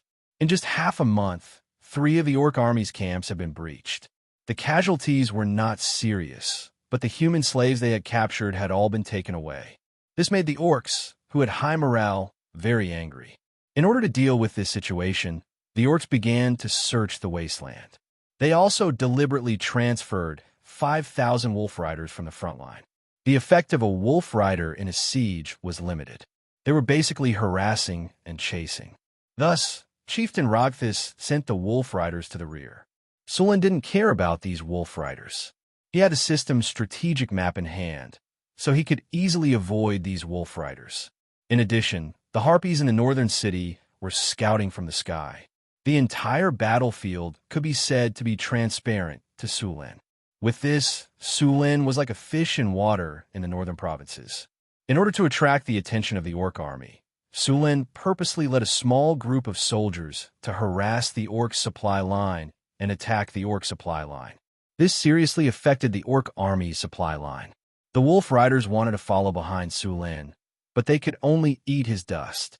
With the help of the harpies and the strategic map, Sulen even pretended to attack a supply line to lure the nearby orc camp to help. Then, he ambushed the reinforcements sent by the orc camp. It didn't take him much effort to defeat a 2,000 orc army. By the time the orcs left with the supply line, Sulen had already swaggered away with the refugees he saved from the camp. Of course, Sulen could play around with the orc army because he had the system and the harpies' help. At the same time, the main force of the orc army was fighting against the humans in Cult City. They couldn't transfer the entire army to encircle Sulen. They could only let the wolf riders cooperate with the orcs in encirclement, but the effect wasn't good. Cult City. More than 80,000 orcs had completely surrounded the largest city in the northern provinces. The siege had been going on for half a month. Both sides had suffered heavy casualties, but overall, the orcs had the upper hand. In the central tent of the orc army, an orc man was sitting on a chair covered with an ice-filled giant bear skin. He was drinking hard liquor. This vodka is really amazing. I really don't understand how those humans can make such a good thing. The commander of the army, Rugthus, grabbed a bottle of vodka and took a big gulp. Great shaman. Our army has been stuck here for a long time. Do you have any good ideas? Another abnormally old orc shook his head. After the crushing defeat at the Blackstone Fort, these humans are very vigilant. They've dispatched Griffin Knights. Although our Wyvern Knights are powerful individually, they're too few in number. And we've also made a mistake. We shouldn't have surrounded the entire city. If only one side of the wall was left, we might have broken into the city by now. Why is that? Because we've surrounded the entire city. The humans have no way out. Naturally, they'll fight us to the death. The old shaman's voice was hoarse. It sounded like he was scratching a wooden board with his fingernails. It was very uncomfortable. Then let go of the southern wall, Rogesis ordered. Yes, sir. A servant beside him walked out of the tent to pass on the order. Where are the human kingdom's reinforcements now? Rogthus continued to ask. An orc general below replied, because we've broken through the Blackstone Fortress and surrounded Cult City, the human army has sped up their march. In about 3 days, they'll reach Cult City. The number of reinforcements is around 100,000. They're led by Marquis Winter of the Human Kingdom. Looks like the humans are getting anxious. The Pillar of the Kingdom, the legendary knight Winter, has also been sent. Rogthus sneered. Chieftain, should we make some preparations first? One of the orc generals suggested. We definitely won't be able to take down Cult City in 3 days. When the human reinforcements arrive, they'll attack us from both inside and outside. We'll be in a passive position. Don't worry, I've already made the arrangements. Rogthus waved his hand. At this moment, an orc messenger hurried in. Chieftain, there's an urgent military report. What happened? Rogthus put down the bottle of wine and asked. Chieftain, we've just received news that one of our human camps has been breached. 2,000 warriors have been killed or injured, the messenger said. Bang! With a loud bang, the thick wooden table in front of Rogesis was smashed into pieces by his palm. We failed again. I'm sorry, Chieftain. The messenger was so scared that he quickly bowed down. He didn't even dare to raise his head. After a while, Rogthus suppressed his anger and said, Have you figured out the reason for the failure? We have some guesses. The enemy seems to have a very powerful and covert detection ability. They seem to know our movements like the back of their hand. Our movements have failed several times because we were discovered in advance. This time, we were even ambushed by the humans. More than 2,000 orcs were killed or injured. The messenger let out a sigh of relief. This was over for the time being. He quickly told the chieftain what he knew. 5,000 wolf riders and 10,000 orc soldiers had been mobilized. In the end, not only did they not catch a single enemy, but they also suffered heavy losses. If they weren't careful, they would lose their lives. A special source of detection. Rogthus pondered for a moment. He then asked the high priest beside him, High priest, we need the help of a god. Although the orcs believed in shamanism, they also had their own god, Gawushin. This god was also a powerful god. Although the gods in this world didn't pay much attention to them, they would still respond to their believers. The old shaman didn't speak. He just got up and took some tools. Then he began to pray to the gods. Rogthus didn't show any impatience. He just quietly watched the old shaman pray. Time passed quickly. After about an hour, the prayer finally ended. The old shaman moved his body and slowly got up. Father God told me that the enemy uses harpies for reconnaissance, and they have a strange ability to detect enemies within a range of 20 kilometers. Harpies. Rogthus muttered to himself for a moment. I'll assign the wyverns to your 2 teams. With them, I think you should know what to do. I want you to eliminate that rat as soon as possible. The herald was overjoyed when he heard that Rogesis had allocated 2 teams of wyvern knights. He immediately patted his chest and promised, Don't worry, Patriarch. This time, we will definitely get rid of those rats. Rogthus smiled and said, Then it's settled. I'll wait for your good news. Barton, an orc with a body that wasn't considered strong among the orcs, but he looked very well proportioned. He walked out. Patriarch, Barton is ready for your orders. Although wyverns could fly, their carrying capacity was limited. Therefore, each wyvern knight couldn't be too strong. However, in order to deal with the war, they had to be strong and skilled in martial arts. You take 2 teams of wyvern knights and join the encirclement of that rat. Kill that rat as soon as possible. Do you understand? As you wish. Barton beat his chest with his right hand and performed an orc military salute. "Patriarch, don't worry. As long as we cut out those harpies, we will definitely kill those rats in the shortest time possible," the herald said confidently. "This is your last chance. If you can't do it, then go and repent to Father God," Rogthus said coldly. His tone was like the cold wind from a glacier, making people feel cold all over. "Yes, yes." The herald's body trembled a few times, then he bowed and left the tent. When he came out, he discovered that his body was covered in cold sweat. Sulin was escorting a large number of refugee slaves with his team. After eating the 2,000 orc army, the orcs finally became well-behaved. They all tightly guarded their camp and didn't attack again. Sulin took advantage of this time to continuously recruit refugees. Many villages outside the city fled when the orcs raided. Now that Sulin defeated the orcs, these people naturally followed Sulin. In this era, there was an unwritten agreement between the nobles and their subjects. That was, the subjects worked for the lord and paid taxes, but the lord had to guarantee the safety of the subjects.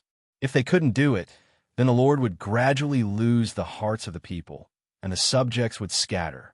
This kind of situation was very rare in the south of the kingdom. After all, there were very few wars in the south. However, in the north, this agreement was still very important. Sulin easily recruited a large number of people.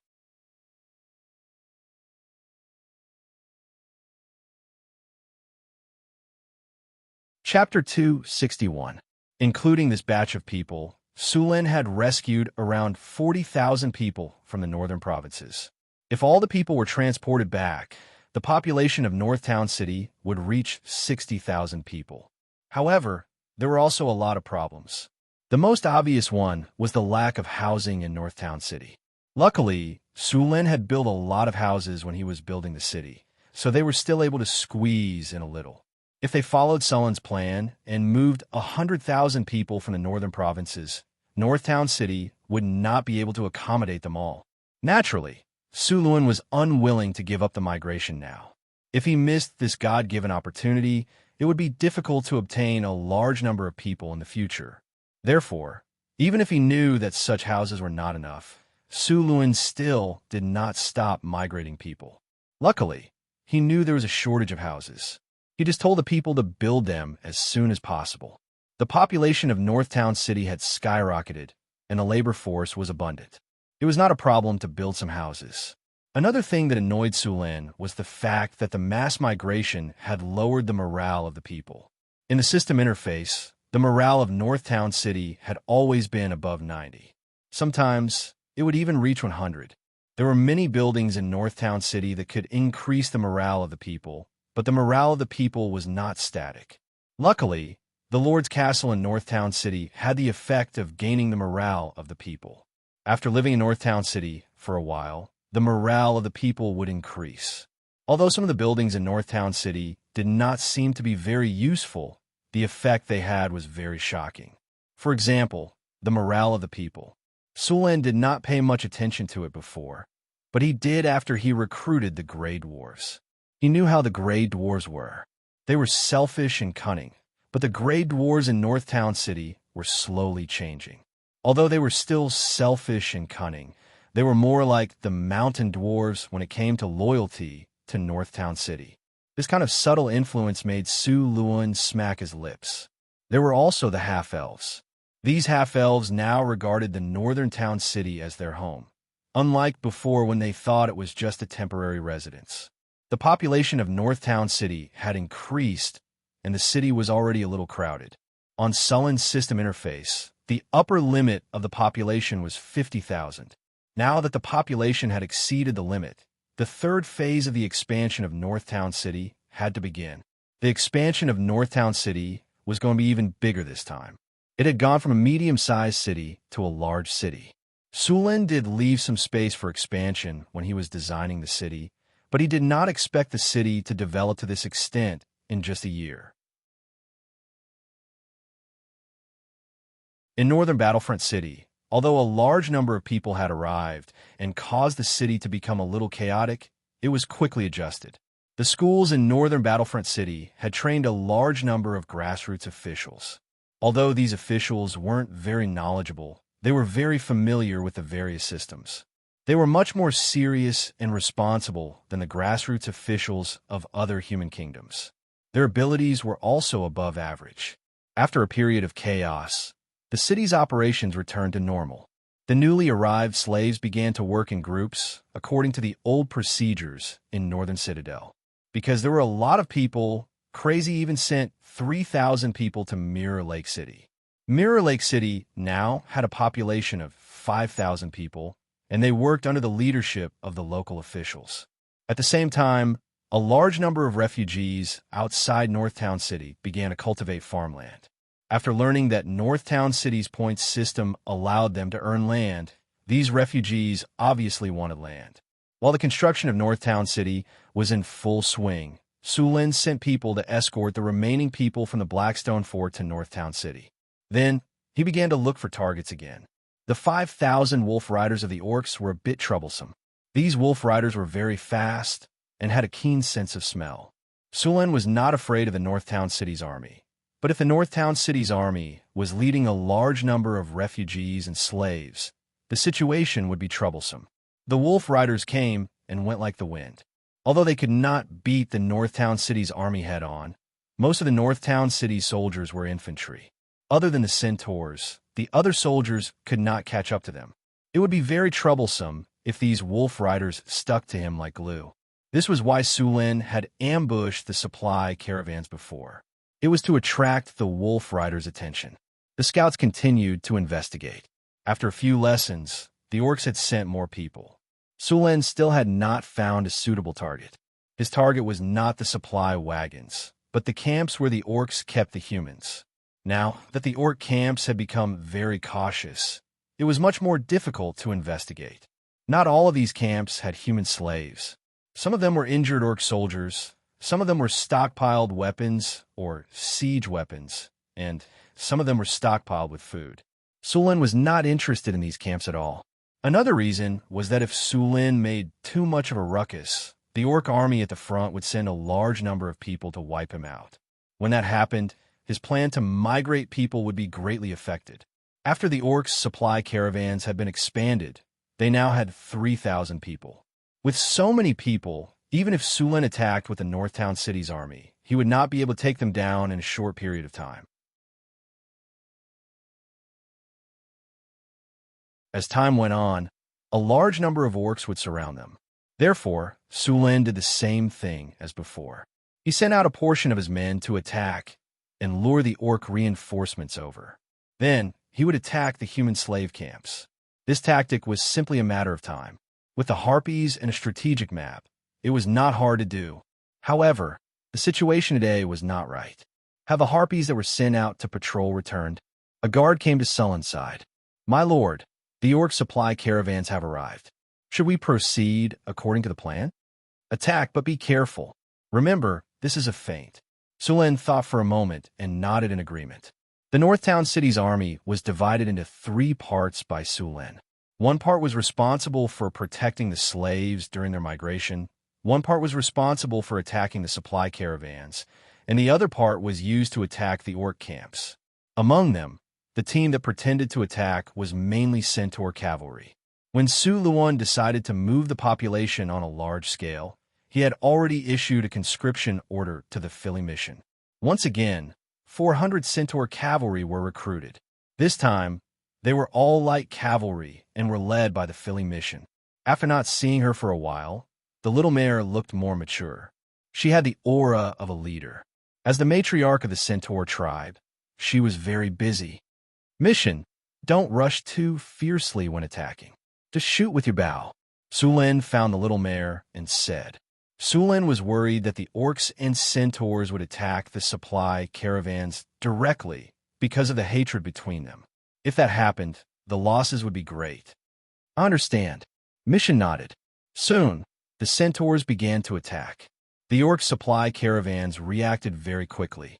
When they realized they were ambushed, they immediately stood in place and lit up smoke signals. Everything seemed to be going according to Sulin's plan. At this moment, the system suddenly sent a message. the harpies were attacked. The harpies were killed. Oh no, it's a trap. The moment the harpies in charge of scouting were killed, Sulin immediately realized that the orcs knew he used the harpies to scout. Why did they still attack in the same way as before? It was obviously a trap. Retreat. Send a signal to mission. Retreat immediately. Sulin decisively ordered. Yes, sir. A messenger jumped on his horse and immediately ran towards the centaurs. The other soldiers also gave up attacking the orcs' camp under Sulin's order and began to retreat. The Little Mare mission did not hesitate at all after receiving the order. She immediately changed direction and retreated with the centaurs. Your Excellency Su Luan, what happened? Mihian asked with some doubts after returning here. This is a trap. Let's retreat first. Sulin explained and immediately ordered a retreat. But it was obviously too late to retreat now. Just after Sulin's order, the supply caravans in the distance suddenly changed. They opened the tents on the caravans. Instead of food and supplies, the caravans were stacked with wolf mounts. The supply caravans in front of them were all made up of wolf riders.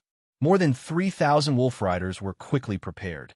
They picked up their weapons and began to wander around on their wolf mounts. These wolf riders clearly knew that their mission was to entangle this army. At the same time, a large number of red dots began to appear on Sulin's strategic map. From the map, the orcs' army had already surrounded Sulin's army on all sides. I really didn't expect this. We've been hunting geese all day long. This time, we've been pecked in the eye by the orcs. Sulin's face was a bit ugly. Looking up at the sky, there were more than 10 black dots rapidly approaching. Sulin realized that these were wyverns flying in the sky. Seeing these wyverns, Sulin finally understood. Although the harpies could fly, there was a huge gap between them and the wyverns. Not only their combat power, but their flying speed was also crushed by the wyverns. The harpies' flying speed was not as fast as the wyverns. In order to eliminate him, the orcs had already transferred wyverns from the front line.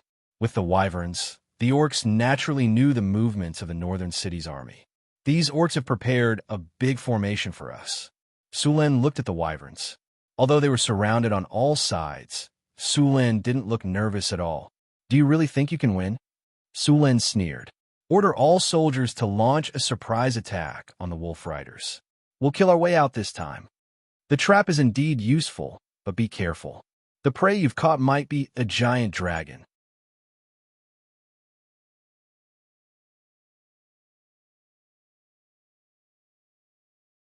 Chapter 262. Sulin didn't play hide and seek with the orcs anymore. Instead, he commanded the army to charge at the wolf riders. Raise your morale. Boost morale. Lower enemy defense. After a few flashes of light, the morale of the northern city army was boosted. They sped up and charged at the wolf riders. Seeing the human army charging at them, the orcs weren't scared. Instead, they were happy. They had spent a lot of time and effort to catch these rats. Now that they finally caught them, how could they let them go so easily?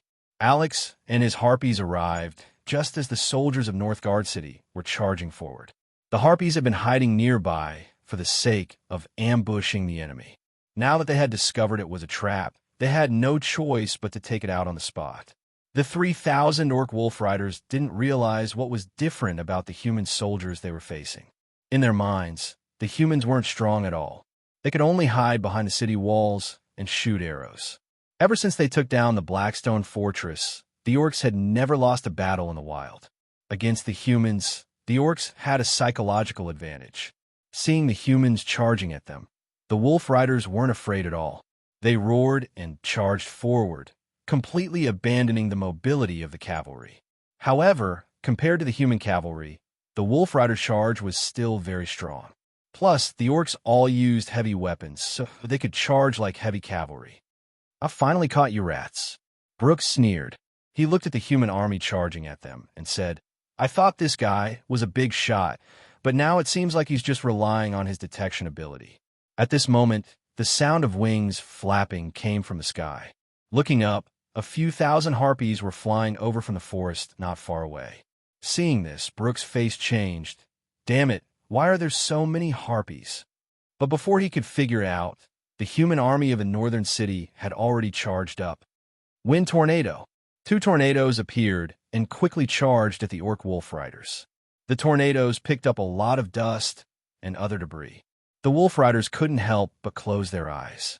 At this moment, the front line of both sides officially came into contact. The military training of the northern city had completely blended into the soldiers' blood.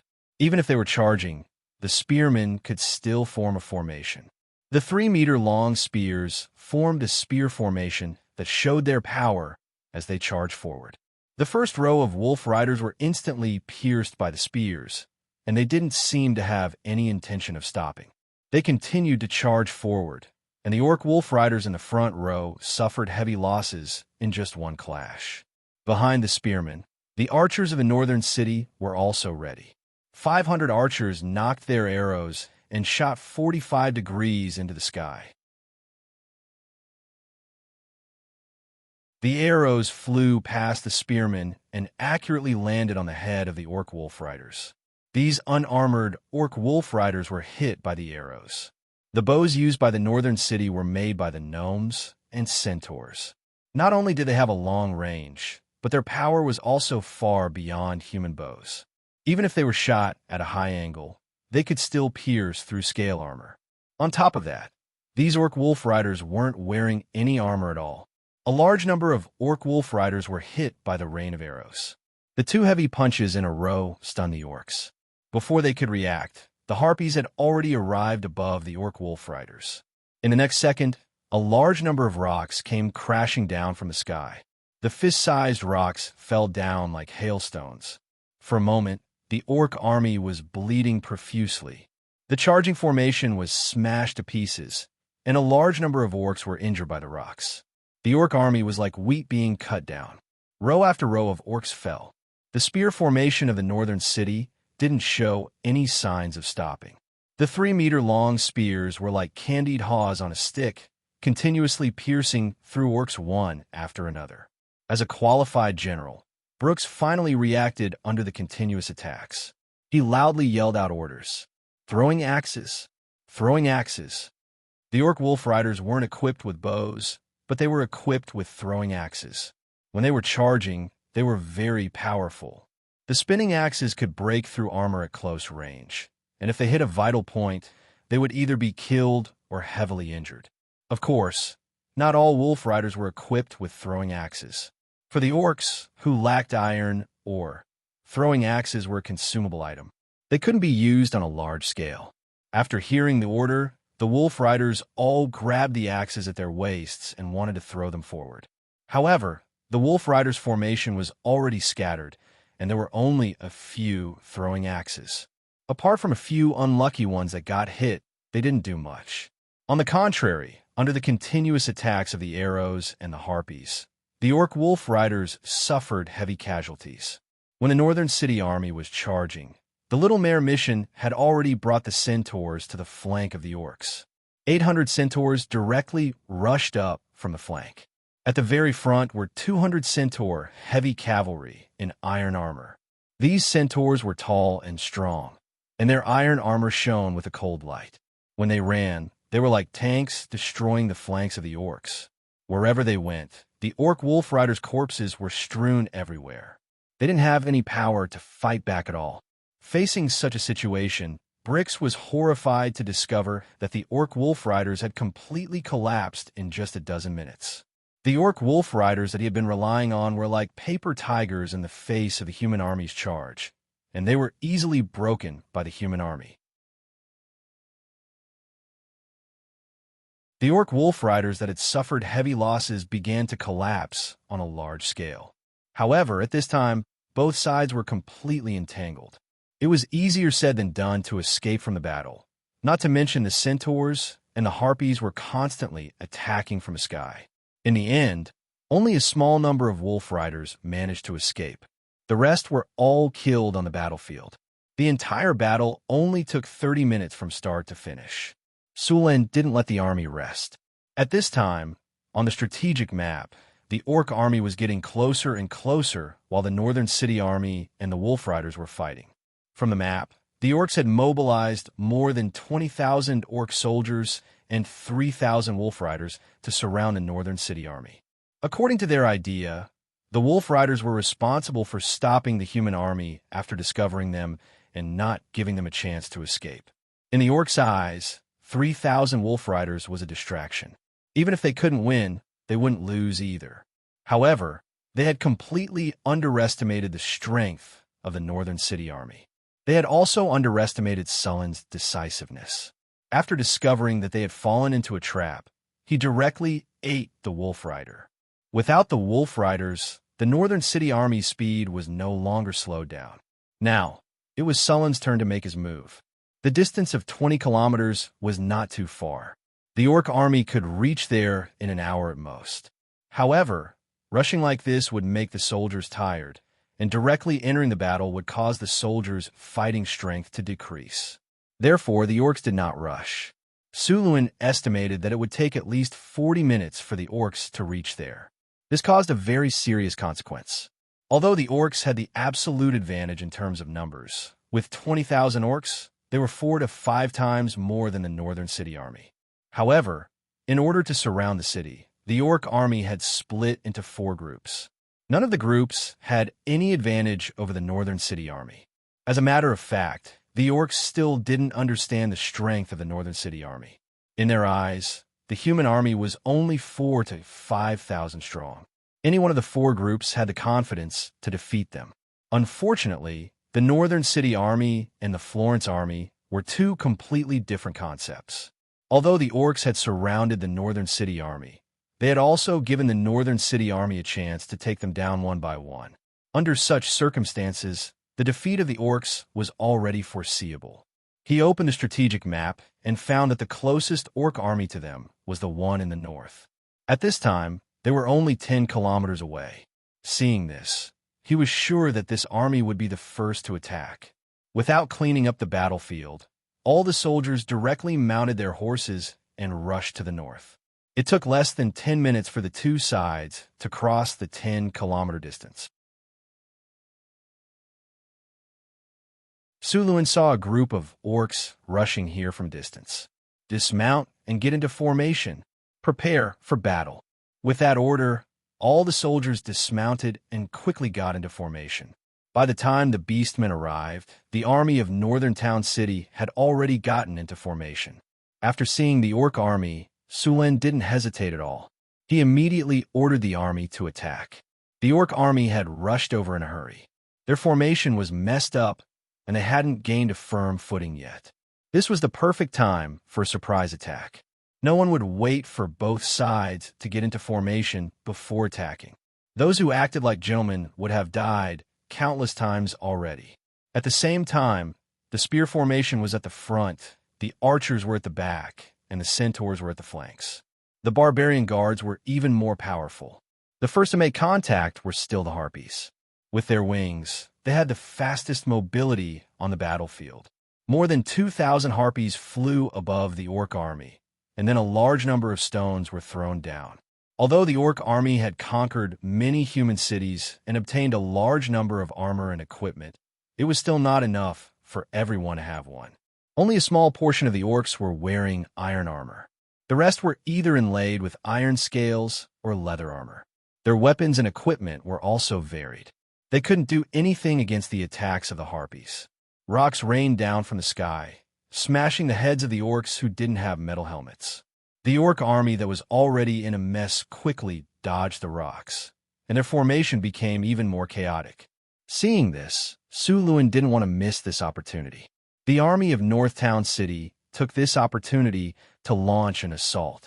The orc army's defense line was directly torn apart under the attack.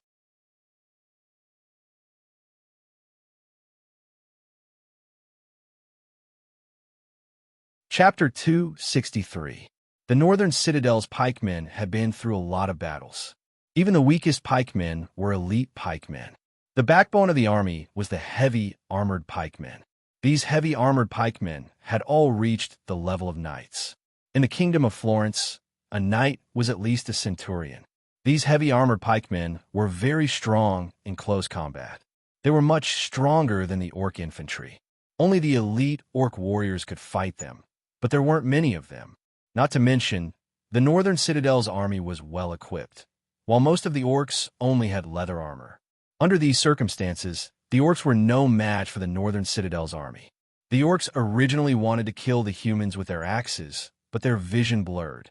They felt a sharp pain in their chest, and the energy in their bodies was quickly drained away. Then, they fell into an endless darkness. The barbarian warriors in the Northern Battlefront City army were even more desperate. They loved this kind of chaotic battlefield. 200 barbarian warriors were wearing full body armor made by the dwarves. They were holding giant axes in their hands. The heavy axes were like toys in their hands. Even a strong orc would be cut in half with a swing of their axes. These barbarian berserkers all activated berserk, and with all kinds of buffs, they became even faster. They swung their axes like windmills, and wherever they went, corpses littered the ground. Not a single complete corpse could be found. The barbarians were attacking with all their might, and they had no defense at all. However, the dwarven full body armor they were wearing blocked all the attacks. The orcs were powerless against these killing machines. The archers began to fire, and the continuous rain of arrows caused the orcs to suffer heavy casualties. Following this, the Centaur heavy cavalry launched a surprise attack on the orcs' flanks. 200 Centaur heavy cavalry formed a conical formation, and behind them were even more Centaur light cavalry, attacking from the flanks. The heavy cavalry tore through the orcs' formation, causing the already chaotic formation to turn upside down. The orcs were beaten up by the Northern Citadel's army since the beginning of the battle. They didn't even have a chance to breathe. The harpies in the sky began a new round of attacks. Large amounts of rocks fell from the sky. The orcs didn't even have a place to hide. The orc army quickly fell apart under the attacks of the Northern Citadel's army. The 5,000 orcs were completely defeated in a dozen minutes. Large amounts of orcs began to flee. The Northern Citadel's army killed their way through. Everywhere they went, there were corpses. After defeating the orc army, Su Luan didn't continue to chase after the orc army. Instead, he rode to the orc army in the east, which was the closest. The orc army hadn't received the news yet, so they didn't expect the Northern Citadel army to come from the north. They didn't expect this, so their left flank was broken. The harpies used the same trick again. The rocks fell from the sky. This orc army couldn't hold on either. They quickly fell apart under the Northern Citadel's attack. Under Sullen's command, they won again. After defeating the two armies, Su Luan didn't order his army to continue. Instead, he took the time to rest. Although the results of the two successful raids were glorious, it was also a test of the stamina of the soldiers of Northtown City. From the beginning of the battle with the Wolf Riders, they had traveled 20 kilometers back and forth, defeated 3 armies, and killed tens of thousands of orcs in just 1 hour. It was a glorious result. After such a long battle, the orc army in the east and the orc army in the south had finished regrouping. At this time, the orcs already knew that the other 2 orc armies had been defeated. When they heard this news, the commanders of the 2 orc armies couldn't believe it. After confirming it again and again, they reluctantly believed it. Right now, there were only 2 paths in front of them. They could retreat, or they could regroup and fight the Northern Citadel's army. These orcs weren't willing to just retreat. If they went back like this, they would lose a lot of soldiers, and they wouldn't get anything. No matter how magnanimous Roxius was, he wouldn't be able to resist chopping off their heads. Plus, this human army had just fought a fierce battle with the other 3 orc armies. Although they won, they must have used up a lot of their stamina. They didn't believe that the Northern Citadel's army could defeat the orcs so easily. Therefore, they thought that the Northern Citadel's army was already at the end of their rope. They couldn't retreat at this time. After a simple discussion, the 2 orc armies merged and charged toward the Northern Citadel's army. Sullen wasn't surprised by their decision at all. If it was a human, they would most likely retreat. If they pursued, it would easily cause the entire army to collapse. After seeing the orc army continue to attack the Northern Citadel, Sulin sighed. If the orcs really retreated, Sulin would definitely chase after them. At that time, With the help of the harpies and the centaurs, he was 100% sure that he could defeat the orc army while they were retreating. At that time, all he had to do was chase after them. Since the orcs didn't run, they could only fight. The continuous victories had boosted the morale of the Northern Citadel's army. At the same time, they had a psychological advantage against the orcs. Seeing the orc army advancing, Sulin began to rearrange his formation. When the orcs arrived, the Northern Citadel's army was already waiting for them. After a dozen minutes of rest, although the soldiers hadn't recovered to their peak condition, they were still mostly recovered. Their morale didn't drop at all when facing the orc army of over 10,000. The orcs were even more surprised when they saw the northern battlefront city's army. It was completely different from what they thought the human army would be at the end of their rope. Sulin didn't give them a chance to think. He immediately launched the attack.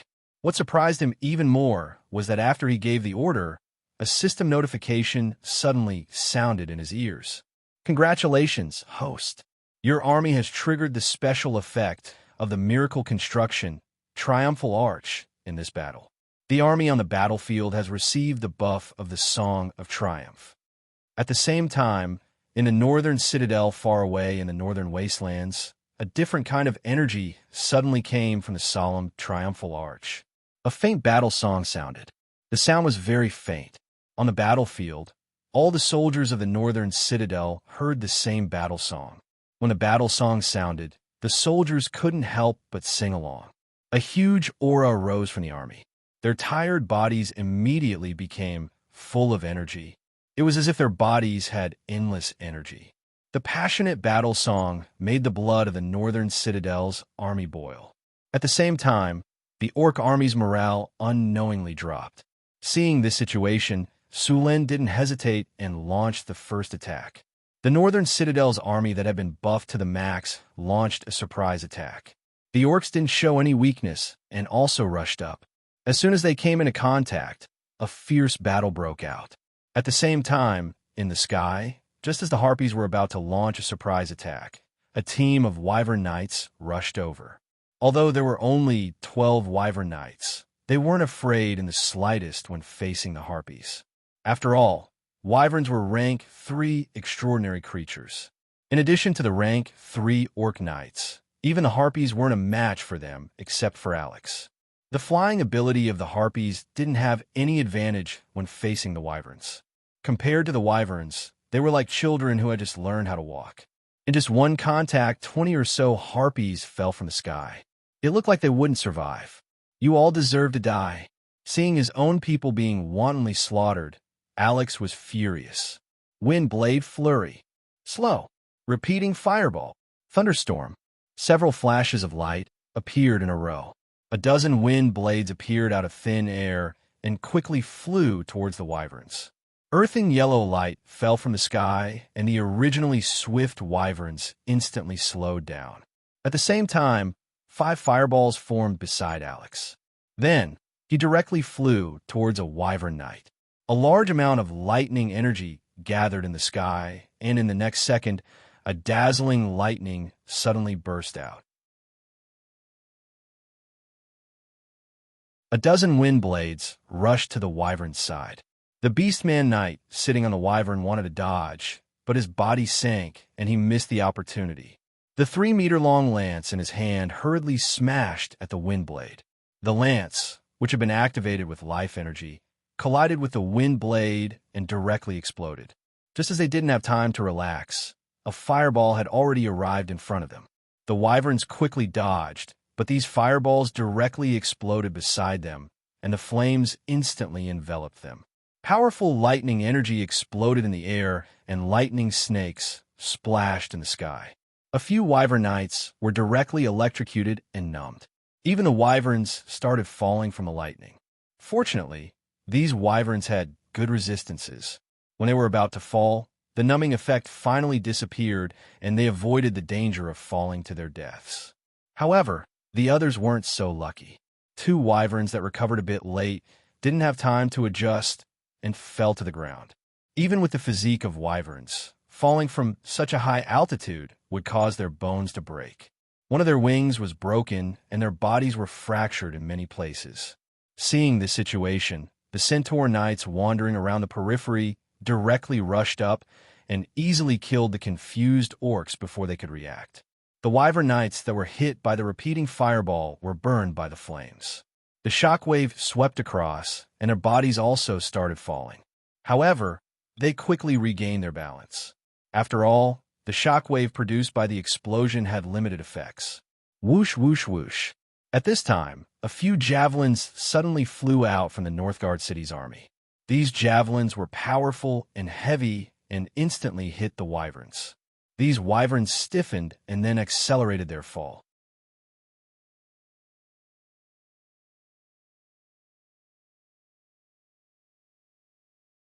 Chapter 264. Sulin moved his wrists and weighed the spear in his hand. The 3-meter-long spear was thrown out with more power than the ballista bolts. Several wyverns that were hit directly fell from the sky. The 3-meter-long spear pierced through their bodies, and even the orc knights on their bodies were pierced. Seeing such terrible injuries, the remaining wyvern knights were so frightened that they quickly flew higher into the sky, not daring to tangle with the harpies. To these wyvern knights, killing a few dozen harpies was not enough to make up for their losses. How many harpies were there, and how many wyverns were there? To put it bluntly, the value of a wyvern was several hundred times that of a harpy. The orc army had more than 100,000 in total, but there were no more than 30 wyverns in total. They had already used up the entire tribe's strength to successfully tame them. The amount of resources and energy spent was too much for a large tribe like theirs to bear. The northern wastelands were barren to begin with, and the orcs were not good at farming, so the food production was limited. A Euron like the wyverns needed a bison for every meal. In a month, these 30-odd wyverns needed hundreds of bison, not to mention the cost of capturing and taming them. Every wyvern was very precious in the orc tribe. Now 6 or 7 wyverns had died in this battle. Such a heavy loss made Barton not dare to tangle with the harpies anymore. Even in Cult City, they had only suffered 3 casualties after fighting against the human Griffin Knights for half a month. On the other hand, the human Griffin Knights had suffered more than 20 casualties. Originally, Barton did not care too much about the mission of encircling this human army. After all, in their opinion, this human army only dared to launch sneak attacks. As long as they blocked them, it would be easy to deal with them. In the end, the development of the situation surprised them. After being surrounded, the human army did not have the slightest intention of escaping. Instead, they directly killed the wolf riders that were in charge of delaying them. Then, they quickly ate the 2 orc armies, and then went to fight with the remaining 2 armies. Even their Wyvern Knight squad suffered a great loss. The Wyverns retreated from the battle in a panic. Alex coldly glanced at them and did not give chase. The main reason was that these Wyverns were very fast, making it very difficult to chase them down. The battle below was still ongoing, so the Harpies could not leave the battlefield. Without the Wyverns' interference, the Harpies once again launched a surprise attack on the orcs. A large number of stones fell from the sky, and the orcs, who lacked protection, were unable to resist at all. The originally struggling front quickly began to collapse. At this time, Sulin activated the lightning domain. There are no legendary level warriors in the orc army. After all, they thought that it wouldn't be too difficult to wipe out the small army that had been causing trouble at the rear. However, they didn't expect that the 20,000 orcs would be defeated by this small army. What was even more unacceptable was that the commander of this army was actually a legendary powerhouse. They had originally wanted to catch a big fish, but instead they caught a shark. Not only was the bait eaten, but even the fishermen could not escape. Under the continuous attacks of the barbarian warriors, heavy armored spearmen, spear guards, harpies, and centaur cavalry, the orc army was in a precarious situation. After seeing Sulin activate the lightning domain, it was like the last straw that broke the camel's back. The entire orc army no longer had any intention of holding on and completely collapsed. Seeing the orc army collapse, the morale of the northern city soldiers was even higher. With the help of the Centaur cavalry, they began to chase and kill the orcs. The scattered orc army had no discipline at all. The mountains and plains were filled with orcs running wildly, afraid that they would be killed by the humans behind them if they were too slow. This orc army had completely lost the courage to continue. In the end, even if they managed to escape the pursuit, it would take a long time for them to recover their morale. The soldiers of the northern city were like chasing ducks.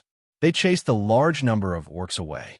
Along the way, there were corpses of orcs everywhere. Sulin chased for 20 miles. When he saw that the formation of the army had completely collapsed, he was shocked. He quickly ordered all the troops to gather. The hot-blooded soldiers of the northern city finally came back to their senses. After seeing that the army had completely dispersed, Sulin was also scared. If there was another army ambushing here at this time, with the performance of the northern city army, they would definitely suffer heavy casualties. Luckily, the orc army did not leave an ambush here. However, this also reminded Sulin that he could not be complacent at any time. Otherwise, he would end up like Cao Cao. Haha, I laughed at Zhou Yu's lack of strategy. Zhuge Xiaoji, what if I ambush another army? What will happen? That famous scene suddenly appeared in Sulin's mind. He shook his head and swept the scene of why the prime minister was laughing out of his mind. Sulin then ordered the army to clean up the battlefield. Although the orcs did not bring any supplies, they still had a lot of weapons and armor. Although these weapons were not as good as the ones in the northern city, they were still pretty good after being reforged. At least these weapons had been refined. Other than leaving a few people to clean up the battlefield, Sulin once again led his men to attack the orc camp where the human slaves were imprisoned. Half of the orc army in this camp had been mobilized. Now that Sulin's attack was unstoppable, it did not take him much effort to conquer the camp. Seeing the situation, Sulin decided to go all out.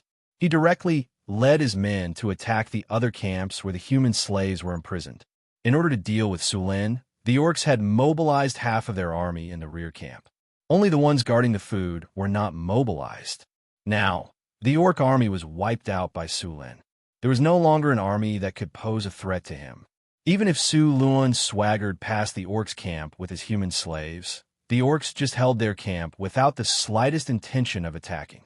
Sulin ordered his subordinates to gather the prisoners while he checked his harvest.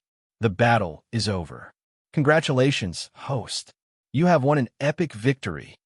The Battle of Encirclement and Counter-Encirclement, July 1687 of the Huiyue calendar. The northern orcs invaded the south. The Blackstone stronghold was breached in a week, and the northern provinces fell. You led the army of the northern city to conduct guerrilla warfare behind the orcs in the northern provinces. You successfully attacked the orc camps multiple times and caused a large number of casualties. The orcs mobilized more than 20,000 orcs, including wolf riders and wyvern riders, to ambush you and your army from all sides. At this critical moment, you led your army to eliminate more than 3,000 wolf riders, then broke through the orc army that surrounded the two sides. Finally, you engaged in a decisive battle with the remaining orcs. In the end, you and your army achieved a glorious victory. Your battle dealt a huge blow to the orcs. As the battle was over, the reputation of you and your army began to spread. You have gained a huge reputation in the Kingdom of Florence. Reputation plus 25. You have defeated the orcs and saved a large number of human slaves. You have gained plus 10 favorability with the nobles in the northern provinces. Your reputation has begun to spread among the nobles. Your charm has increased by 2, so you can easily gain the favor of the nobles. You have defeated the orc army. You have gained 33,560 experience points. You have gained 1 platinum treasure chest and 2 gold treasure chests. The battle is over. You have gained the item recruitment token X2. Sulin rubbed his hands excitedly. He had gained 1 platinum treasure chest and 2 gold treasure chests from this battle. There were even 2 recruitment tokens. The value was not small. First, he wanted to find some clean water to wash himself seriously, Then ask someone to prepare a quiet room. After meditating in the quiet room for a while, Sulin ritualistically opened the storage space. After thinking for a while, he opened the 2 gold treasure chests. There was a flash of light, and the familiar sound of the system rang in his ears. Congratulations, host. You have opened the gold treasure chest.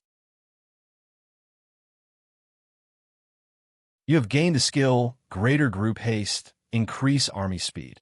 Congratulations, host. You have opened the gold treasure chest.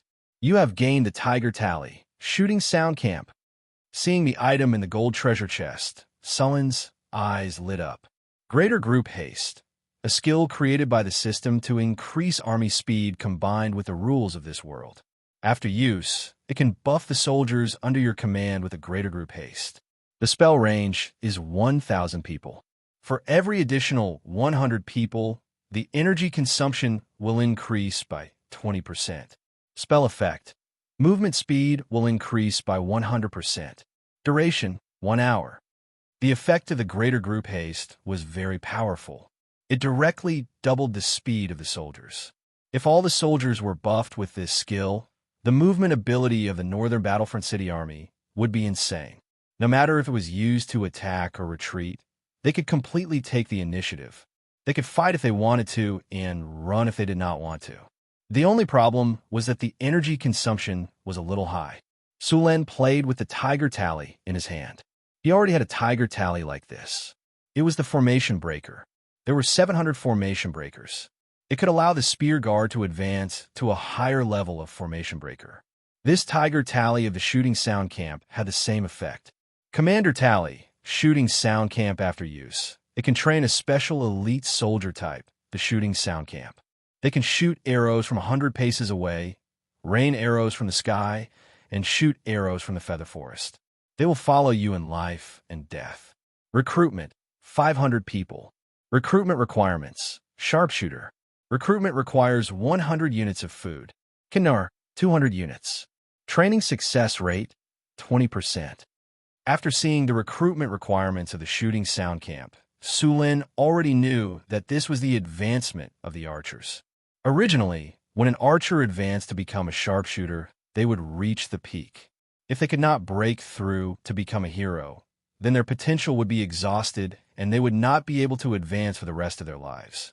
However, with the Shooting Sound Camp's commander tally, those soldiers who reached the level of sharpshooter could advance again as long as they passed the test. You're tuning in to the Eternal Immortal Ballad YouTube channel. Don't forget to subscribe and join us on this journey to catch the most captivating stories.